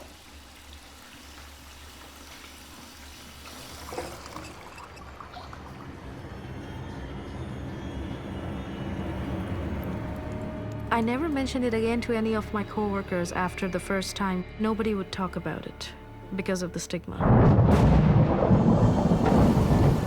Although discussion is discouraged, The signs and messages continue.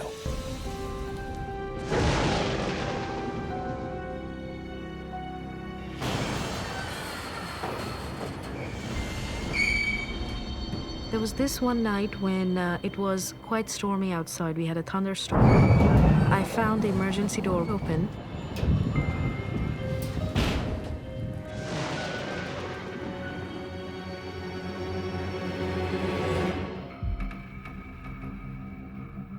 I noticed that there were footsteps, child-sized footsteps going up the staircase. It was a few hours after midnight. There was no child in the facility at that time.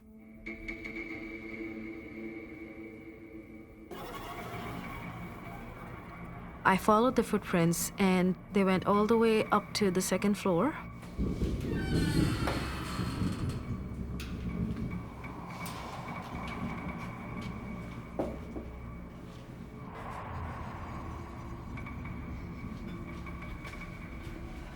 And I saw a resident, Barbara, awake. Jane, did the storm wake you up? Oh, Jimmy woke me up. He's hurt. He needs help. Barbara, he needs help, I'm telling you. Please, make sure he's okay. Okay. I'll take care of it. That made me feel a little concerned because Barbara was someone who was mentally in perfect health. It's okay. What about Jimmy? It's okay. So I did assure her that, okay, don't worry.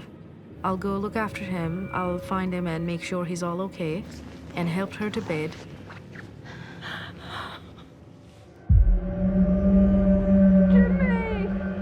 Jimmy! The next night, Barbara was awake again. Hurting him. And this time she looked even more concerned. Jimmy, he's hurt. It's okay. You have to find him. I will, You must Barbara. help him. But you have to stay in bed. He's hurting him. What? Who? The darkness.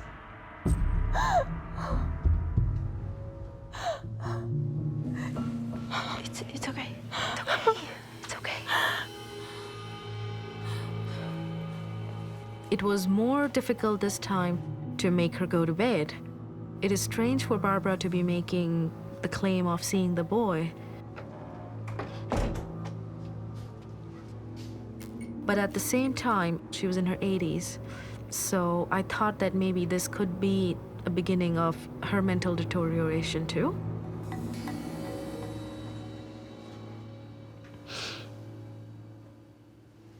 And then as I looked down on the floor, I noticed a trail of blood drops.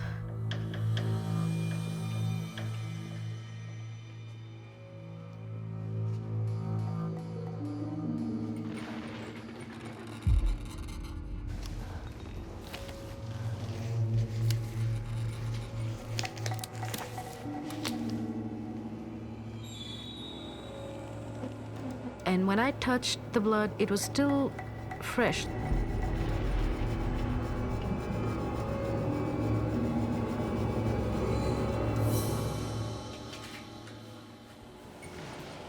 It seemed like somebody was walking away as they were bleeding. There was a couple drops of blood, half a foot, then there would be another one, then half a foot, then a few more.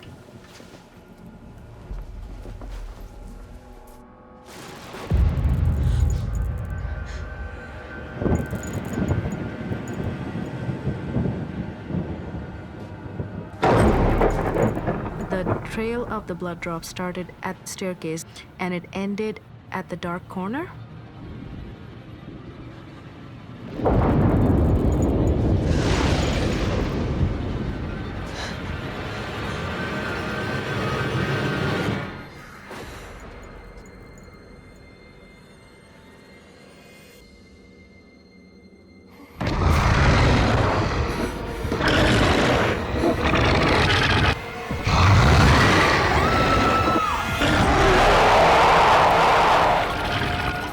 Always darkness. I wanted to get away from that corner.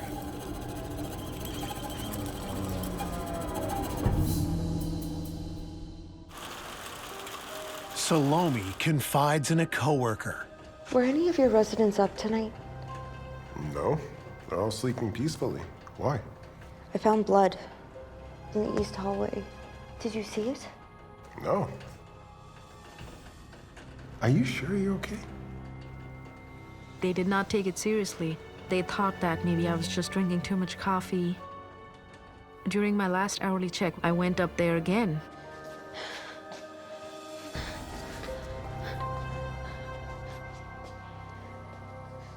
But the blood was just gone.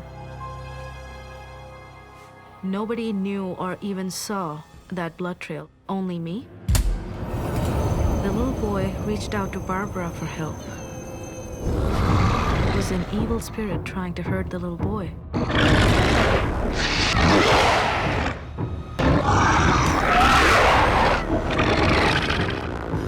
Just as with the living, not all relationships are healthy, this can also be true in the spiritual realm. In the case of the boy and the unidentified entity, it appears as if there is an abusive power dynamic at play, that the stronger force is imposing its will, possibly even tormenting the weaker child. What happens next leaves Salome riddled with suspicion and concerned for her well-being.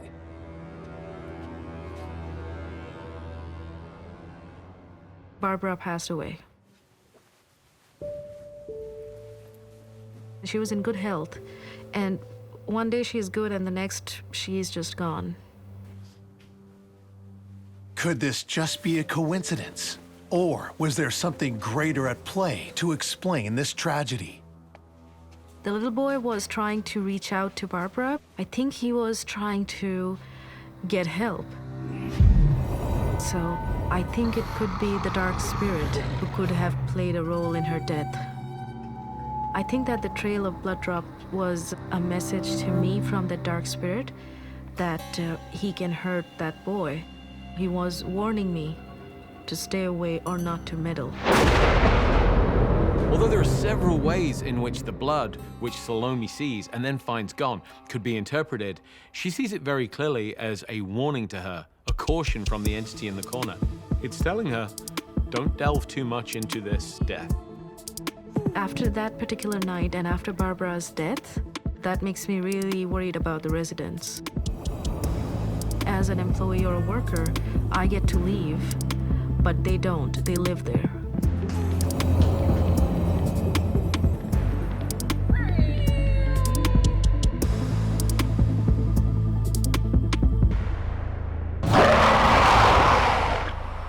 Whether as a foreshadow of an ending or a warning to stay away, signs from the spirit world can convey different meanings for its intended audience, as a young nurse on a busy shift is about to find out.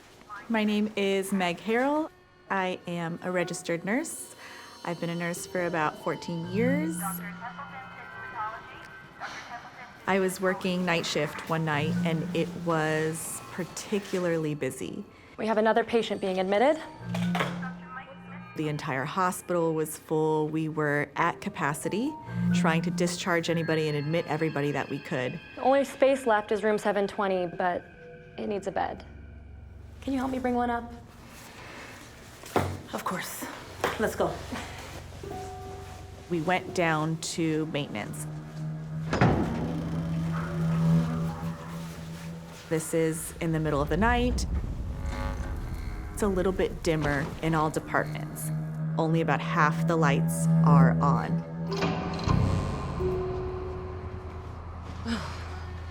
I just gotta chill. This hallway always creeps me out. And there is one bed left for us to take. We start to make the bed. It was all nice and tight and flat. We did the hospital corners. It looks fantastic, and we start to go back to our floor. We're pushing this bed just about halfway into the hallway. Where are you? Are you okay? I don't know. And then the lights flicker back on. And I look down at the bed. And and there is a huge footprint, as if somebody had stepped on it. And I know it wasn't there before. We had just made that bed.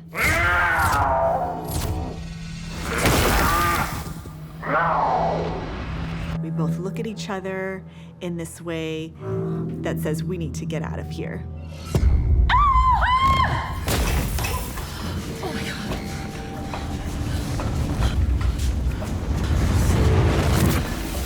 Come on, let's go. Straight back to our busy floor. We get it into the room. I was too scared to touch the footprint and to smooth out the bedspread. So me and the other tech I was with pulled the sides of the bedspread tight and tucked them back in. Maybe somebody passed in that bed prior to it being cleaned and sent to maintenance, and maybe that energy was still attached.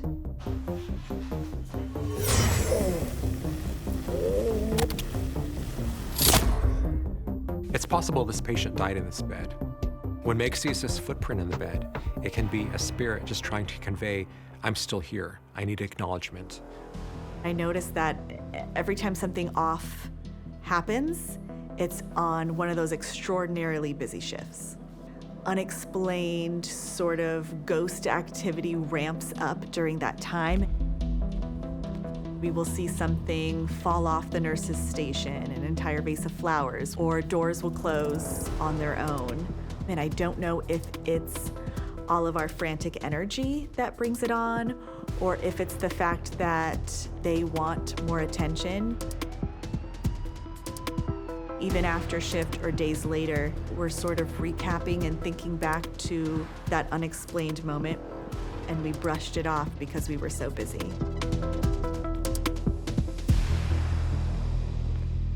When I was working on a cardiac floor, we had one particular patient who came in one day who was terrified of getting this very routine procedure.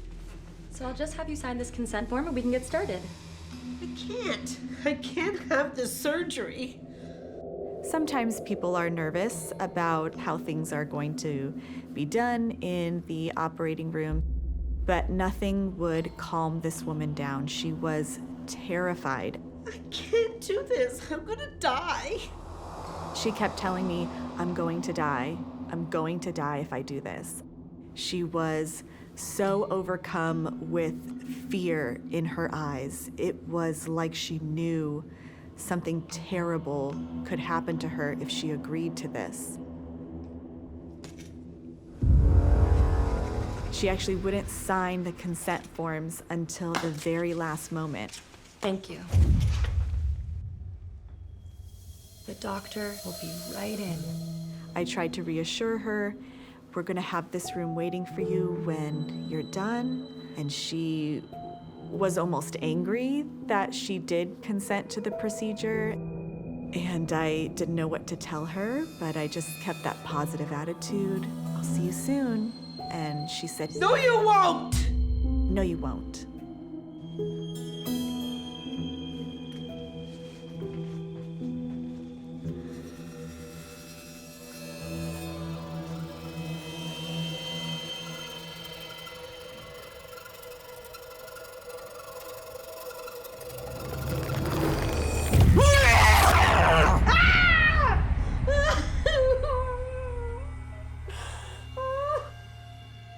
They wheeled her off to the procedure room. I don't want to die. I don't want to die. We're gonna put the gas on now and count you down. I don't want to die. You're good. 10, 9, 8, 7.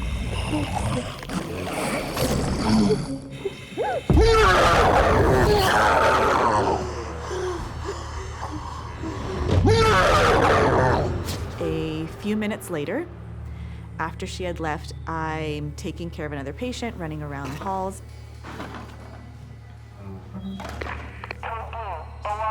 And I hear code blue, OR room 4. and I knew it was her. It was almost like my intuition collided, and I just knew it was her. Doctor, come quick. She had coded on the table. This patient is so close to death, and she's in a state which is so saturated with that end-of-life energy that she's clearly able to see this vision and understand that it is a premonition of her own death. A few moments after they called the code blue, I walked towards her room.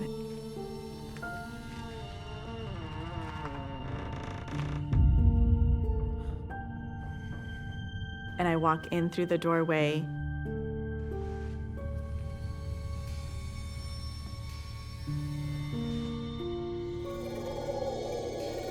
And as I'm staring into this room, I see the telemetry leads start swinging from the monitor.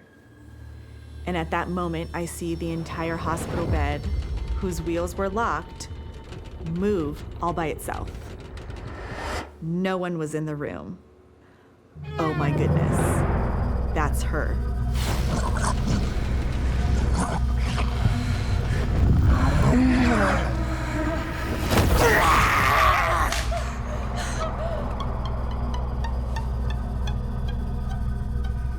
And it must have been at the exact moment that she passed in the OR.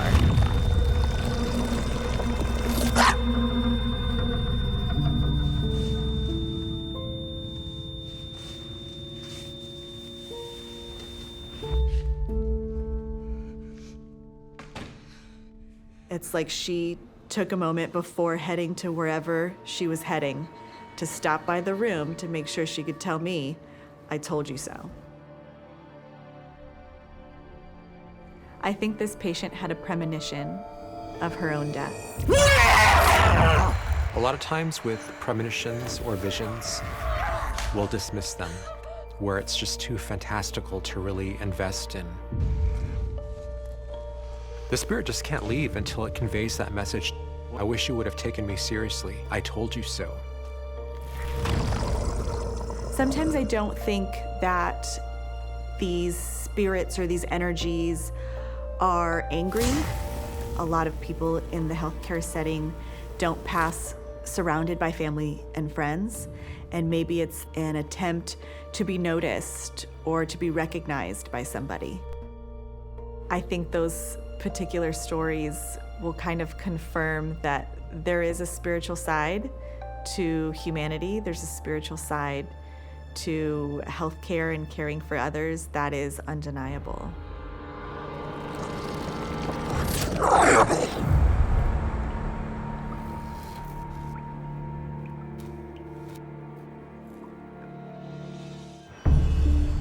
A conversation ends when someone has the last word, and a new conversation can start with something other than just a simple hello. What I like best about my job is that I get to take care of people. I come in, I get my vitals, I help with the patients, help with what the nurses need.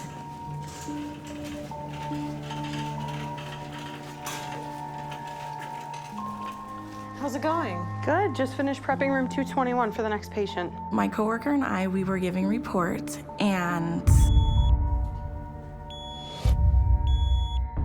maybe 5 minutes into it, a bed alarm went off.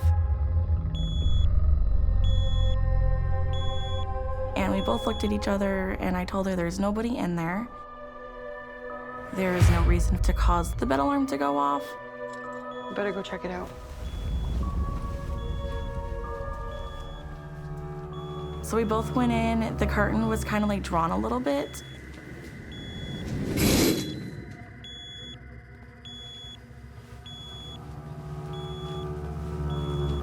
She went and hit the call light off the wall, and then I turned the bed alarm off on the bed.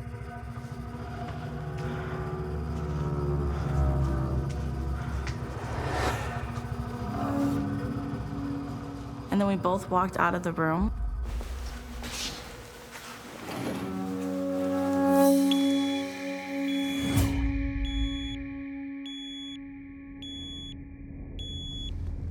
And and then it went off again. I'm not going back in there.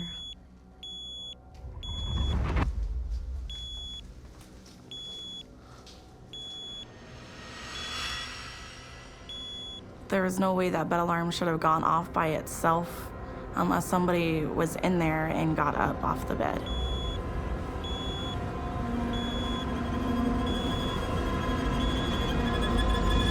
It felt uneasy when I walked in. It could have been just because I was walking into a room with nobody in there. I eventually went over and turned it off.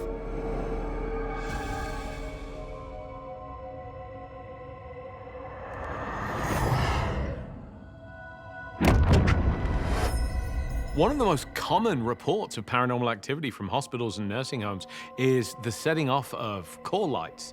And just because this is a fairly common phenomenon, it doesn't mean we shouldn't take it seriously. I see each and every one of these phantom call bell activations as being a possible cry for help.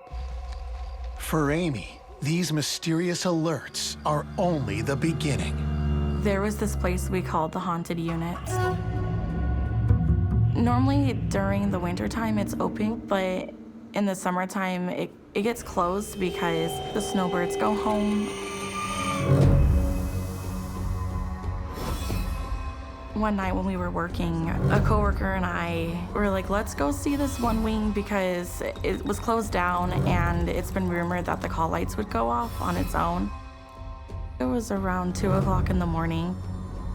Once it gets closed, it becomes a creepy unit. Like, nobody wants to walk in there by themselves. The day nurse definitely oversold this one.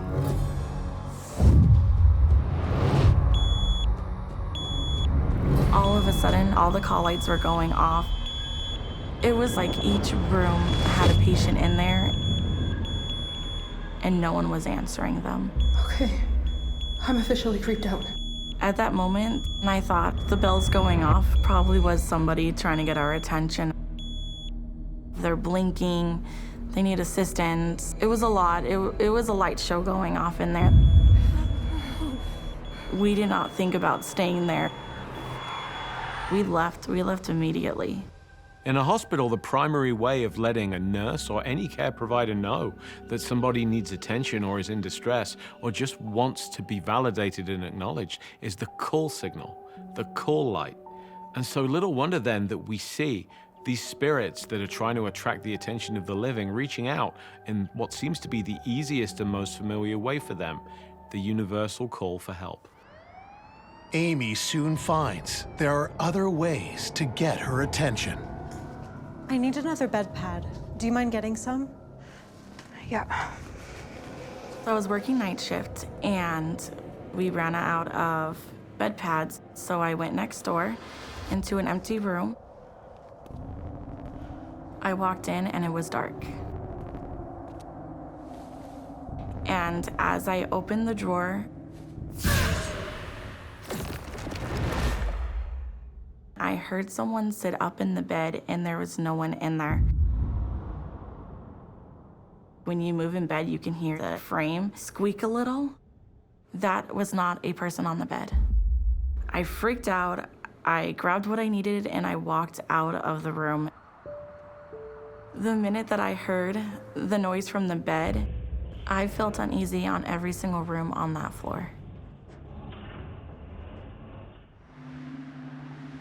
Amy recognizes these are supernatural communications, but keeps her focus on her work. The hospital is known for the paranormal activity, but no one talks about it. It's something that happens. I'm working day shift, and I don't feel comfortable using the elevators because they would stop working randomly. When I'm in the stairwell, it's a weird feeling, like you want to get out of there as soon as you get in.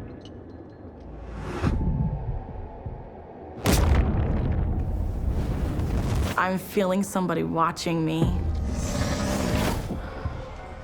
Is somebody there?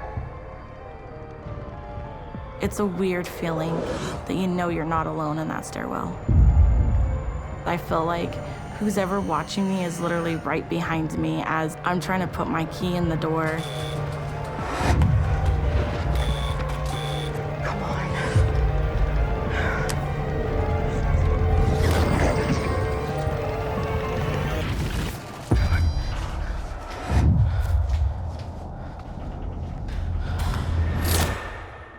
Once I open that door, it's like a relief.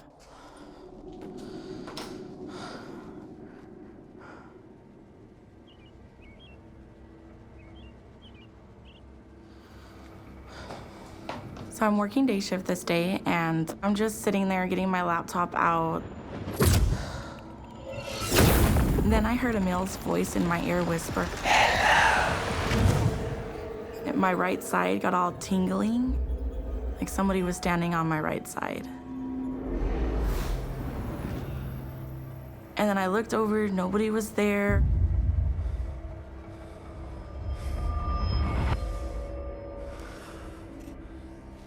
I sat there for a second, questioning that I really just hear that. That was the first time I ever heard that voice. Amy learns there's more than one way to send a message. Look at this. Wow.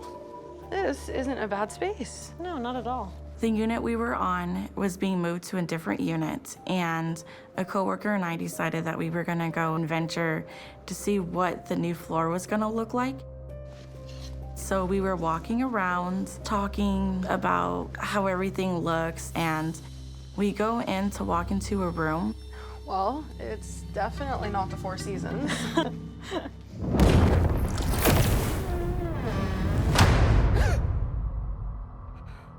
The door slammed like in anger. I felt my heart leave my chest and go to my stomach. We both looked at each other in shock, like what just happened? There's no one else around, it's just us. Maybe it was the wind? What wind? There's no windows open in here. What would have caused the door to slam closed? We didn't open a door to cause like a ripple effect of another door closing. There was no windows that could be opened. So she goes and looks to see what slammed.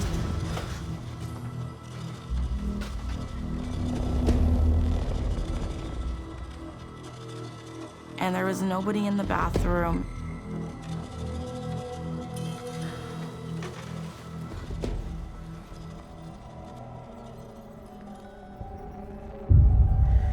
Coming from my left side, I felt something go through me. I felt like I was in a box, like I was in a coffin. My ears were ringing, like they needed to pop, like we were in higher elevation. It was through my whole body. It was just a really weird feeling. Are you okay? It's okay, breathe. I looked at her and said, I think a ghost just walked through me.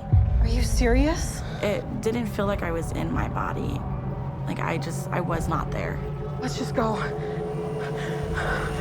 I don't think we talked about the experience much after that. We just kind of left it as it was. We just wanted to move on since we have to work there.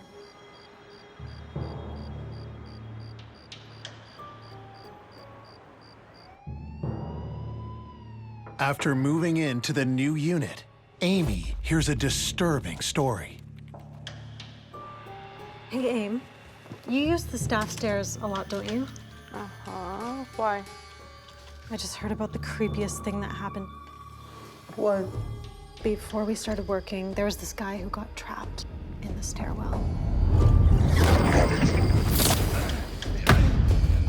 We believe it was an intruder that got in and did not realize once you go through those doors, you can't get back out. You have to have a key. It was during winter, and it can get pretty cold in Arizona.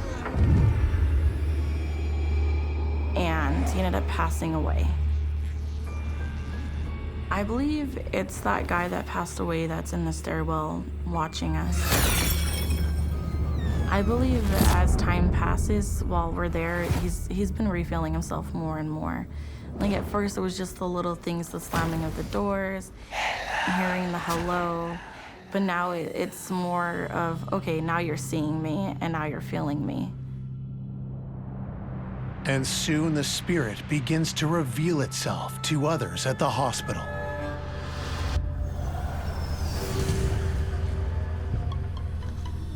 And that's it. Just remember to read. So we're working night shift. Who's that man in the chair? The doctor comes up and asks us who's sitting in the waiting area. It's against regulations to have visitors after hours. What man? I don't see anyone.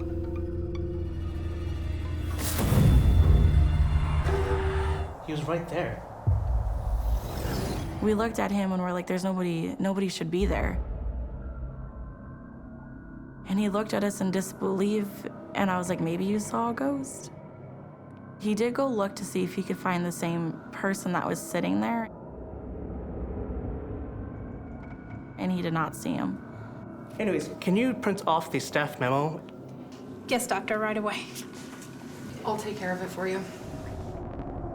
When I looked at my computer, I saw hello typed in my search bar. I couldn't believe that just happened. Like within 2 minutes of the doctor seeing that person sitting there. And then me seeing the hello reminded me of the hello in my ear. Could have been the same person that also wrote it on my computer to get my attention. I did not type that. That just typed itself out right now. I ended up showing my manager the incident. It reminds me of something that happened to me here. And then she told me what happened before we all moved to that floor.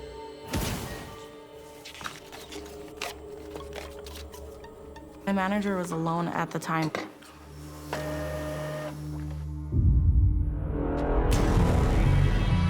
In the hospital, you have to put your badge in the printer. Random people can't just go in and start printing anything. You have to have credentials. She was scared at that moment. I would be if that was happening to me. We were both thinking it has to be the same person that's trying to get our attention. I think I know who it is. Amy now realizes that the spirit of the man has made multiple different attempts to get help from herself and from her colleagues. It begins with the call bell, and then it escalates. She hears his voice whispering in her ear. She sees the word hello entered in the search bar on her computer. Her colleague gets the printout. Hello, help me. Clearly these are cries for help from the distressed spirit. I do believe the person that passed in the stairwell is stuck. I don't think he's moved on. I think he's the one that's been messing with all of us. Why is he doing this to us? I think he's trying to get help. I do believe he's asking for help from us, but none of us know what to do or really how to help him. Help him? Who's gonna help us? We can only imagine how horrific this man's death was. To be stuck in this enclosed space, completely unable to get out, without food, without water, no way to keep warm, until finally he died, is an awful, horrific way to die. And I'm convinced that this contributed to the fact that his spirit is still resident in this location. I think some people get stuck when they pass away in the hospitals. I think the person in the stairwell is wanting to let us know something. The hellos are just like, hey, I'm still here. It made me sad that I can't help him. He's wanting us to know that he's there, to maybe help him move on into the afterlife. I do my job because I'm helping people. It breaks my heart that I can't help somebody who's already passed on. I'm only able to help people who are living. Messages from beyond conveyed to the dying and to those that care for them, can appear as a premonition, a warning, or a plea for help. Dispatches that arrive with a sense of urgency, fitting with matters of life and death.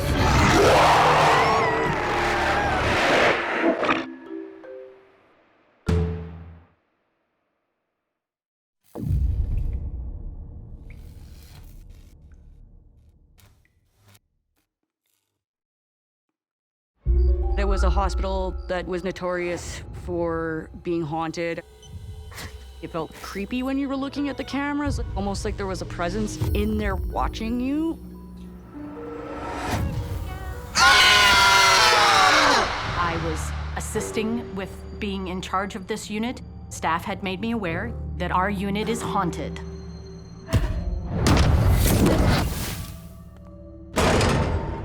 I felt like I was starting to make whatever it was angry. All the anxiety, the worry, the hate, the sorrow, all of that energy just soaks into the space. I think that the spirits are stuck there because of the terrible things that people went through in that building.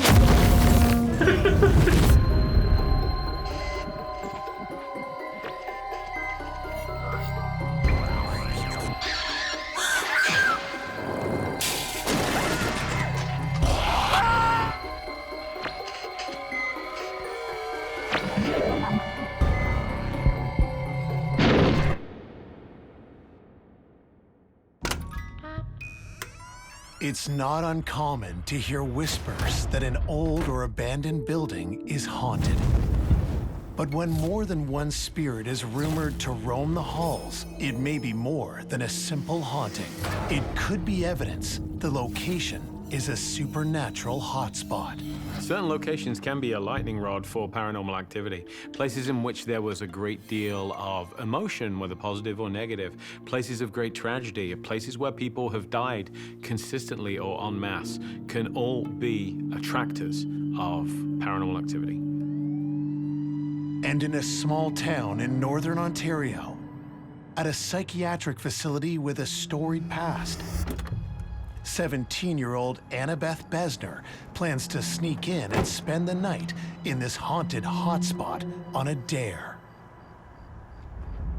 Johnny, my boyfriend at the time, was hired as an overnight security person. He just got posted to a hospital with a very creepy past. Everybody that lives where we live knows in some way, shape, or form that this place is haunted. It was a hospital that did things like lobotomies back in the 30s. In some of the windows, you could still see old medical beds that have restraints on them. This building definitely contains a lot of suffering. It's a very haunted place for the things that happened there. I got there around 12:30 because the shift started at 12.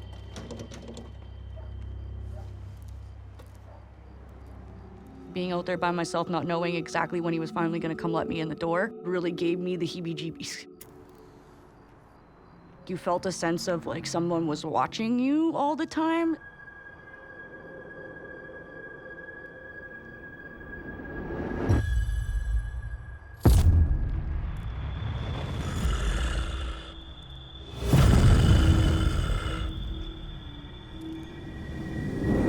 Johnny? Johnny, don't do that! Wow, you really are scared.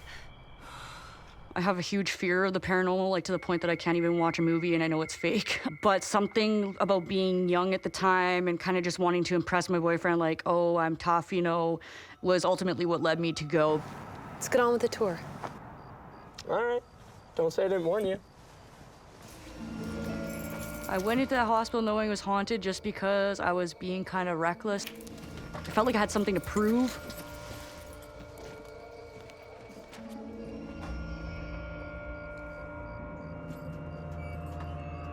There's definitely areas that are lightning rods for paranormal activity. These are areas where there's been a lot of death or a lot of traumatic experiences that have imprinted themselves on the area. The hallways, which led to the security office, were very freaky in the sense that, like, the paint was falling off the walls. The lights were, like, dim and flashy, like everything you'd expect in a horror movie, but in real life kind of thing. We had to walk down there, and it definitely gave me creepy vibes. Is there anyone else around? There was only 2 night nurses that were working, and then there was 2 security guards, Johnny, who did the patrols, and then the other security guard that stayed behind a desk at the main door.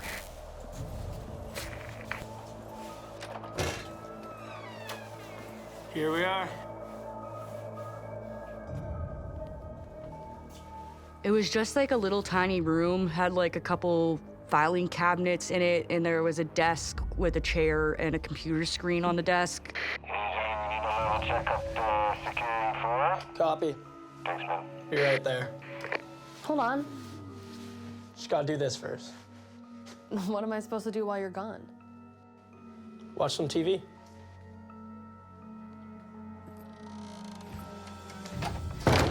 Johnny was definitely nervous that I'd be seen. So it was a little too risky for me to be that out in the open, walking around the whole entire hospital. He didn't want to take the chance that he was going to lose his job over bringing me in for one night.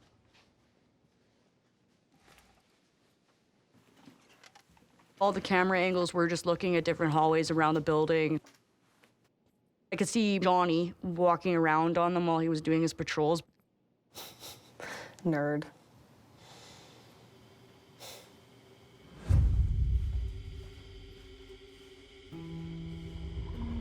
But he definitely made it very clear that it was a very creepy place to be walking around at night, especially since he had to do checks around the whole entire hospital. He had to do this all in the dark by himself.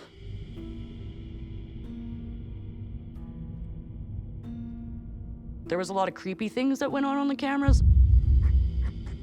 The cameras would turn off for no reason and turn back on.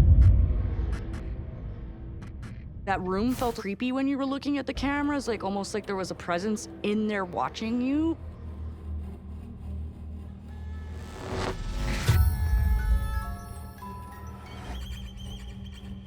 I saw cloudy circles floating across the screen.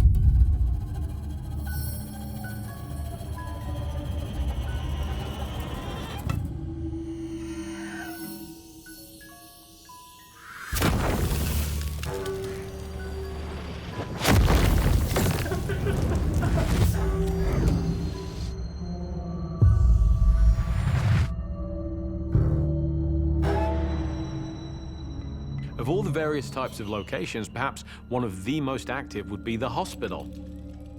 We receive a disproportionate number of reports of paranormal activity from mental health care facilities. And the reason is simple. So much negative energy occurs within the walls of those places that it manifests in paranormal ways.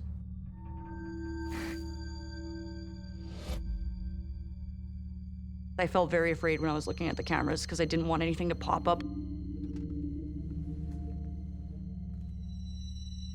I felt like if I didn't acknowledge the ghosts, they wouldn't bother me. Then something appears on the screens that Annabeth can't ignore.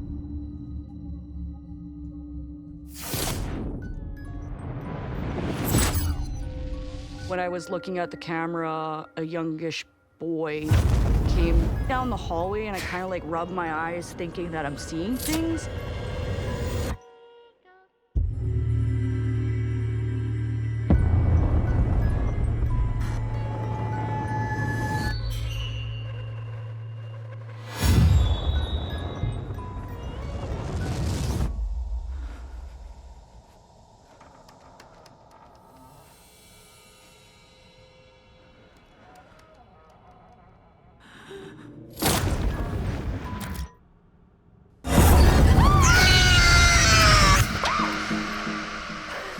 Calm down, it's just me.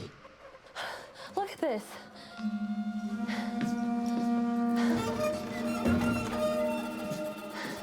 I called Johnny over and I said, like, hey, you gotta come look at this. Who's that boy?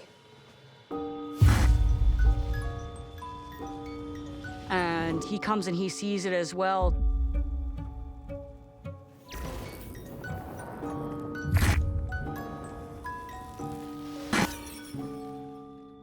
Whoa. The boy disappeared into the wall outside of the security office. I've never seen that before. You think you're seeing things in the moment because, like, it's hard to believe that something like that would be real. But Johnny said that he saw it as well. So that's kind of what validated what I saw.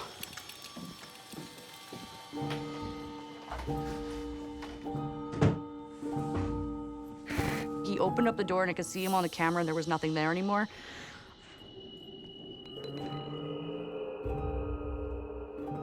All I know is that it vanished.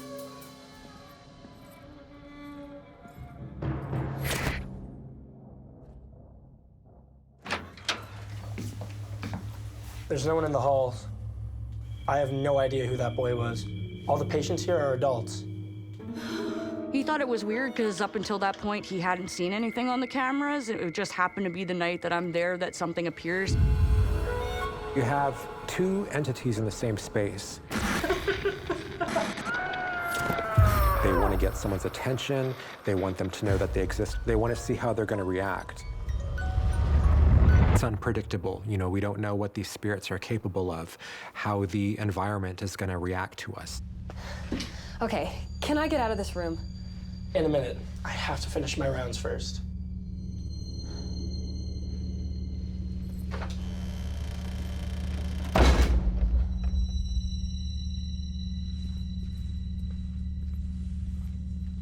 I really did not like when he had to go leave to do his rounds.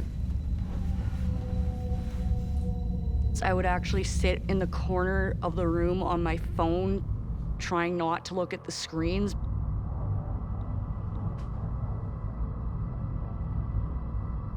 It was very hard not to look because it's like when you're watching a horror movie at home and you're like peeking through your blanket where you don't want to watch and you're like, don't look at it, but you can't help yourself. So when he was actually doing his rounds, the orbs and stuff became a lot more intense. It was definitely a lot more frequent.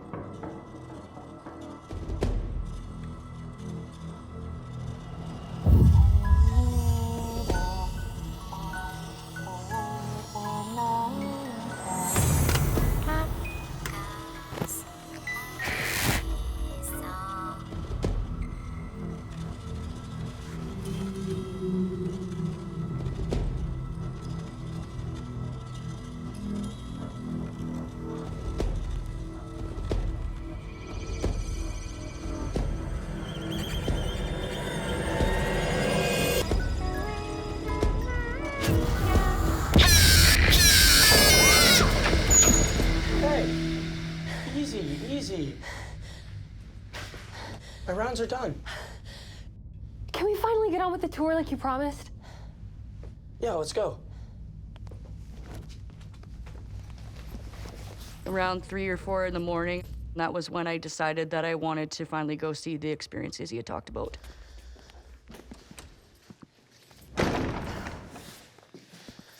So, where's this haunted elevator you told me so much about? I wanted to see the elevator, which was at the end of the hall from the security office.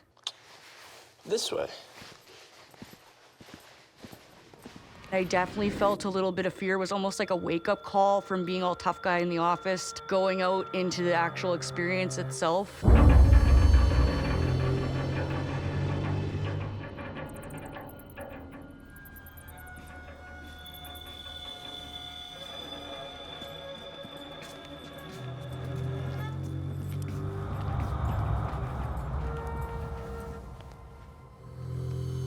All right, push the button. Take us up. The elevator dings when it gets to the floor.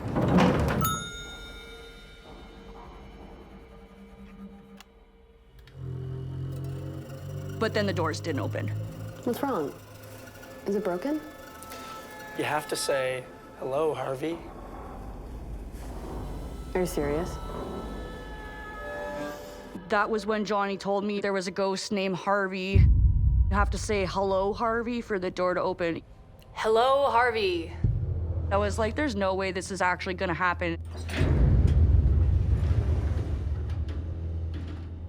As soon as I said, hello, Harvey, the elevator door opened. I was absolutely flabbergasted because I kind of thought he was pulling my leg the whole time. After you, madam.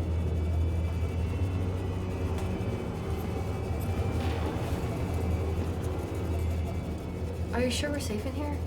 It really creeped me out because I already have kind of a fear of elevators as it is. Knowing that something paranormal was controlling what happens to me in this elevator was definitely very nerve-wracking. Let's go up one.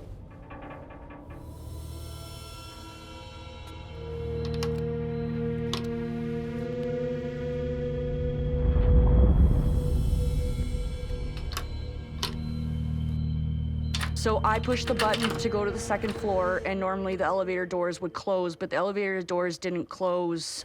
Well, what's the magic word? Please. Don't tell me. Tell Harvey. Please, Harvey?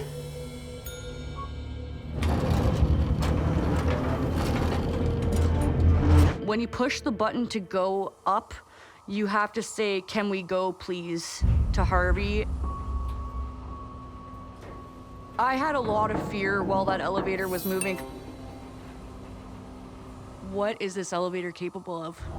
What if it didn't like me? It was like something out of a horror movie. It stopped at the floor, but the doors did not open.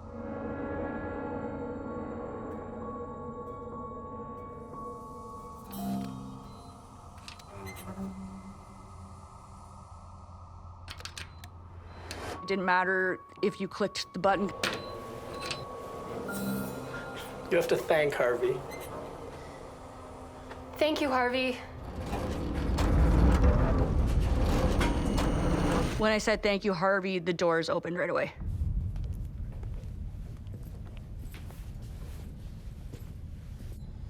Doesn't this stuff get to you? I've seen it before. It was kind of normal to him. He was like mentally prepared for it where I was not. He had already experienced it before, so it didn't really faze him. He never really had a fear of the paranormal. He was okay walking through the hospital doing his job. Do you want to head back down? I'll take the stairs. Thanks.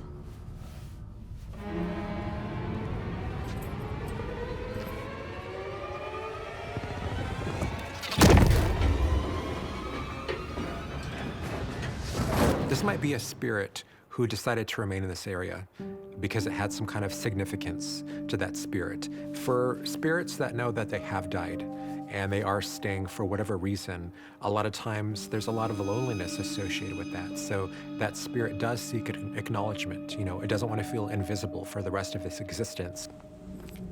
A lot of times we're afraid to make that acknowledgement because we're afraid it's going to create more activity. But in fact, it's just like passing by someone on the street and saying hello.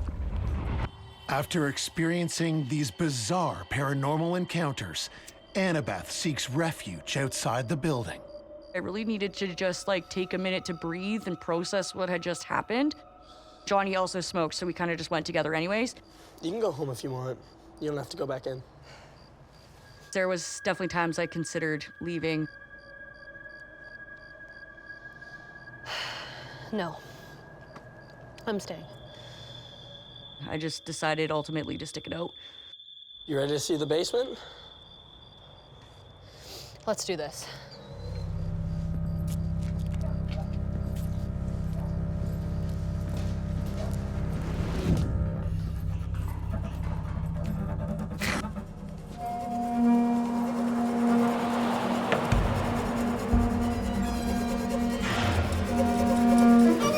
I definitely went there to experience something. I just didn't expect it to be as terrifying as it was.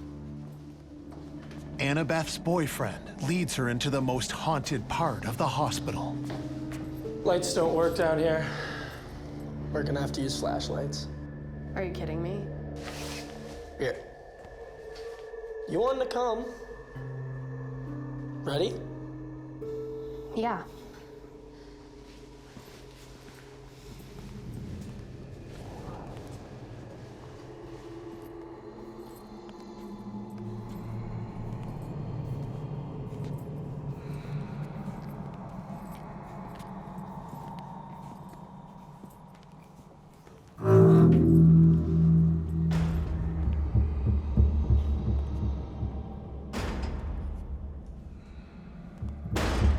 Up above us on the ceiling, there was like those big vent pipes. As I walked closer to this vent, the vent started to shake louder and louder and louder. The sound was like something was trying to escape. It sounded like fists pounding against the metal. But as I walked back away from the pipe, that was when the shaking would stop.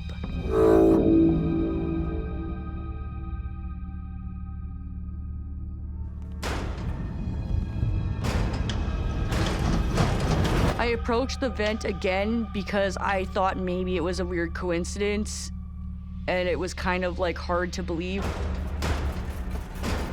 You could tell that something was not happy. I guess he doesn't like you.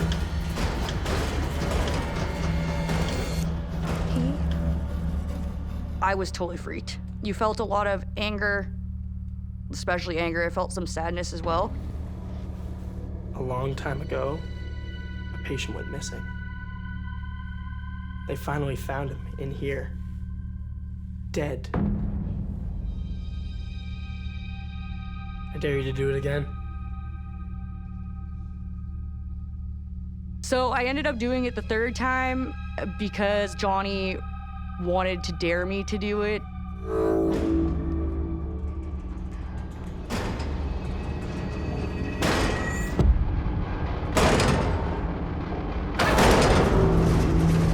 That third time, I felt like I was like really starting to make whatever it was angry.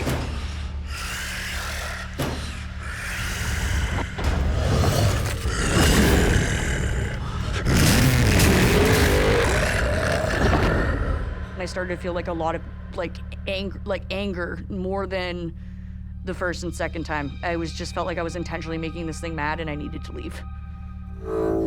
I've seen enough. And that's when I said enough is enough. I want to leave. Now! I was out of there as quick as I possibly could.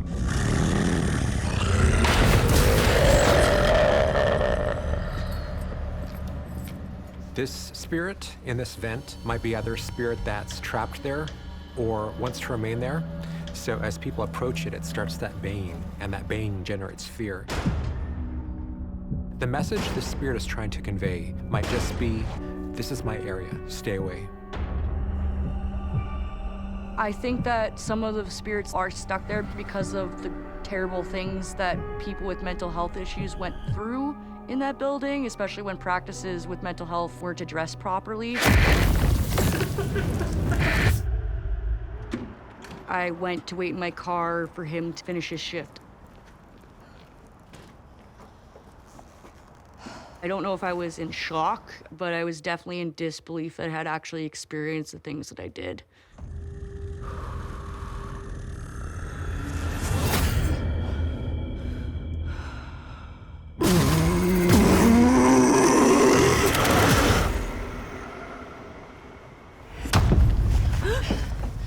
Never do that again. Okay, I'm sorry. I just want to get out of here. Yeah, for sure. I would never explore a haunted space again. That was more enough for me. I have never felt anxiety before, like the day I was in that building. I felt so much anger, so much sadness, and once I left and I was off the ground, it was like all of that released from my body the minute I left. Kind of made me reevaluate how precious life is. Just seeing like these poor souls that are trapped somewhere forever. They still could be trapped there to this day, and just makes you appreciate life a little bit more. Johnny could see it was taking a toll on me, and it was taking a toll on him mentally for that reason, so he ultimately was okay with quitting. Not long after Annabeth's terrifying night, the psychiatric hospital was permanently shut down. They ultimately ended up closing it a couple years later just because the building was old and unsuitable for people to continue to live in. This building might almost be functioning as a body for these spirits, to where you have one in a vent, you have one in the hallway. You have one in the elevator. They're such a part of that structure.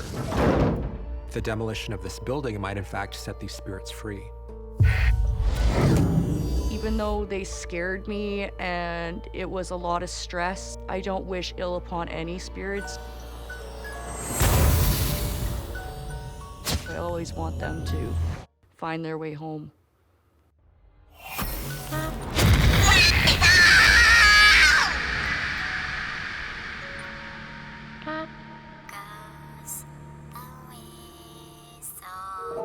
A condemned mental institution from a bygone era could be expected to be haunted by the ghosts of its past.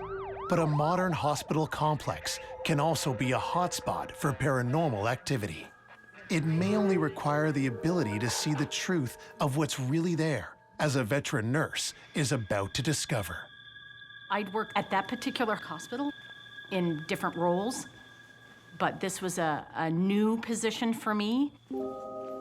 I went to college as an older student, and I met this girl who wanted to be a nurse, and it was just gonna be the most, amazing thing.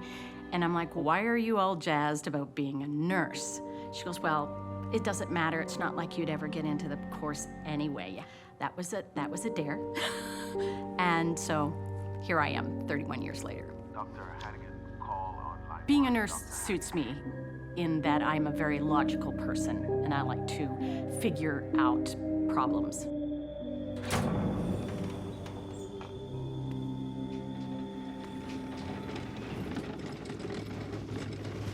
Hey. Oh, hey. This was one of the first times I'd been on that unit. Leanne. Andy. So it was a, get to know each other sort of chit-chat. Where have you worked? What have you done sort of thing. Well, I'm gonna do some rounds. Okay.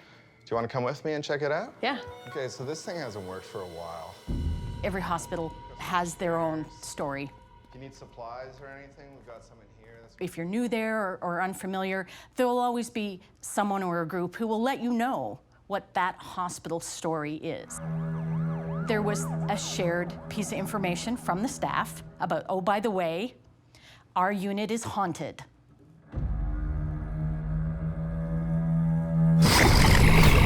I'm like, okay, I've heard stories before. They're like, no, we have our own special haunting. And my experience happened the second shift I came there. All the rooms were dark, all the patients were asleep, and I saw a curtain rustle. The curtains did not reach all the way to the floor. There was an 18-inch gap. I saw a pair of black leather, shiny dress shoes going around the bed.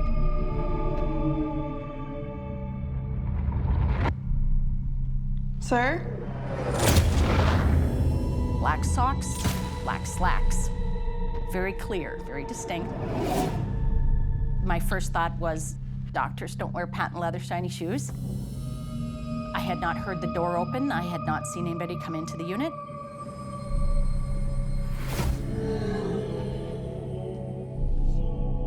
Sir, can I help you? Who's in this room this time of night with this patient?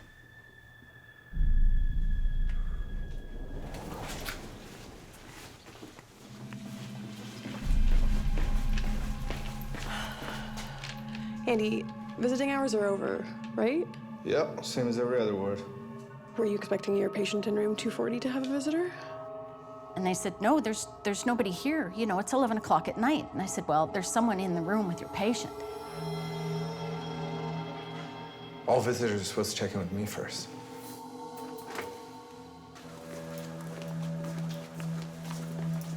And so his protective instinct for his patient and his curiosity, he's like, who's in the room with my patient? I went to the threshold of the door. It wasn't my patient to go into the room.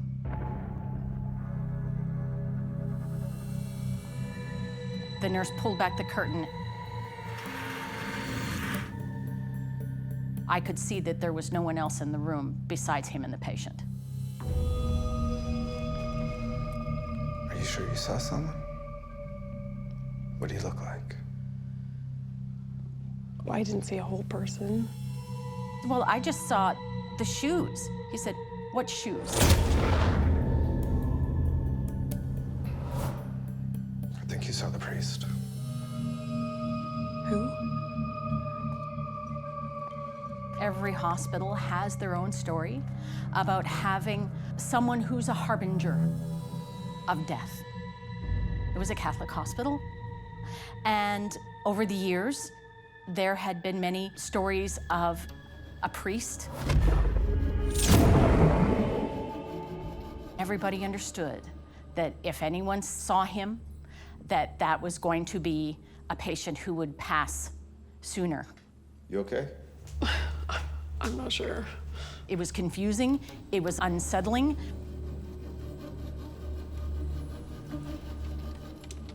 There are a few places more paranormally active than the hospital. You get all of the world's drama within a relatively small stage in a hospital. You have new lives coming into the world, you have lives leaving it, everything in between. And so those places seem to be more haunted hotspots than many other types of location. It doesn't take long for Leanne to discover that her hospital is a hotbed of paranormal activity.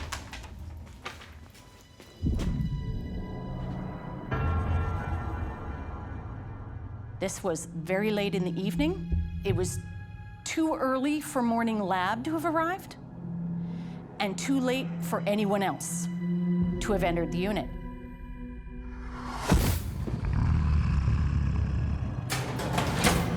I heard the electric doors of the unit open at the far end. So I looked down the hallway to see who had arrived. Excuse me, sir? And I see this man, this middle-aged man, coming down the hallway in a kind of rumpled dress shirt.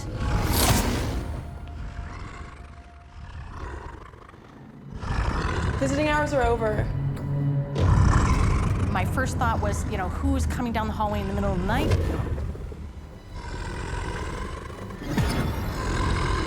Then my second thought is, wait a minute, I know this man.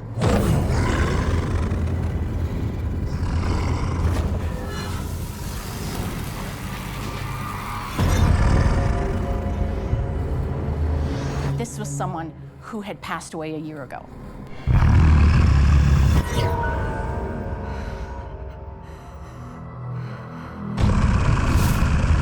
I was looking at a person, but I wasn't looking at an alive person. I was looking at a ghost.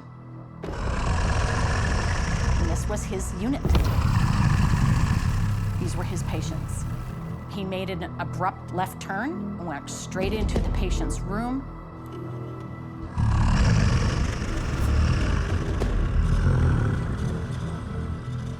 He had been a trauma surgeon.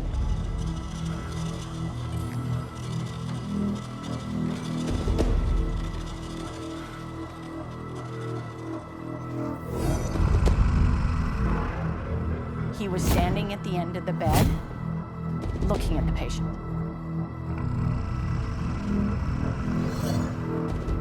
He did not acknowledge me. But as I stood there, the energy was coming back at me is that I was being intrusive on his time with his patient. And so I apologized to him. I'm just here to check to make sure everything's okay with your patient. I'll leave you to it. Knowing how dedicated he was to his patients in all the years that we worked with him, that he would, in spirit, maintain that dedication is not a surprise. It's a warming, welcoming thing.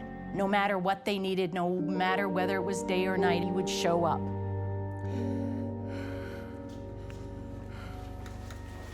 There are several reasons why a spirit or an entity may be associated with a specific place. One could be that it is in fact trapped, that it's earthbound. Or it might be that there is a personal connection that the spirit has, a specific emotional tie to this location, which makes it unwilling to move on. One of the reasons we see so many ghosts of holy people and of medical providers is this compassion-driven work ethic. They are still ministering to their flock. They are still caring for their patients long after their physical body is gone. She is learning effective ways in which she can work alongside them and that they can all exist together with that same goal of caring for human beings.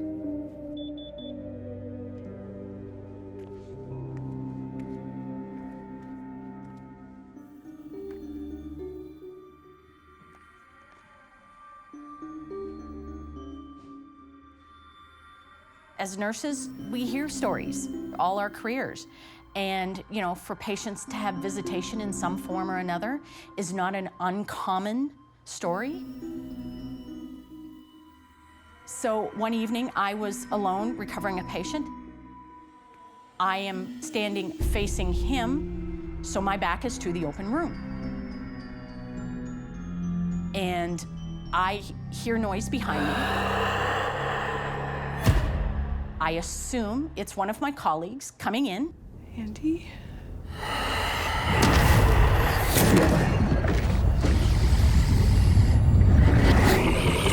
And this person, he was looming over top of me. It was very intense, very powerful. My initial instinct was back off. I don't know who you are, back off. What do you want?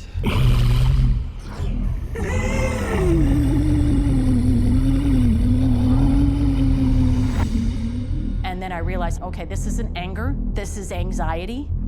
This is someone focused on someone else.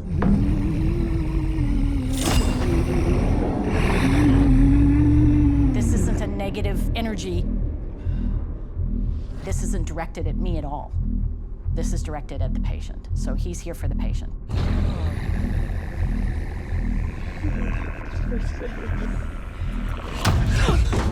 My work friend came in the room a little while later. I did not share because once again, you don't know how people are going to react. Can you help me with something? Of course. I need to get a pad under the patient. Yeah, sure. I'll go on that side if you want to lift him from this side. Okay, yeah, no problem. Thank you. The sensation of his watchfulness dissipated when the patient woke up. So that was his purpose, was to make sure that he woke up. Leanne's sensitivity is sometimes referred to as a gift, but gifts are not necessarily easy to receive and to accept. In this particular case, although she's making some headway dealing with the physician and the priest and other spirits, she's still trying to figure out the full scope of what her ability to interact with the other side means.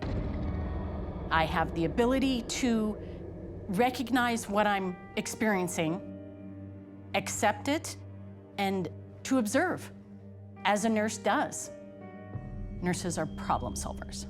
We're the ones who are watching how everything's affecting people physically, emotionally, intellectually. And at the haunted hotspot where Leanne works, there is plenty for her to watch. The entire gamut of human emotions, you know, laughter, pain, love, sorrow, jubilation, depression, everything generates emotions, and hospitals concentrate that, and it's a continuous, never-ending flow. It's not uncommon for the spirits of deceased friends, family members, loved ones to return and help us. They come through some kind of doorway to reach us, but doors allow other things through sometimes. Leanne is about to discover what else can pass through the doorway between this world and the next. I decided to go up to the cafeteria to grab a coffee.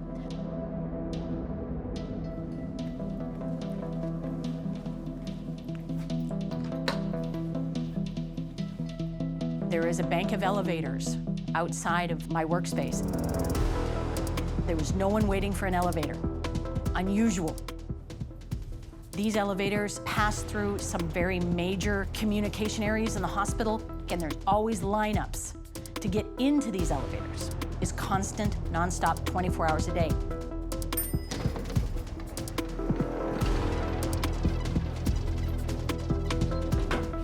No one in the elevator. Very unusual. I got in the elevator and I have to pass through multiple floors to get to the cafeteria level.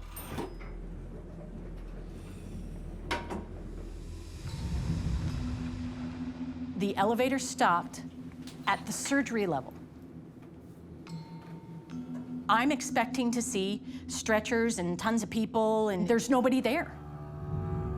The space is empty, there's no people.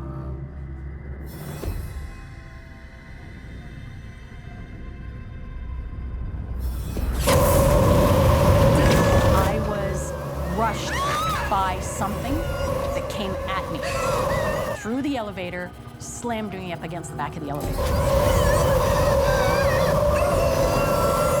I felt like I was going to die in that elevator, die, and no one would know why.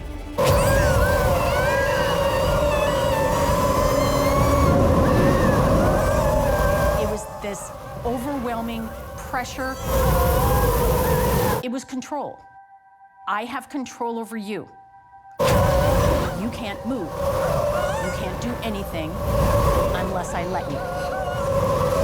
I was held there for as long as it takes an elevator to move a flight. I was hyperventilating. I was sweating. Get away from me! This was the only time in my life that I can remember being absolutely terrified. I'm not afraid of bugs or snakes or the dark or anything. I've never been one of those people. I don't know what was more terrifying, the physical threat I felt, or the fact that what it wasn't human. It comes as no surprise that we sometimes see darker, sometimes even malevolent energies that are drawn to care facilities with spirits of the dead, sometimes lingering. These entities will sometimes flock towards areas of high potential energy, high spirit activity. Whatever it was, I was in danger. I could feel it. I did not use that bank of elevators again for 4 years. We know that Leanne has the ability to perceive spirits and spiritual activity. And it's entirely possible that this is why she was made vulnerable to an assault in the elevator. And unlike the priest, unlike the surgeon, she does not know what this one is. She doesn't know what its motives are at all. And that's alarming to her. Get away from me!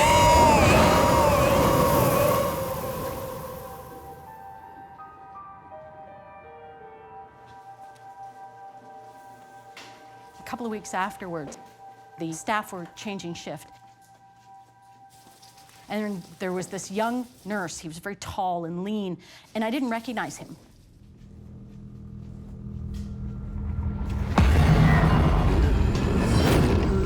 He was being followed.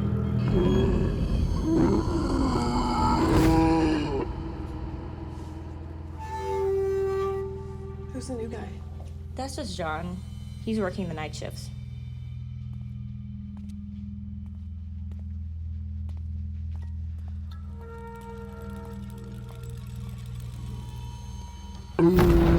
There was a man behind him. This was not an actual visible man. This was like a shadow on a wall. The outline was indistinct, but it was right behind him. And it followed him. I felt a protective instinct for this young nurse. Like, why was this thing attached to him like that? This was not something that was trying to help him or be of any use to him in a good way. I wanted to approach this young nurse and ask him, has there been any deaths in your family? Have you lost anybody recently? And unfortunately, he was leaving. And I never did see him again. I never saw that nurse again.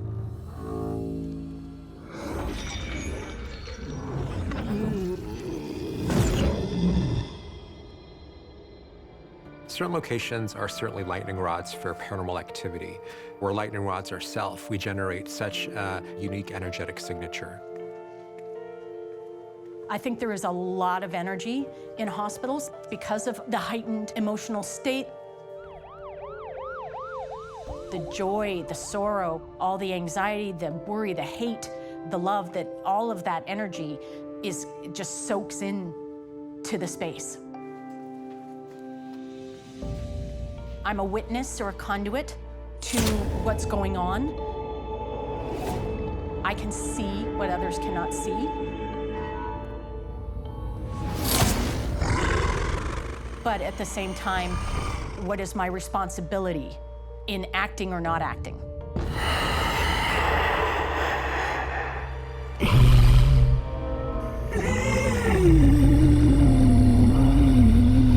If you're willing to go through these experiences, you need to make sure that you're okay first, that nothing you experience is going to be detrimental to you before anything else happens. Hospitals are a place where hope and fear, life and death all meet, and where intense emotion can lead to increased supernatural activity. These paranormal hotspots are home to some spirits and a prison to others.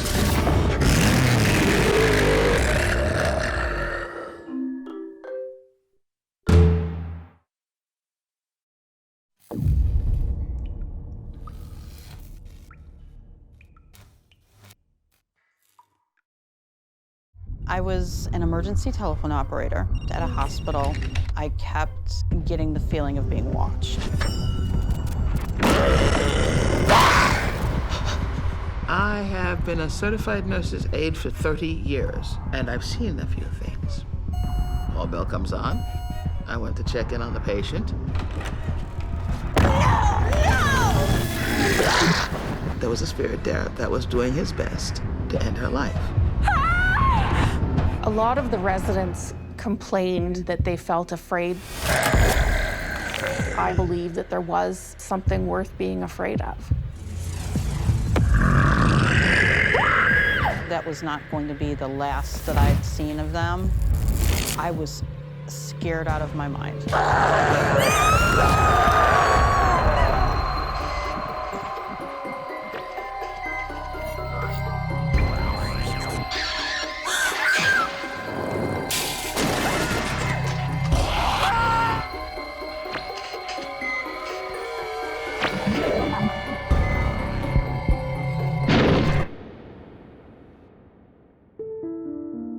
Vengeance can cause a spirit to linger after death. But when the source of its anger is nowhere to be found, it may lash out at the nearest living soul.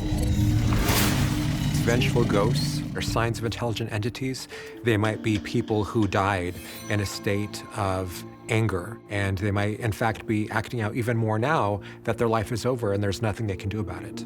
They enjoy creating and sharing these kinds of energies that are very off-putting to a lot of people. Their entire existence is caught up in these vengeful emotions and thoughts. At a treatment center for adolescents, signs of a disturbing presence within its walls threaten to disrupt the well-being and safety of both its residents and a young care worker starting a new job at the facility.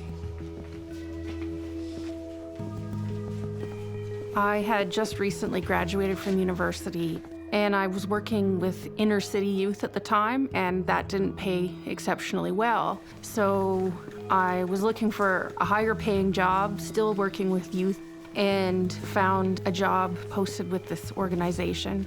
So I ended up applying.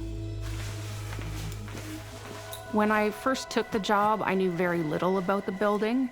My grandmother had lived there as a teenager herself. At that time, it was a convent. She had such a great experience of going to school and loved living with the nuns. I enjoyed the historical aspect of the building, but I was also excited to meet new coworkers. I was very excited to start that job. You must be Janet. Yes. While the kids are at lunch, I'll show you around. As you saw, We had both males and females, roughly between the ages of 14 and 17. Some of them were dealing with substance abuse issues. Some were dealing with behavioral or psychological issues. So there was a pretty wide gamut of the reasons why people were staying there. the girls' residences are currently on the 2nd floor, and the boys' rooms are on the 3rd floor. This is the common room. The building gave me a negative feeling. It was very institutional inside. It had a very cold feeling. This is where the kids hang out and play their games. I liked working with youth. I found it to be meaningful and a lot of fun. I'm used to teens. I was one myself not too long ago. I was qualified, at least on paper. I had done a degree in education. Well, then you know they can be high-strung and say the most dramatic things. It's best not to encourage that. Don't you agree? Feel free to wander around. I had hoped that we could make a positive outcome for the youth we were working with.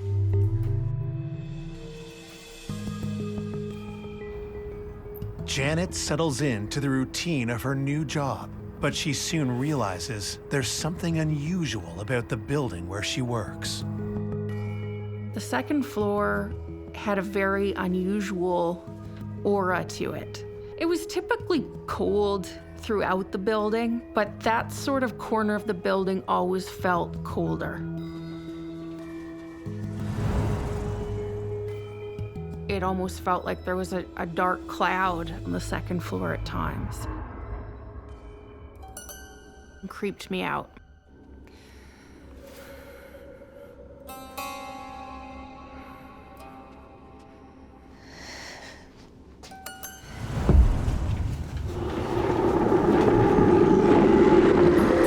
A lot of aggressive spirits are able to turn those powerful thoughts and emotions into physical sensations, which is a way of that spirit showing their power over the physical world. These really aggressive spirits, these really vengeful spirits, are associated with darker, lower vibrational energies.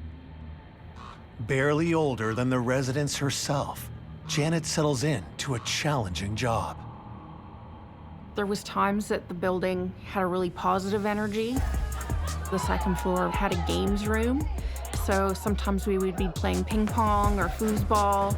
If you were working on an evening shift, it could range from a fun evening of hanging out with teenage kids to all-out chaos where staff or residents were being assaulted. It was difficult sometimes to come to terms with what was happening and what some of our residents had been through.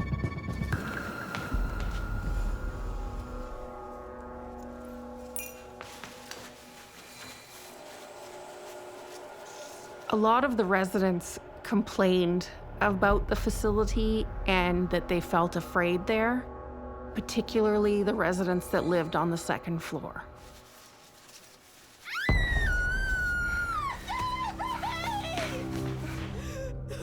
There was one resident who complained frequently about things she saw and heard. Alice! Did you fall? The little girl laughing. She used to frequently claim that she had heard a little girl laughing in the hallways at night. And then the man, he just kept touching my hair, touching my hair. And she woke up in the middle of the night to find someone was sitting on her bed and stroking her hair.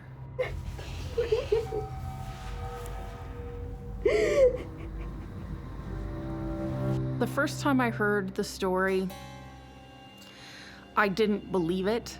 I often felt that sometimes when we're falling asleep and in that state between awake and asleep, that sometimes our mind starts to play tricks on us. It was pretty common for the staff to write these types of things off and say, you're just imagining it. Hey, come on. Take your breath. You're okay. All right, let's get back into bed. All the staff denied that there was any possibility that she heard the little girl or saw the man.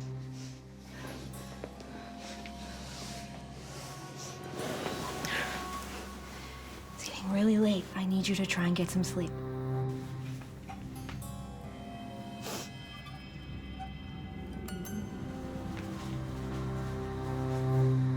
The room felt particularly cold in comparison to some of the other rooms. Every resident who had stayed in it would complain about it.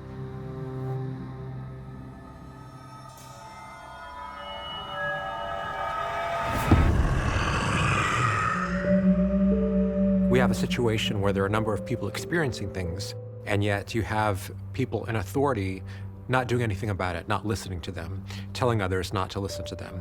So you create an environment where this entity is able to do what it wants, and it might just revel in that state of being able to cause disempowerment and fear. It had been a night where we had had a lot of escalations and a lot of incidents of angry residents, assaults, and I wanted to call one of my regular shift partners to complain to her. So I volunteered to do the sharps count that night. I'm gonna go do sharps. Every shift, we had to count every sharp item that was in the building, all cutlery, knives, silverware. It was an unpopular job. I volunteered to do it so that I could go to the basement and phone my friend. So I picked up the phone to call my friend and started telling her about how our night went. Hey. Hey, Janet. What's up? Yeah, it's been a crazy shift. Oh, really? Why? I don't know if it's a full moon or something, but something's up. And maybe a couple minutes into our phone call, oh my God, I can hear it. I can hear what Alice has told me she hears at night. It's the little girl laughing.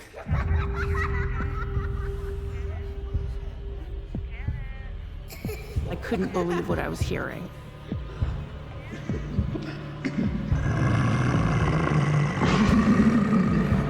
My heart was beating really fast. I was terrified.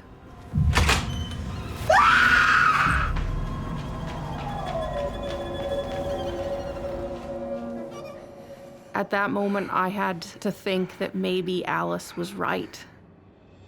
I tried my hardest to stay calm because I needed to have a job and continue going to work, continue telling the residents that it was a safe place to be. Although in my heart, I believed that there was something there, something worth being afraid of.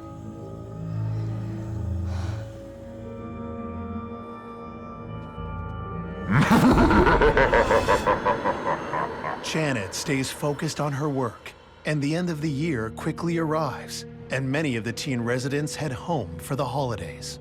To economize staff and space, one Christmas we had closed down the second floor and moved everybody to the third floor.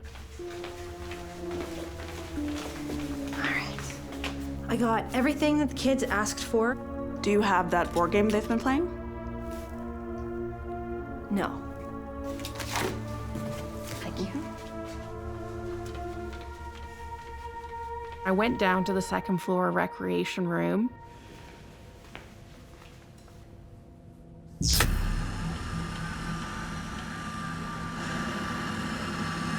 As soon as I stepped into the room, I stopped cold. The TV was on in the room, even though nobody had been staying on that floor for a number of days.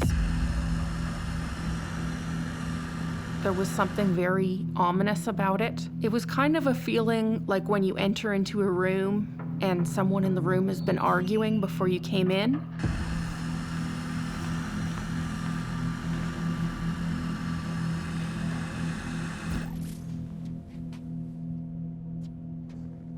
There was a negative energy or something telling you that there was a reason you shouldn't be there.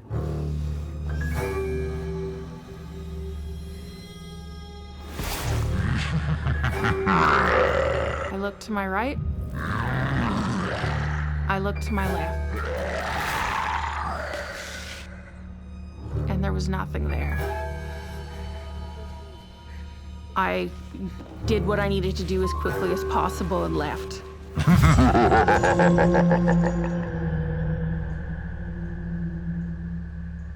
It often seemed like there was more complaints of unusual events when there was a lot of escalation in the building. Nights where there had been more arguments or more assaults, fights.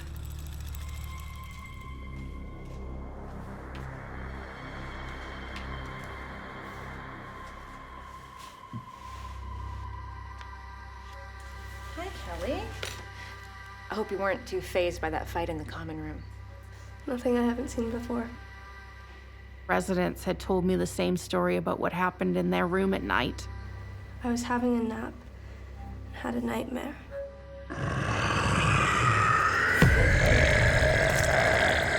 And then he was touching my hair.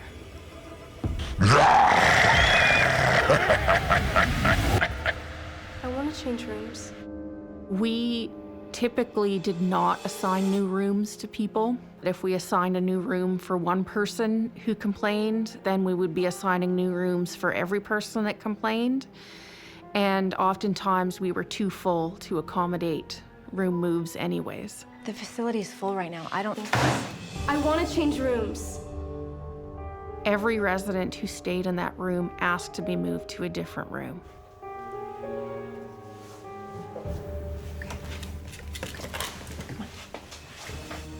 Do everything I can, okay? For a spirit to attach to us, there has to be some energetic signal we're giving off. Whether our life force is very strong and vibrant, or maybe if we're stuck in a state of sorrow or despair, it's what we put out is what comes back to us. So if we're putting out a lot of fear, we might attract a spirit that delights in causing fear. None of these girls had ever met each other. Eventually, I started to believe them.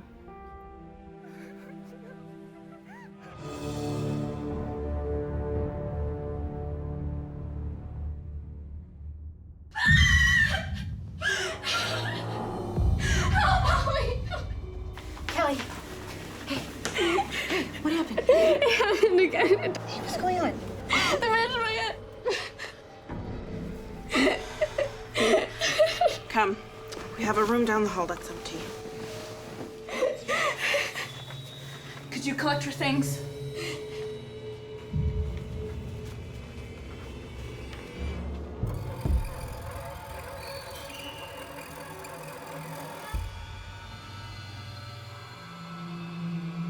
Felt like someone was watching me.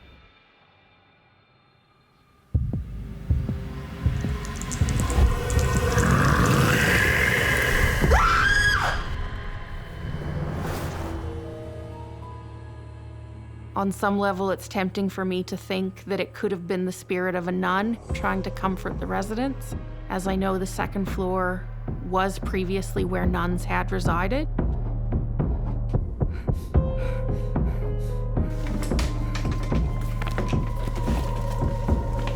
But because none of the residents felt comforted by the entity, it was probably easier to say it might have been a malicious spirit. Plagued by the mysteries of the cold room, Janet confronts her coworker. I've been working here long enough to see that there is something not right with that room. Just to be clear, this is not a professional assessment. This is only a personal opinion. There was a time when the second floor used to be a boys' floor. There was a teenage patient admitted. He swore he was possessed. There was a boy who lived there who felt that an evil spirit was attached to him.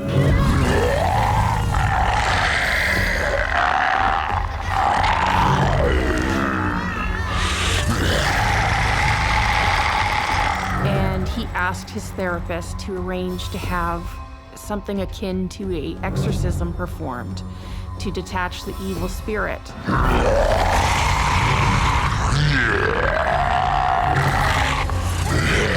And several indigenous elders were called in to perform the ritual to detach the evil spirit. It happened in that room.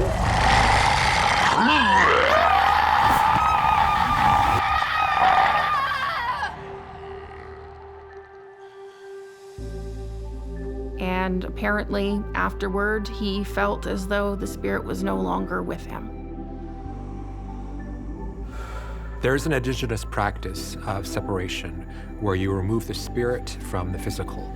And a lot of times when that spirit is removed from the body, it will then seek a new place to inhabit. So it's entirely possible that this attachment remained in that cold room. The patient made a full recovery. And what happened to the thing that was separated from it?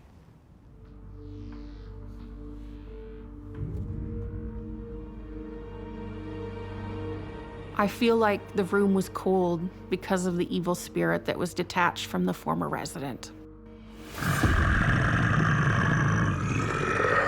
I think it potentially could have been a spirit trying to groom a new attachment.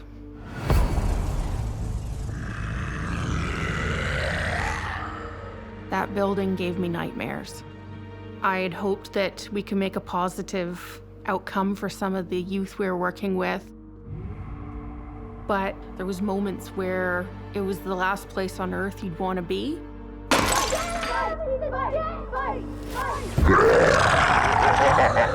I did talk to my grandmother about the experience of working there. There was such a disconnect between her feelings about the building. My grandmother always spoke of it as such a positive and happy place. My experience there was filled with trauma and emotional pain of the residents that I was trying to help.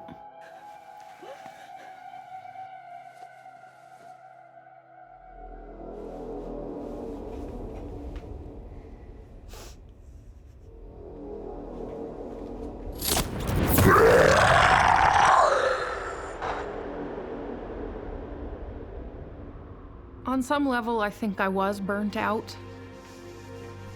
After that, I transferred to a different program. It's really best to just remove yourself from that equation because you don't know what you're dealing with and you don't know the power of that vengeful ghost. It's the only place I've worked that I feel that I left a part of myself there.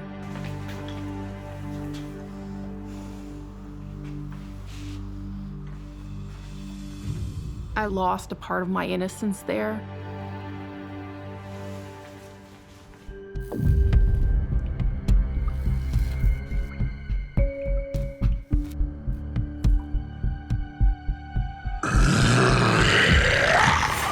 A vengeful ghost is a deeply unsettled soul. Not even death is enough to put it to rest. A young nurse's aide will soon discover that eternal peace can be delayed when a spirit is not ready to let go of life or a lifelong grievance. My name is Ronwixiv Barrero, and for reasons that are fairly obvious, folks call me Ronnie. I was working in an assisted living facility. I was working the 11 p.m. shift to 7 a.m. I enjoyed overnights.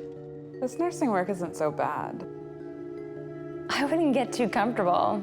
This place is different at night. What's that supposed to mean?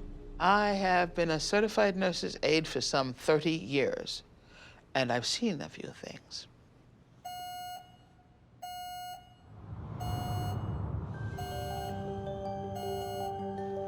See? Told ya. Shouldn't we check on the patient? Oh, no. That's just Wanda. She's always ringing her call bell. She was known for just pressing her call button. One of the aides were like, she doesn't need anything. And I'm like, I'm sorry. I'm not wild about going down there to check, but I have to.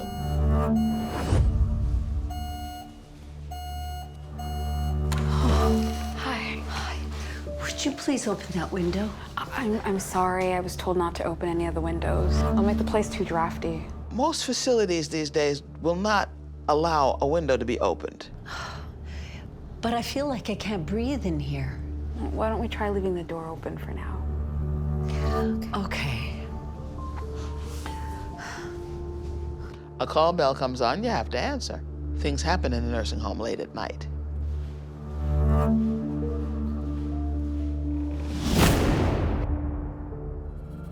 All of a sudden, I hear a door slam.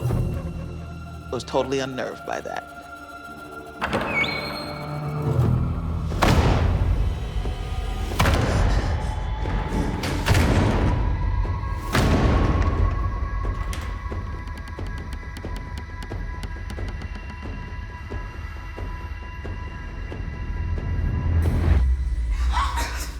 Let's not wake everyone up, okay?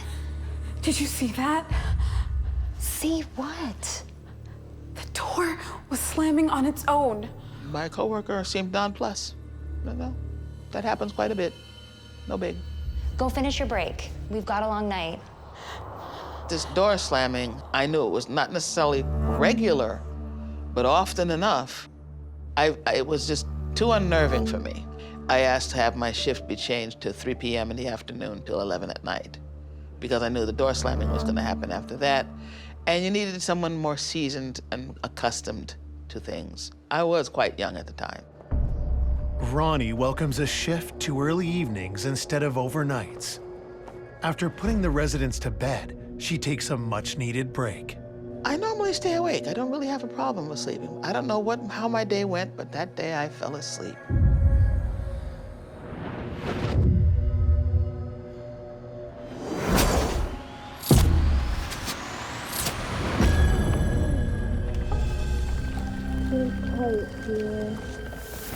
I felt a pair of very cold hands touching my face. As a caregiver, you know you don't want to startle anybody, so you don't just jump.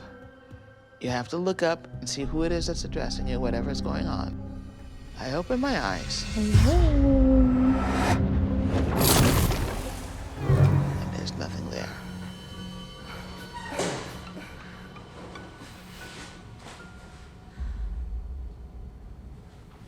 So I'm in my facility, looking around, and I'm looking through room.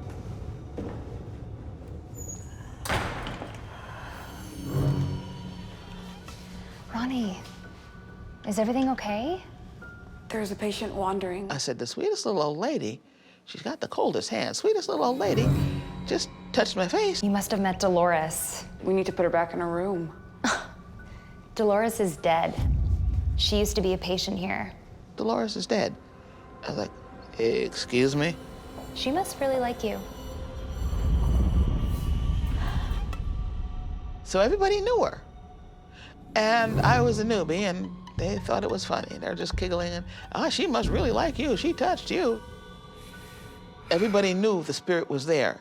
She was welcome.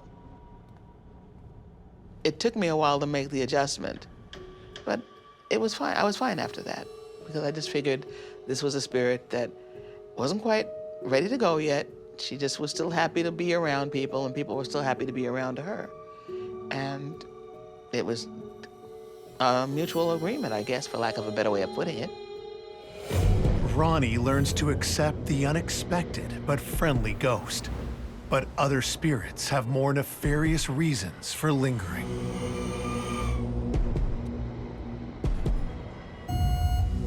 No, help me.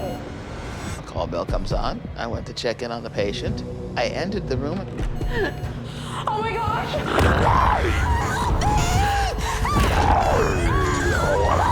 I saw something hovering over a resident. She looked like she was choking. And it looked like someone was grabbing onto her neck.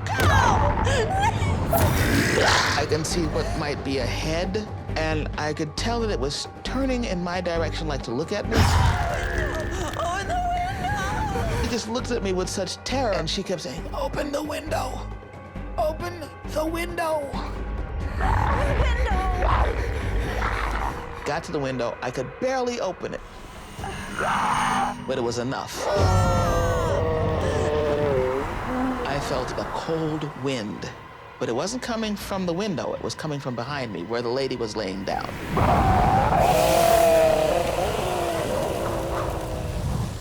It rushed past me. Whatever it was that was over her, I could feel it leaving.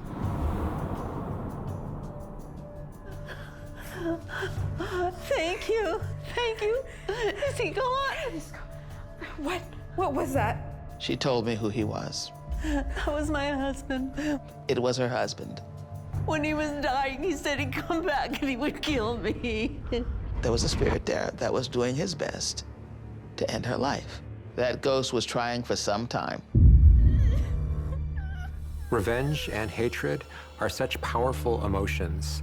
And when you're working with that kind of energy, which is a very focused kind of energy, it's easy for a spirit to use that to create sensations, causing some form of physical harm to the individual. She said, when my husband died, he swore he would kill me. And he was not strong enough to do anything more than stifle her breathing. And all the aides just thought she was putting on a show to get attention. Once that window had opened and once that entity was gone, she slept comfortably. There was never a problem. Ronnie responds to this choking patient, not with a medical intervention, but with a spiritual intervention. With death, there's a lot of different things that different cultures and belief systems will do, such as covering mirrors, opening windows to let out the spirit, but also to let in light, so that anything that is holding or inhabiting darkness can be set free. After that, she never saw the entity again. My great-grandmother, my Jamaican great-grandmother, once told me that when old people die, one of three things happened. They either were at peace and rest, or the body dies, but the spirit lingers, or they go somewhere else and they're not happy. Death is not instantaneous. It takes time. It's a process.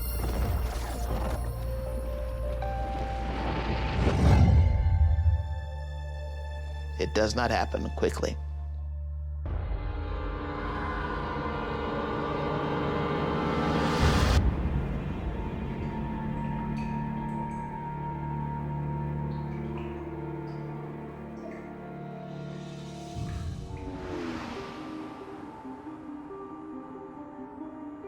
When a vengeful spirit can't find the original object of its anger, it may find a new victim to latch onto, as a hospital switchboard operator will soon discover. Thanks. I was an emergency telephone operator working third shift at a hospital in Ohio. Some weather out there, huh? Oh, I know. Have a good one. You too.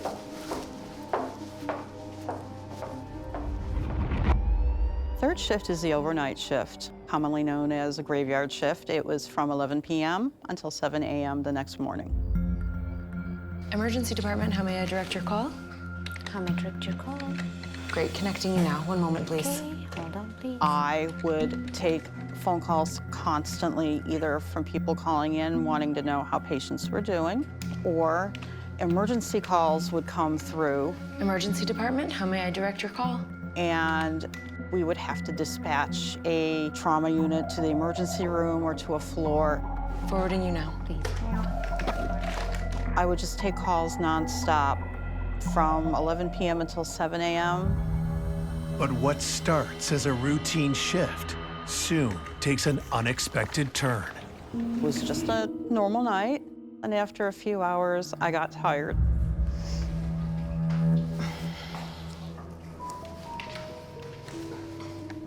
I told the other operator, I need to go for a walk. I'm gonna stretch my legs and get something from the cafeteria. You want anything? No, thanks, I'm good. So I exited our little office and I went for a walk. The way the hospital is shaped, it was like walking around a square. And I walked down the one hall, made a right.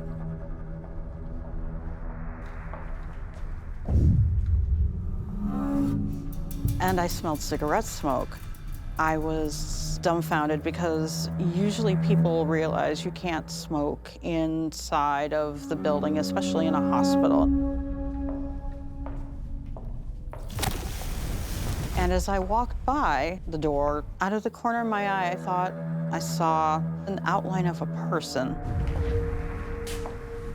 Hey, excuse me, you can't smoke in here.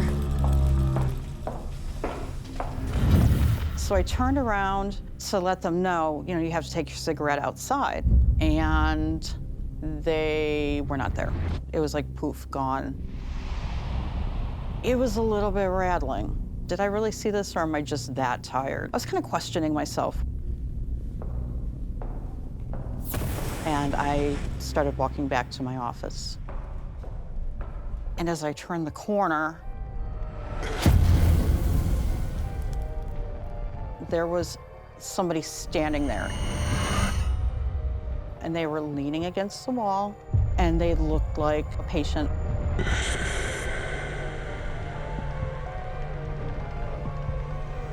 As I looked to see who this person was,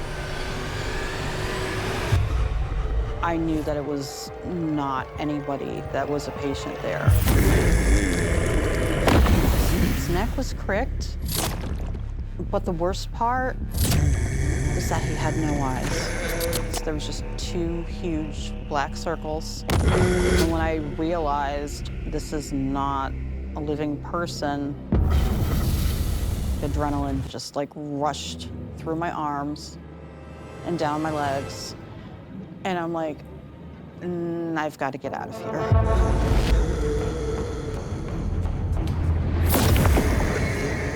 I had to get back to the office as soon as I could. Of the many different reasons a spirit might choose to remain behind after the death of their body, perhaps the most common and the most alarming is revenge. Somebody has been wronged, and at the end of that life, whether they lost their life as a consequence of the wrongdoing or just felt so angry, so bitter, so unresolved, they stick around long after their physical body is gone.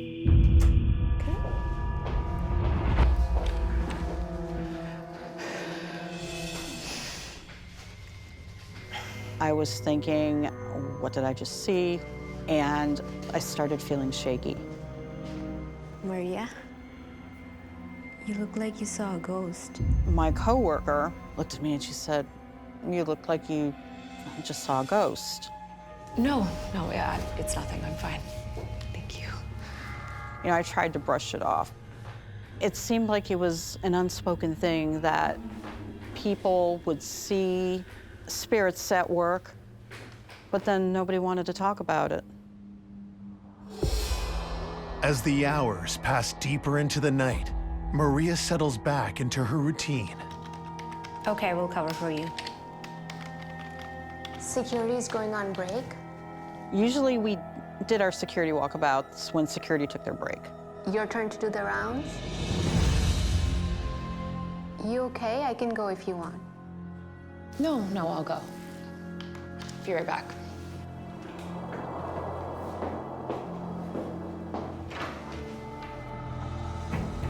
Our duty was to walk to the entrance doors to make sure they were locked and that nobody was hanging around.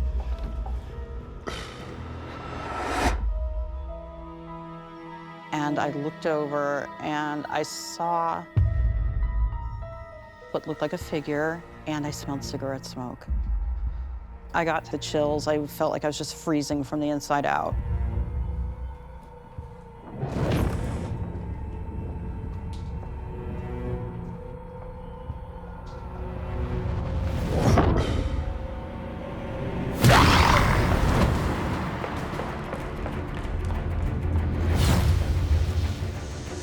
I went back to the office.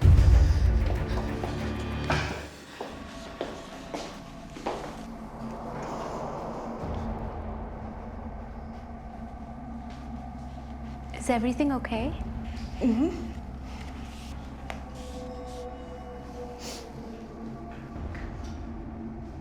I did not tell anybody at the hospital.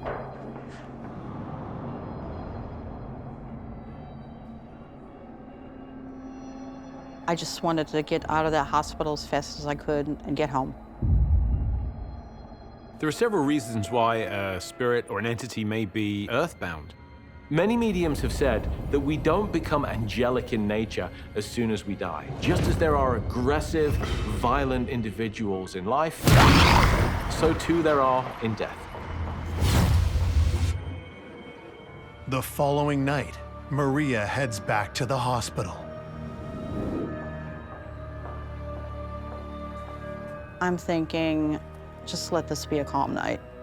I don't want to get scared. I don't want to be frightened in any way whatsoever. But as I walked in to the hospital, I smelled cigarette smoke. I had a fear that every corner I turned, he was going to be there.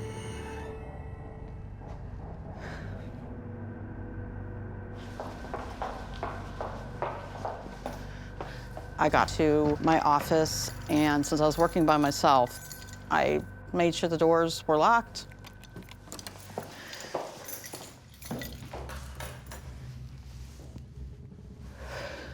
I sat down at my console and started taking calls again. Emergency department, how may I direct your call? I kept getting the feeling of being watched.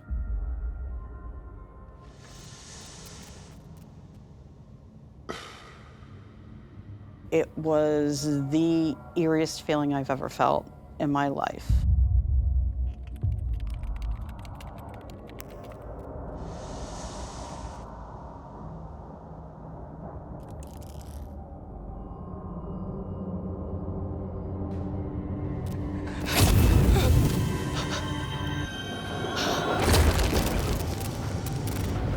And there he was, peering through the glass.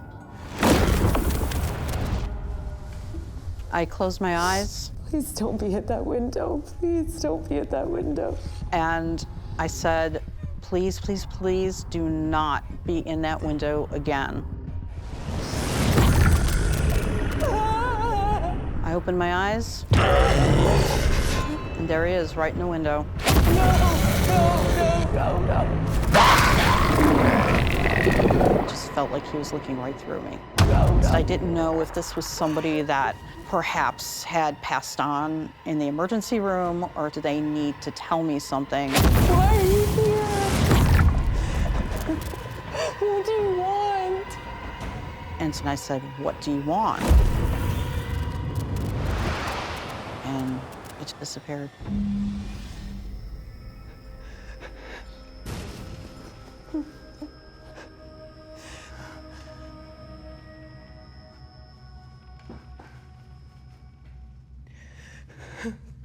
I had a feeling that was not going to be the last that I'd seen of them.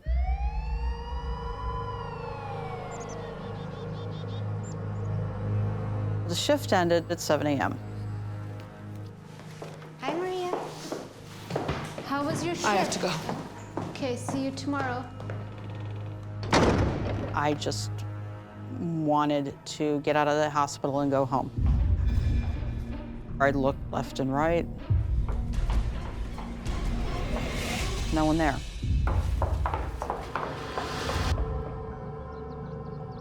I got home about 8 a.m. and I crawled into bed. And I fell asleep. As I was sleeping, I had a nightmare.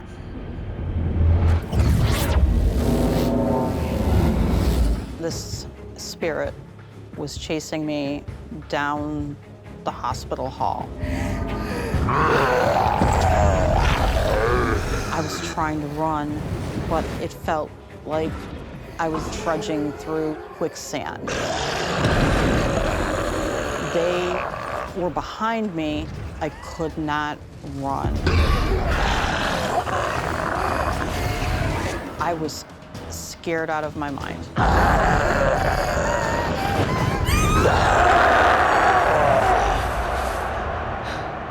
I woke up literally just sat straight up in my bed. My heart was thudding. It felt like it was pounding out of my chest. I was just terrified. I smelled cigarette smoke.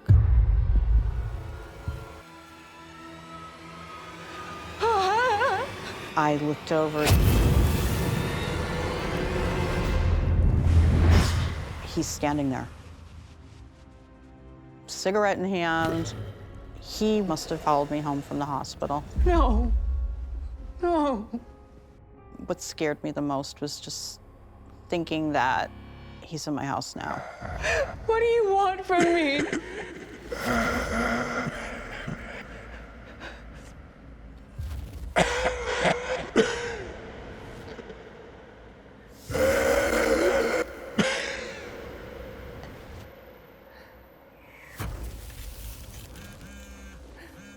I turned my eyes away for a second and looked back. And he was gone.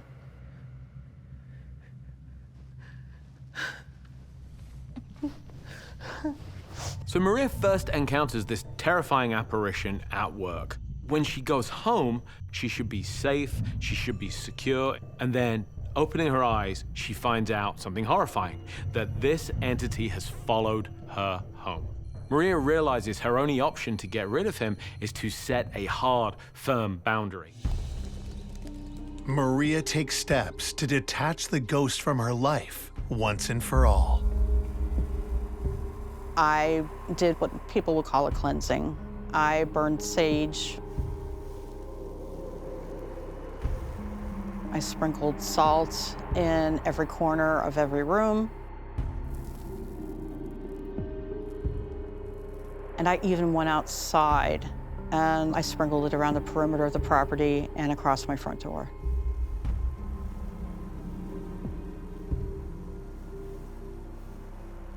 I haven't seen them since. Maria sets a firm boundary, letting him know in no uncertain terms that he is not welcome in her home and he is not welcome in her life. But then we're forced to wonder, did he latch on to somebody else at the hospital and follow them home? Part of me was relieved, but even though he did scare me, another part of me kind of wanted to see them again, to see if there was something I could do.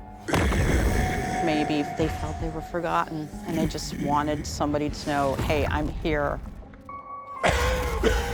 I matter.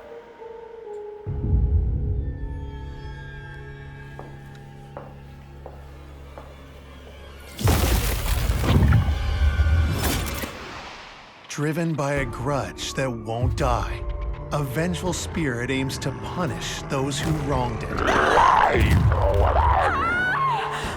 Or find a substitute for its resentment. But the peace it tries to deny the living is the peace it can't find for itself.